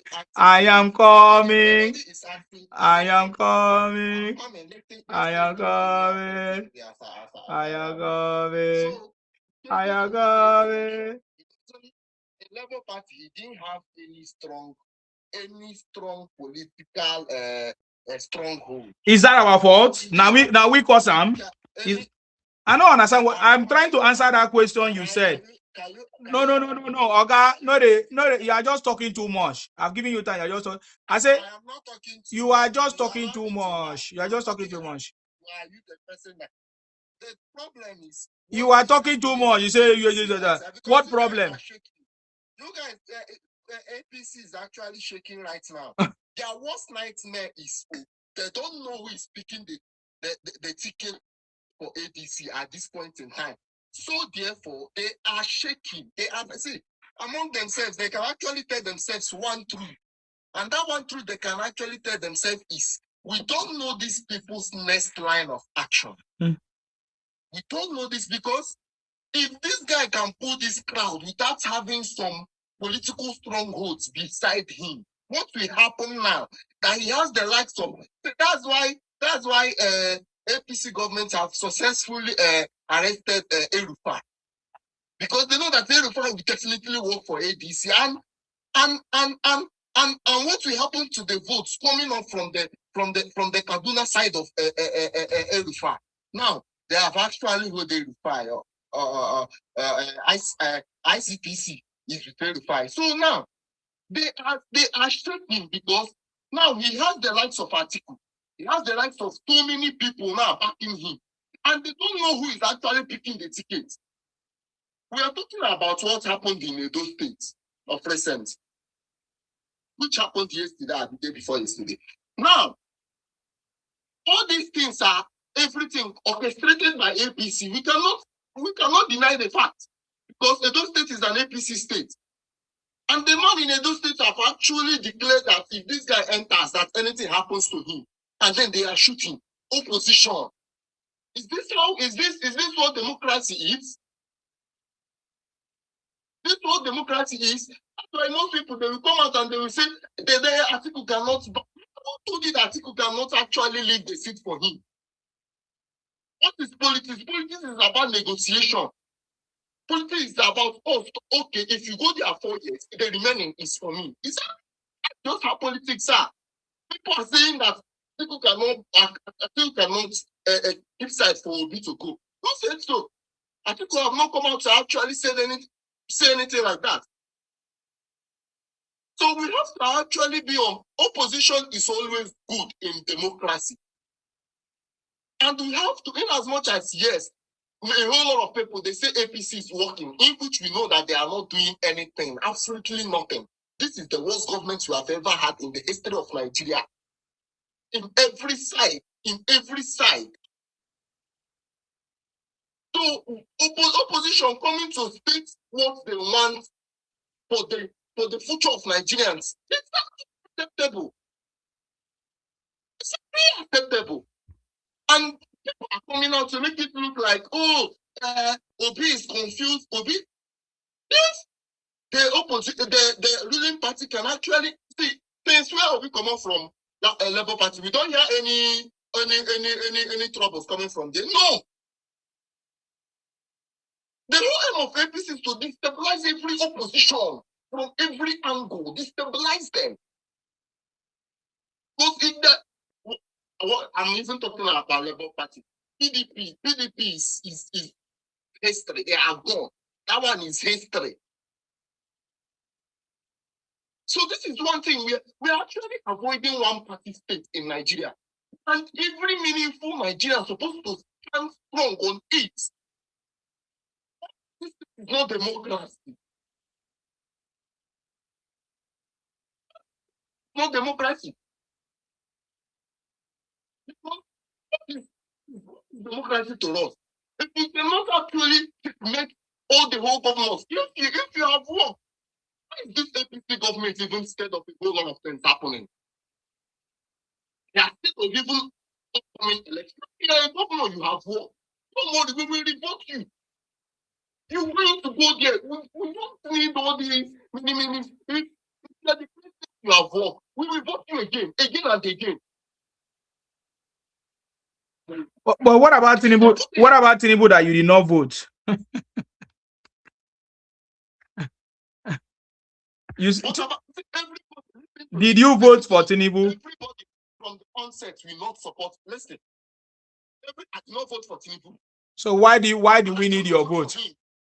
Yeah, we know we don't need your vote. because listen, you don't need my vote exactly. But can you actually avoid rigging and see who wins? No, you cannot. What you are talking about rigging? You are talking about the majority of Nigerians, majority of meaningful Nigerians knows what they are doing and knows where they stand. Then conduct free and fair election. You cannot. You said you are. What was that?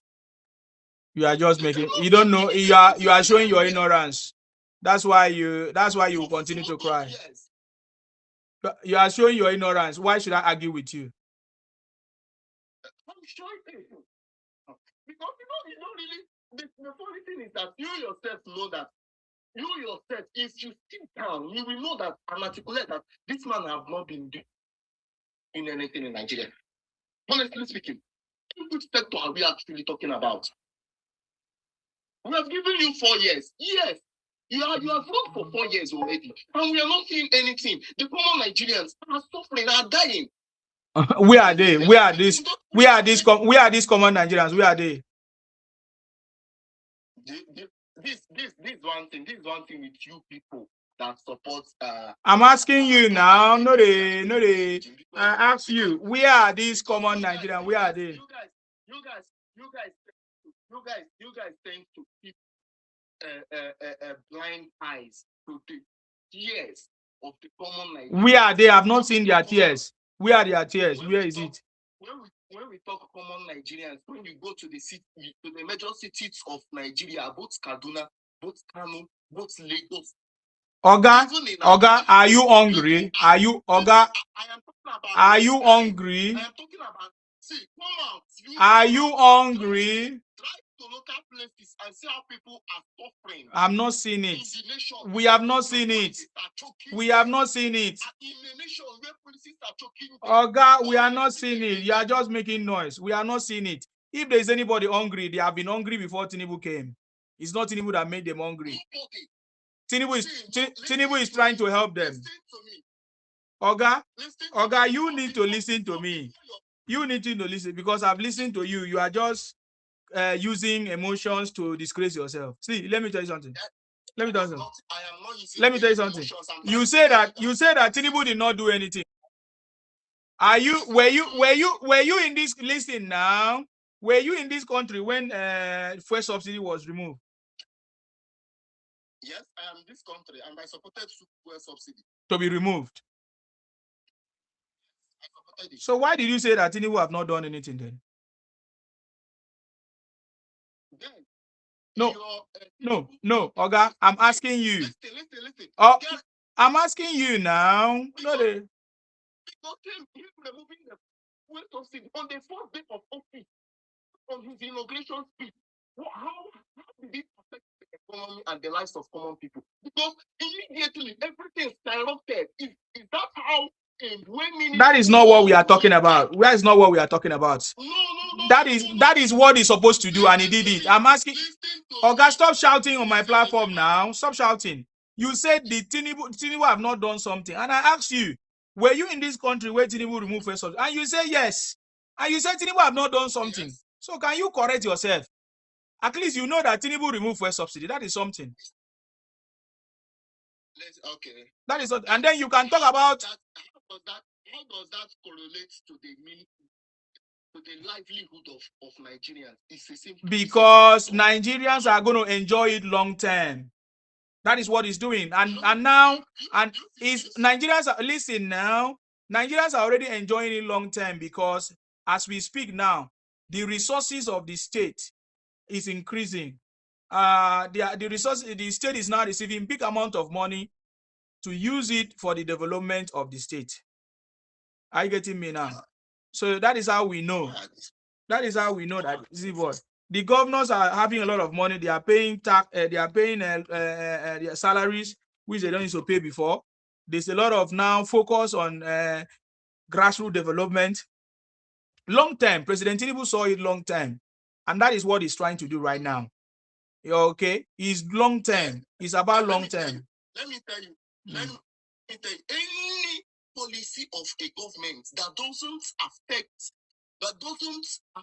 the livelihood, to improve the livelihood of a common Nigeria within a year, that policy is more than. When we talk about this long term, we Nigerians, we always love suffering. Where politicians tell us long term, you have to wait for long term policy. Any policy being adopted by government and there is no improvement on the common Nigerian's life for a year, that policy is useless. Let me tell you one thing. In as much as I support the removal of that subsidy, coming immediately to announce that subsidy was the highest mistake. That is a lie. That Oga, you listen. That is a lie. That is a lie.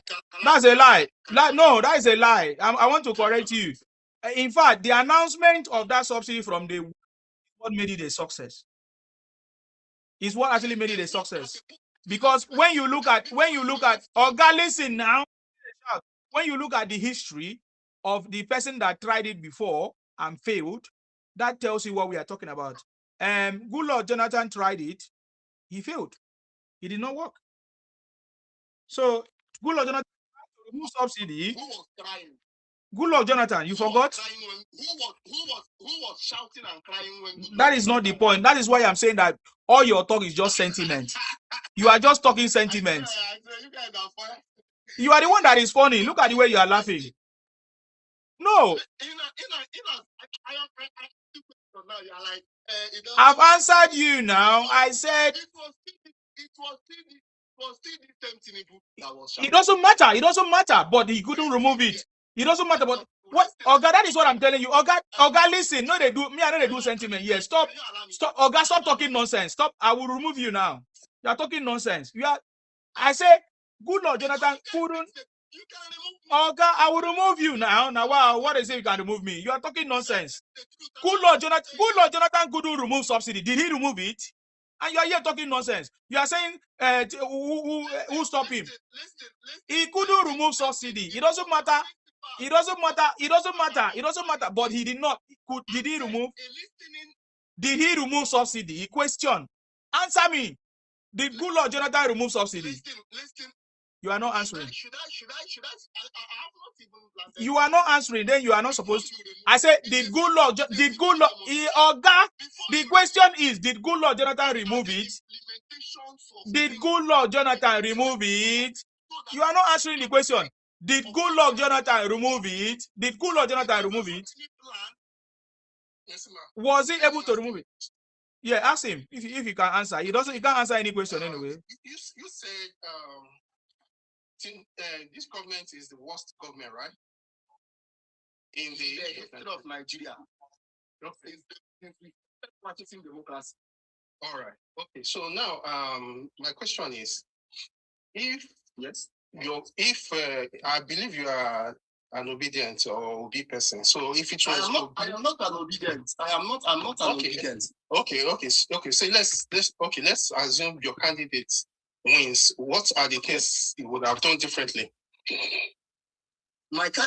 If my candidate wins, what you could have done differently? Yeah. If I start mentioning what my candidate would have done differently. Wait. Listen. So that Nigeria will be a better place. You understand? Because you said this is the worst government. So how could you have achieved a better government if it was your candidate? Number one, let me finish now. Let's start from because number one is Nigeria is made up of more than 300 million. This is a straight question. Just tell me one thing you would have done. Any policy, like I stated, any policy that doesn't affect the common man. Tell me what your candidate would have done. Tell me you wouldn't have. From the beginning, my candidate couldn't have been so stupid to come out on the first day inauguration without putting measures on the livelihood of people and then declare subsidy all of a sudden. Okay. Which the life good and at the same time let's talk about that one. Let's talk about just that one. Excuse me. They ask you question. What is it that your candidate could have done? You cannot answer. You gave me one now, so let's talk about that one. We cannot be talking randomly. Let me finish. No. Let's just talk about that one alone. Just that one alone. We don't have to talk too much about this thing. Let's talk about just that one. Now, your candidates wouldn't have removed subsidy the first day, right? All right. So I will now tell you the scenario that would have happened if your candidate didn't remove the first day. That means Nigerians will have continued in poverty, anguish, because. And we not in poverty and wait. Just listen to me. Because wait now, just listen. Because as at that time, the governments wouldn't pay salaries. Even federal government was they were borrowing to pay salary as at that time. You understand? Now, another thing is all the investments that are coming in now wouldn't have come in. This Dangote refinery wouldn't have taken up because if we were still subsidizing, it means petrol that Nigerians will be buying will be cheaper than what Dangote is selling right now. So all this investment in refineries wouldn't take place. You understand? So it means you are saying that your candidate wouldn't have been so stupid. It means, in other words, it means your candidate would have been a very stupid person not to have removed it the first day. You understand? Because Nigerians by now they will still be coming for fuel. All the money that are going to states now that they are using for development, all the development happening in FCT, you would have seen nothing. By now we would have been in a deep mess, borrowing and borrowing and borrowing and over borrowing. I'm sure by now. No. Do you know how much? Do you know how much we are owing? Okay. We are owing what? Okay. Wait.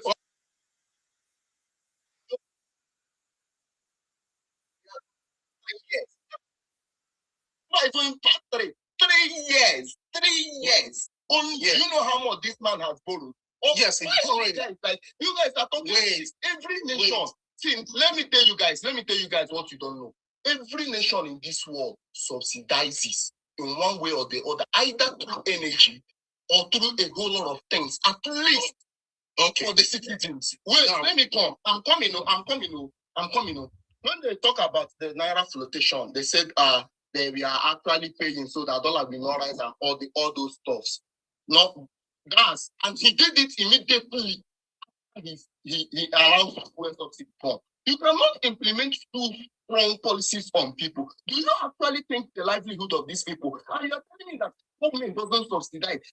We are going debt because we are borrowing. Do you know how much this man has borrowed? Let me respond. If anybody have borrowed for 3 years, let me respond to that. You don't have to shout. Now let me tell you. Talking about borrowing. Just chill. Now, US government is borrowing. China is borrowing. Let me tell you why they are borrowing. Nigeria is not. If you know the difference between that time and now, we are credit worthy. You know, if we are applying for a loan, whoever your creditor is, the person will ask you, how are you going to pay back? And they will look at your cash flow, look at your accounts. You understand? Now, is in a good position to borrow. You understand? Because they can look at the books, they can see that okay, these people, they will look at your Fitch rating. Nigeria is now A+. You understand? So they will see, okay, these people, if we borrow them, we can advance them so much, and they have the capacity to pay back. As at that time, that's pre-Tinubu era, we were getting ourselves into a mess. And if matter of fact, we were printing money, and that was why the inflation was galloping. You understand? I'm sure we would have gotten to a stage where our currency would have no meaning at all. It would just be like that Zimbabwean currency or this Venezuelan currency. You understand? Where you take 1 billion naira to the market and you can't buy more than 1 pure water. You understand? So that was the situation that was going to happen before Tinubu came in, and you could see it. So it only takes a corridor to take such a decision. You understand? I'm sure if it was your candidate, you would have waited. And if you had waited a day longer, you wouldn't have been able to implement that policy again. Because all those cabals, they will come to him and they will start making him see reasons why he should not remove it again. And he will keep delaying and delaying. So what he has done was the best. Do you listen? Do you know? I don't know how you people come out with this kind of narratives in your heads. Let me tell you one thing, my brother. It's a simple fact.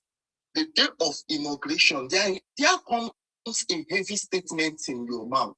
That if you have the interest of Nigerians at heart, at stake, the declaration was a very total mess to both the economy of Nigeria and see. Let me tell you, any country that feels if they are improving the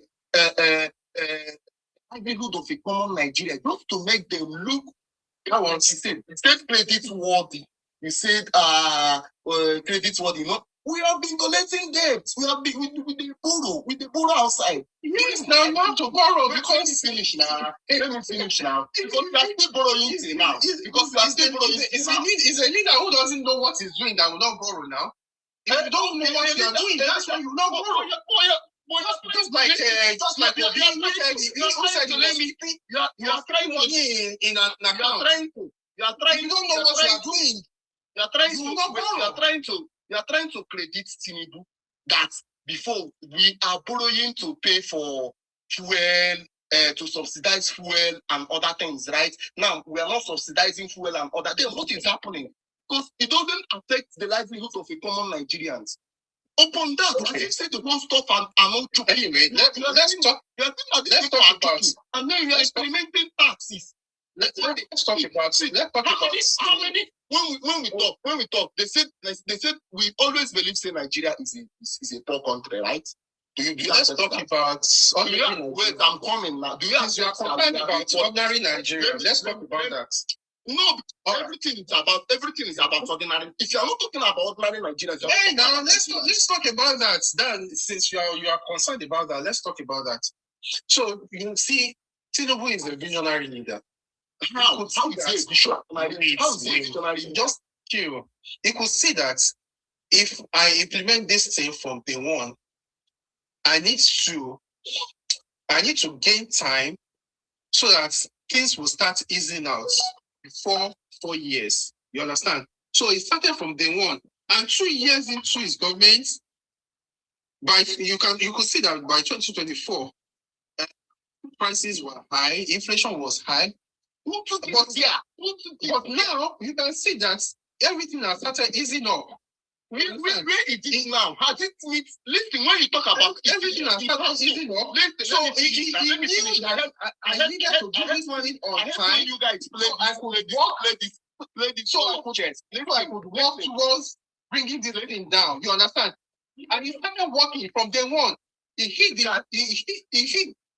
roads. You know. He hit the ground running. Okay, listen to me. And now you can see that food prices have come down. It's down. When you talk about hold on. If you talk about an ordinary Nigerian, the ordinary Nigerians were the ones who voted this last Saturday in Abuja. And they gave him this vote of confidence. You understand? They gave him vote of confidence. So can you see now that if ordinary Nigerians don't believe in him, if they are not seeing what he's doing, they wouldn't have voted for him. He lost. So can you see that? Last election. He lost. Can you feel that last election? Do you know that? Can you feel that? Or have you forgotten? Who lost? Now let's. He lost in Abuja. I heard one of your. What are you talking about? I heard you lost in Abuja. You lost in Lagos. I heard you from more. For him to even look in Lagos. For him to it's simple as it's open. Wait. I heard your. I heard one of your candidates, Dr. Mo, who said as at 3 p.m. he had won the election. I started laughing.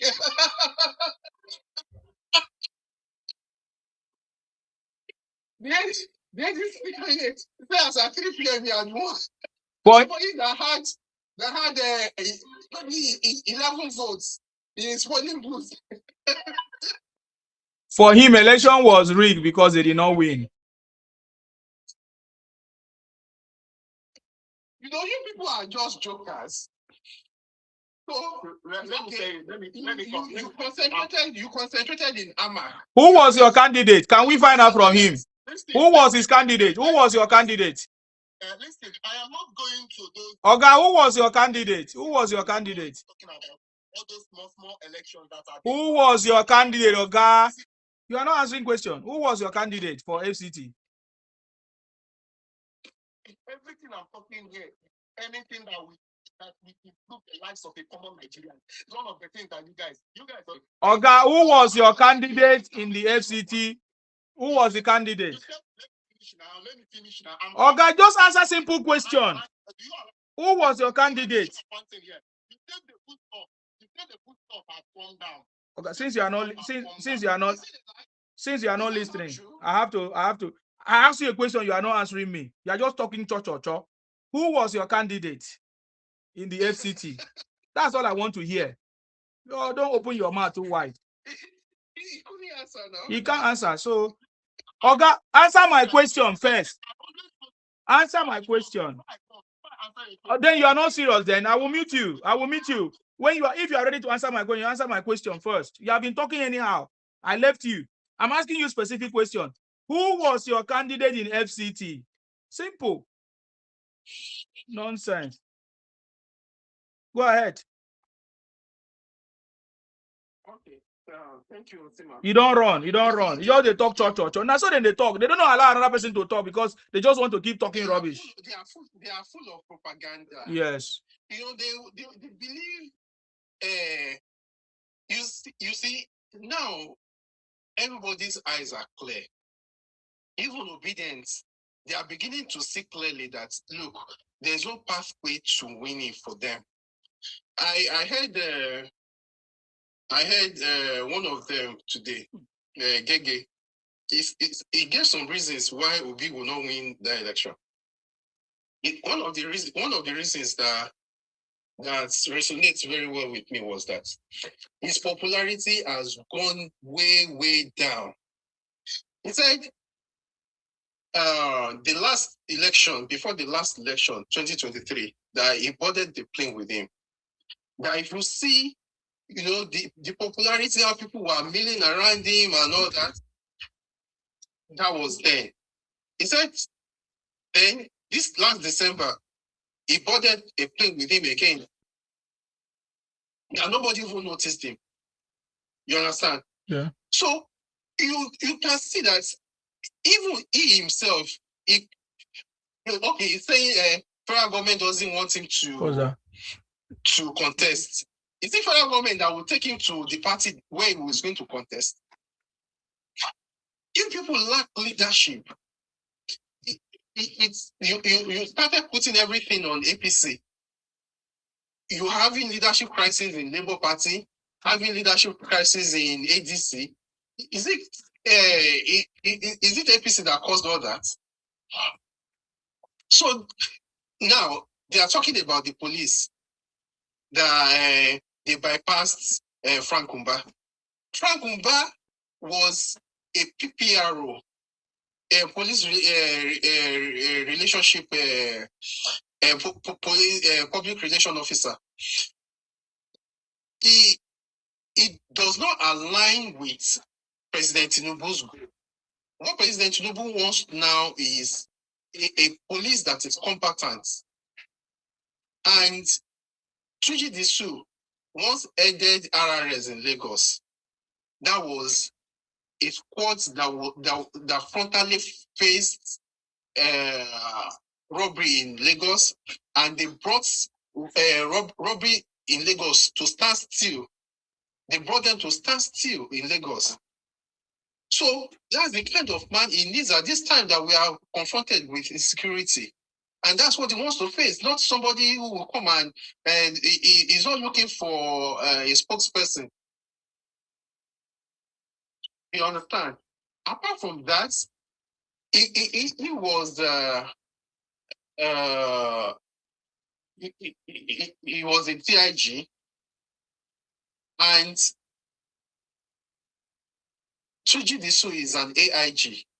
So he needed to select an AIG so that the DIG can go. All the DIGs can go. We have some other people who are already qualified to be DIG who are waiting. So all those people, by the time they leave, those people will be promoted to be DIGs. So there's no way he could have retained a DIG again, which means all those DIGs will remain. And the people who are supposed to graduate, I mean, to move to that level, it will be difficult for them to move to that level. So he knows what he's doing. For him to have selected an AIG to be the IGP now. And, you know, I understand there was he was also involved in the son was also involved in one scandal like that, you know, of around 100 million. So all this they have to remove Roberto and, you know, move try and bring someone who can complement the military in this security fights that they are fighting. You understand? So those are the things that are happening. Yeah.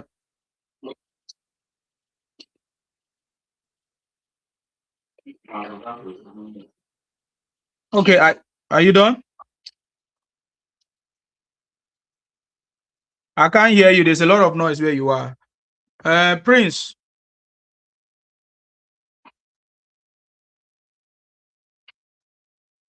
Prince, what do you have to say? And Femi, come back if your network is okay, because I didn't hear you. What do you have to say, Prince? Okay. Olusegun, go ahead.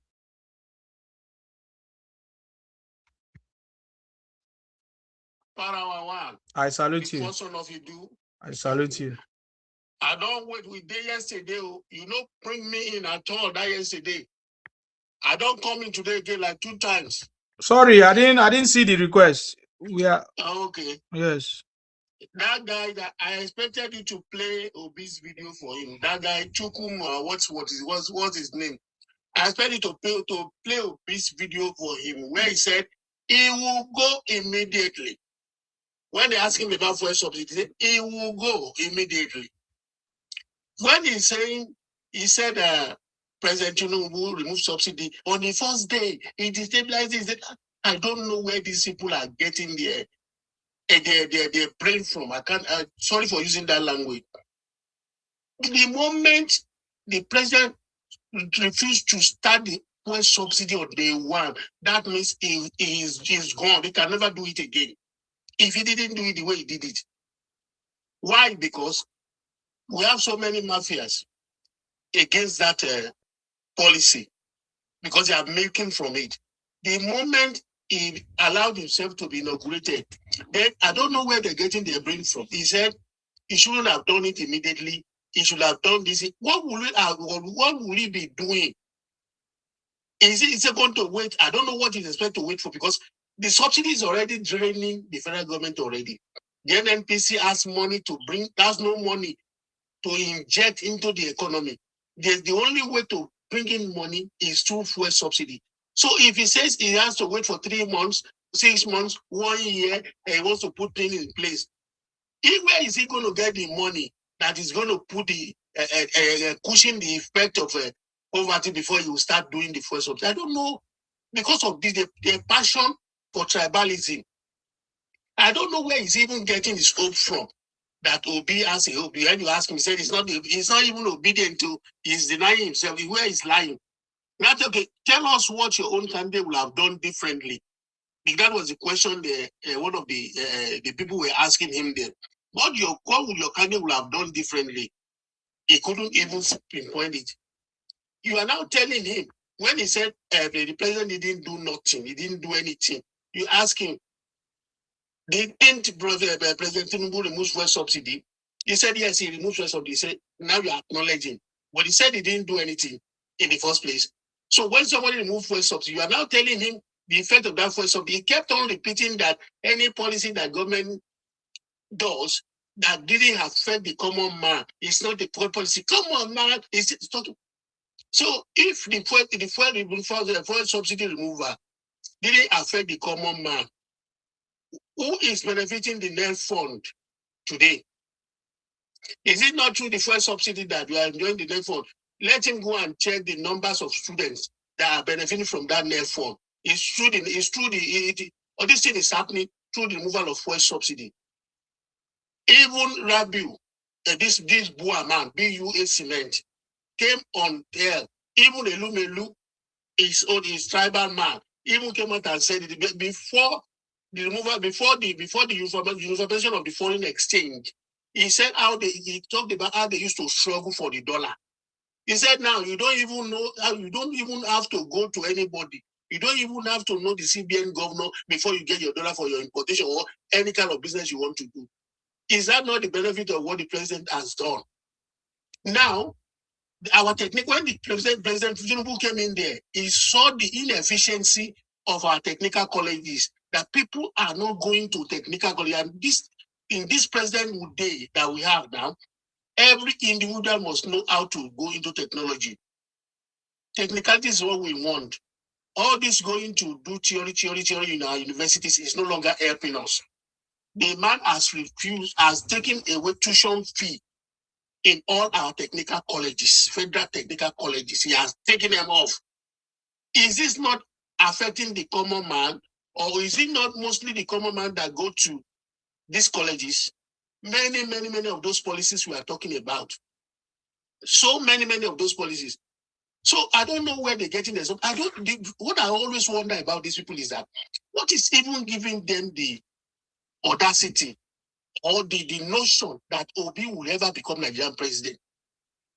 No matter how he tries, his vote will not extend more than the Southeast. Even this time around, even the sensible ones from our Southeastern brethren, they are seeing the light already. One of our progressives, Egondu Okori, I don't know if you know her, Egondu Okori.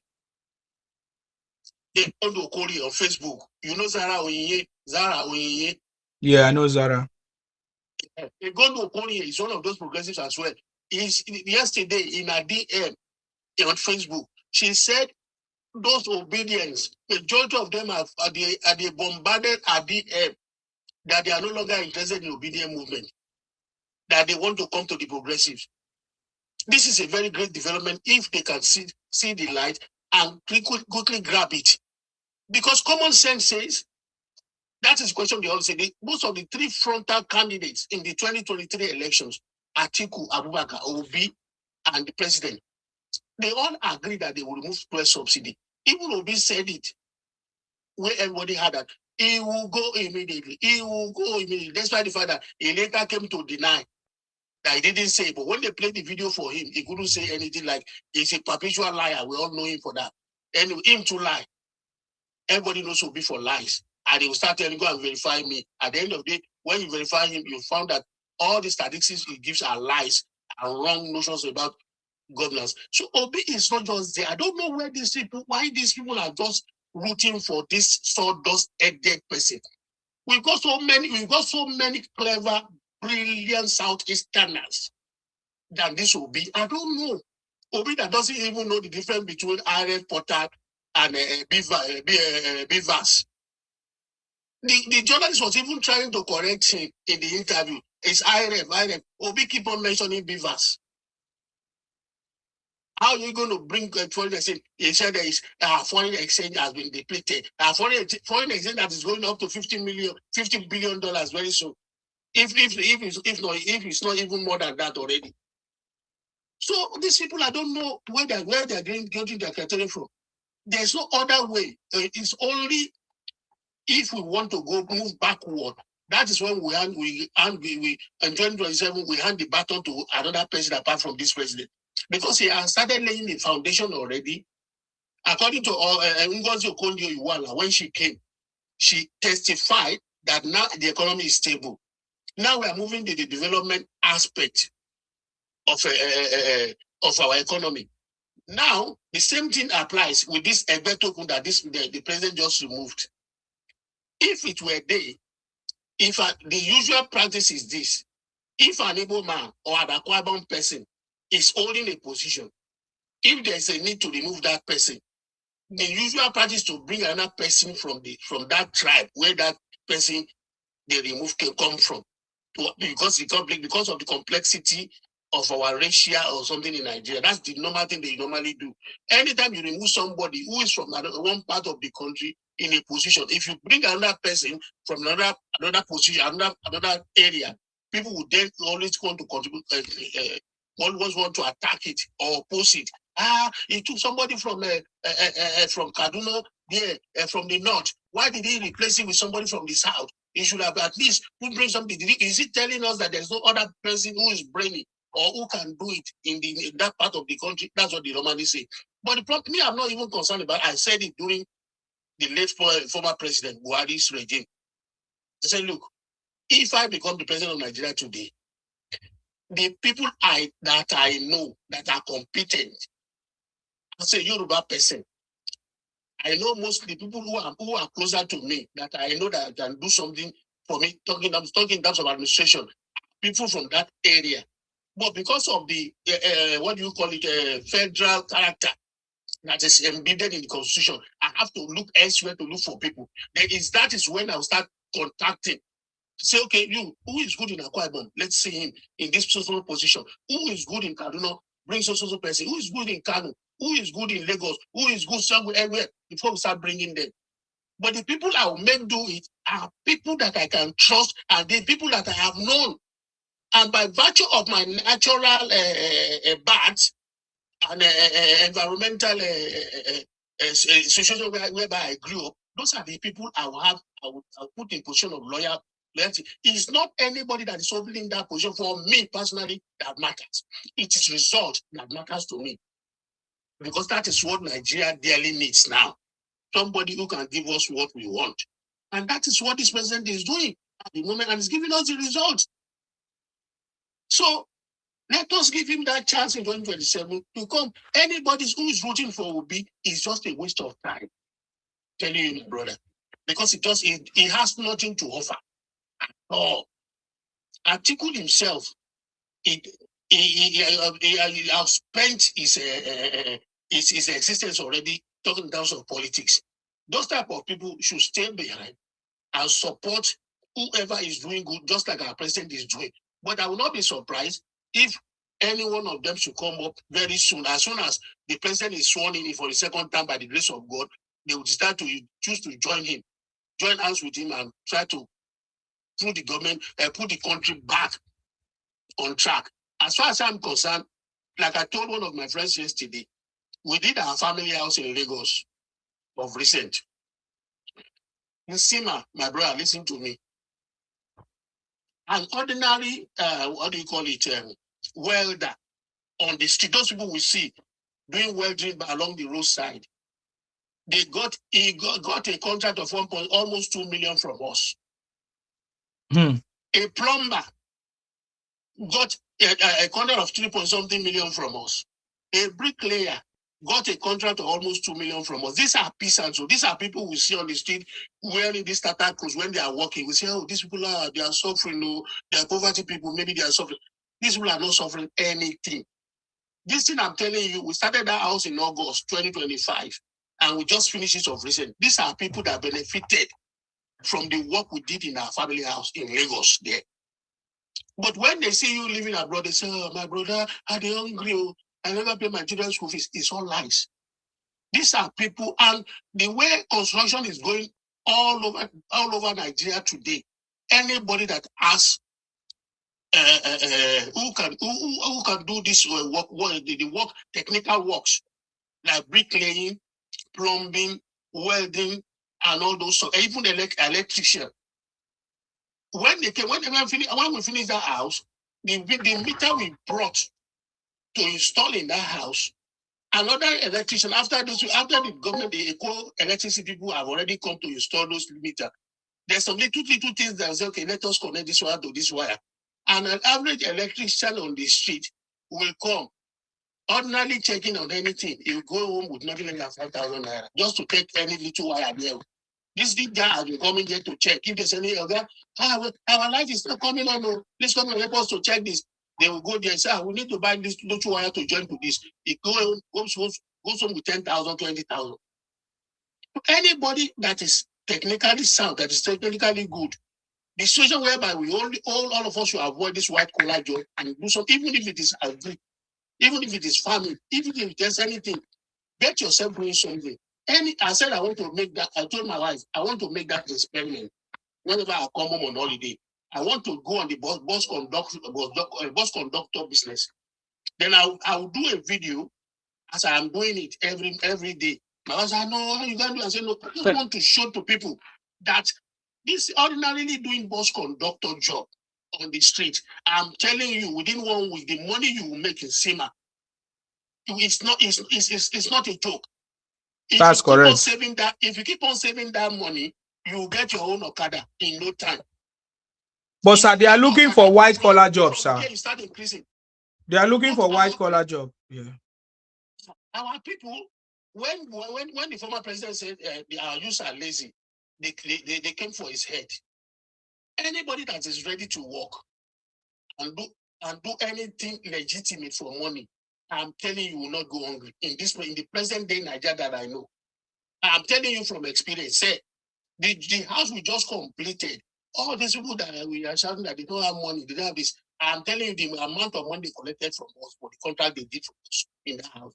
And on that street, in that area, so many buildings were up for reconstruction or building. Some of them destroy all the houses, they start all over again. So many construction was going on all over Nigeria today. Anybody that can do anything that's technical is not going to suffer. And if you cannot do anything technical, if you have any money to start yourself in business, so many SMEs that this government has already established. I'm talking from experience because I have so many people on the ground who are interested in it. All we just need to do, we just need to tell our government to do is let them go look for an office, a serious, effective office of ombudsman. A serious office of ombudsman that will be interested in checking the implementation of their policies. Because even the Buhari that they were shouting that he didn't do nothing, he didn't do this, that man pumped in billions of naira into the MSMEs. If you remember, there's one organization that was there, they call it NIRSAL, NIRSAL. I've forgotten the full, maybe Nigerian investment, so NIRSAL. He pumped a lot of billions into that commission. But what they did there, the people that were using that area, they use that money for their own personal gain, not the interest of the country. You understand, my brother? Yes. It's my alarm telling me to start preparing for work. So I just want to round up this way, my brother. Let us continue to support the president. He's got the vision. He's got the technical know-how. This is the first time we have an accountant general, somebody who has knack for figures, somebody who is interested in doing something good for us. The best thing for us is to get there. The ombudsman I'm telling you to talk about this. He did it in Lagos.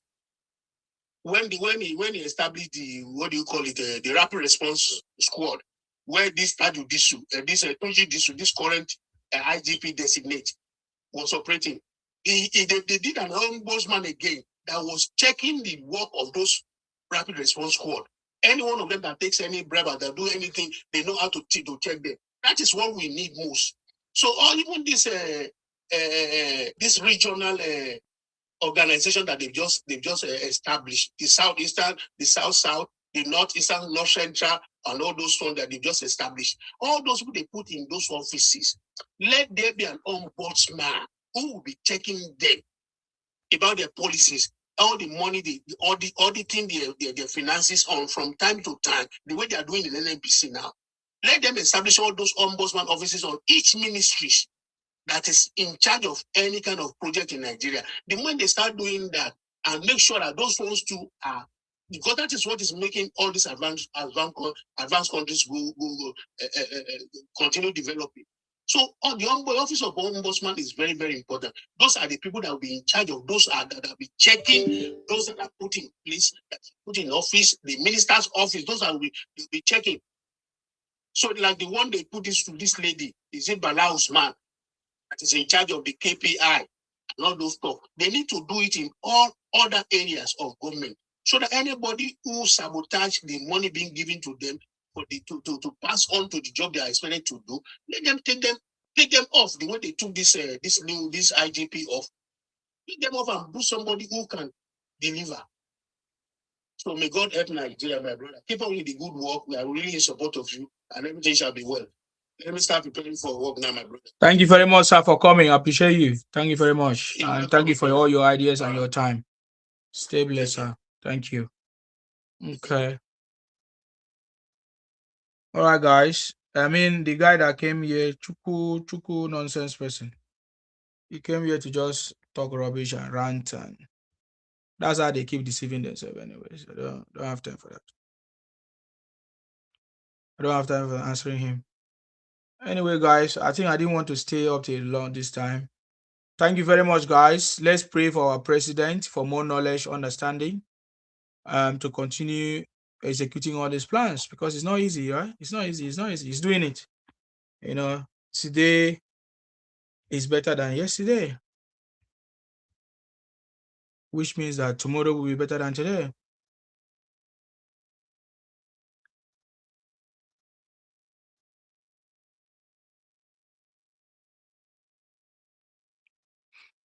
Also, I say, now that you have completed the house, where will they get money again? You are in abroad where things are working and supporting evil administration.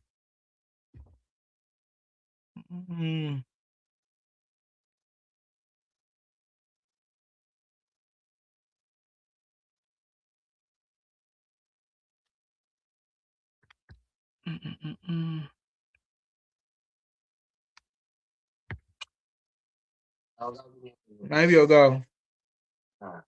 What happened to be yesterday? Now arranging from ADC. And the same people who do it for that ADC, and then they want now. Fire. At the end of the day, now they are blaming APC for it. Is there, and somebody asked a question. He said, okay, they are blaming, how are you going to be blaming APC for doing that to the candidates that you are not even sure of giving your party tickets to? There's an election that is going to do, the primary election that is going to do in ADC, which is going to compete with people like Rotimi Amechi, Atiku, Rufai, and the other guys. None of them want to step down for each other. But two people are blaming APC. And somebody made a statement. He said the governor of that state said, if anytime you are coming to Edo, please let me know so I can organize security for you to protect you. But you went there without the governor knowing anything. You just go there and come from there.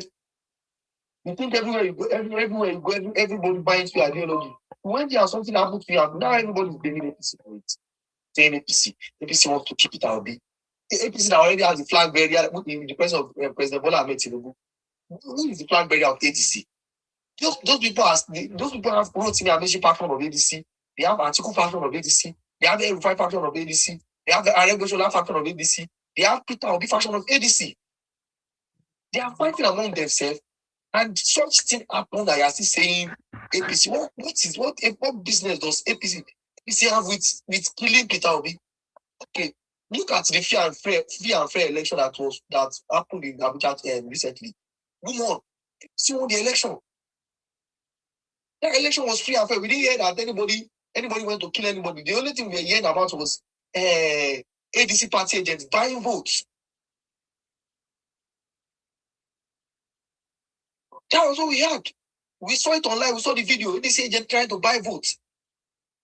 But you people, you go to people's states and you want to go and just form one kind of pity face for them, and you think they will fall for you. The people that you have insulted their Oba, you insulted their Oba that their Oba is nobody, and you expect them to go to their state and form Van down for them. And I like how this thing don't take happen for Southwest, because if say now for Southwest this thing happen, they will not be shout say Yoruba won't keep it out bill. They don't make Peter Igbo man rule. They won't keep. But I like as we say that side they happen, because this is that for Ogun State or for Lagos or for anywhere this happen today. That yesterday that Yoruba won't keep it out. Okay, bye. Sorry, Yoruba won't pipe it out. Who gets my brother? TikTok friendly watch. Yoruba won't pipe it out. Now what we go here for everywhere today? I think one guy who they report Thomas Sankara for one life today. And that guy come open the say we voted for Peter Obi massively. in Edo. You put on against us. You insulted our Oba. You are saying our Oba was useless. You expect to see those same people. You expect them to vote for you again. Insulting their monarch. Instruction from the government that anytime say you want to know the state pass the governor know anything they go for the state. You know, they don't people get pepper body. What don't happen as from the insult when they insult their Oba. And the thing is, if you won't come their state, make instructor so that they will provide security for you. You be stronger and went to that state without security. Knowing fully well that you have in your own party ADC, you have your oppositions that don't want you to have presidential tickets. So my brother, my own submission be that to my own submission be that to make this that thing. Now either make me say the stage that thing, or now from the ADC people, I still want to treat. I just hope say if he just listen to waiting the governors of each state they talk. Anytime they are coming to this to a state, inform the chief security officer of that state so that he can provide security for you. Don't have the thinking that everybody just like you. You are not Jesus Christ. You are not one person that everybody will just like. So now I don't want to talk without my brother. Thank you very much, sir, for coming and for your contribution. We appreciate you. Thank you.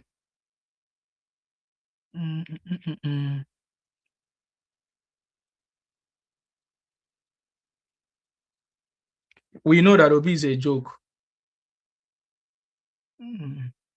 Guys, I need to go and rest because I have something I'm doing.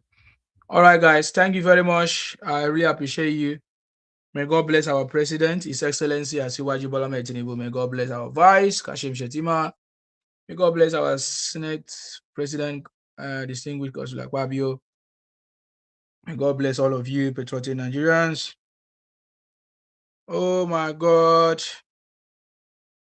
On I no go allow me sleep. Sanjay. Now you be your girl. Go ahead. Yeah, thank you very much. You have been giving us Your sound is not clear, sir. Your sound is not clear, sir.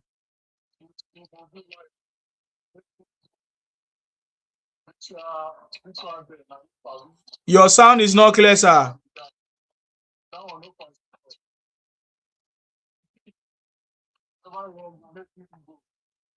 Can you fix your sound?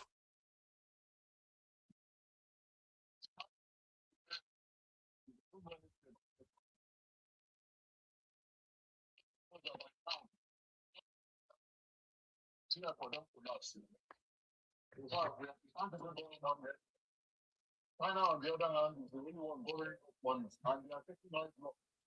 That's why they have to open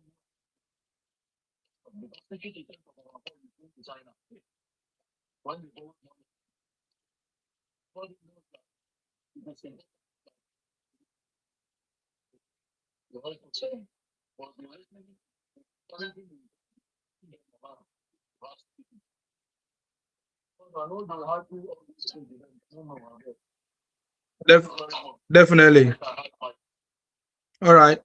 Thank you very much, sir. Thank you. God bless you. Thank you very much. Of course, I know that they don't know it. That's why I'm not arguing with them anymore, man. Anyways, guys, thank you very much. May God bless you. May God bless the Federal Republic of Nigeria. Because you know where I'm from Akwa Ibom, the first son of Idu. Our job is to make sure we continue to fight another person and defend our land. Stay blessed, guys. The city boy is on the throne. You know, President Tinubu have cracked the code to take Nigeria out of third world status. Let's continue to support the city boy. Join the movement. No noise making. All right, guys. Thank you very much. May God bless you. Until I come your way next time, guys. Thank you very much. Bye-bye for now. Bye-bye. All right, guys. If you are watching me on X, stay blessed.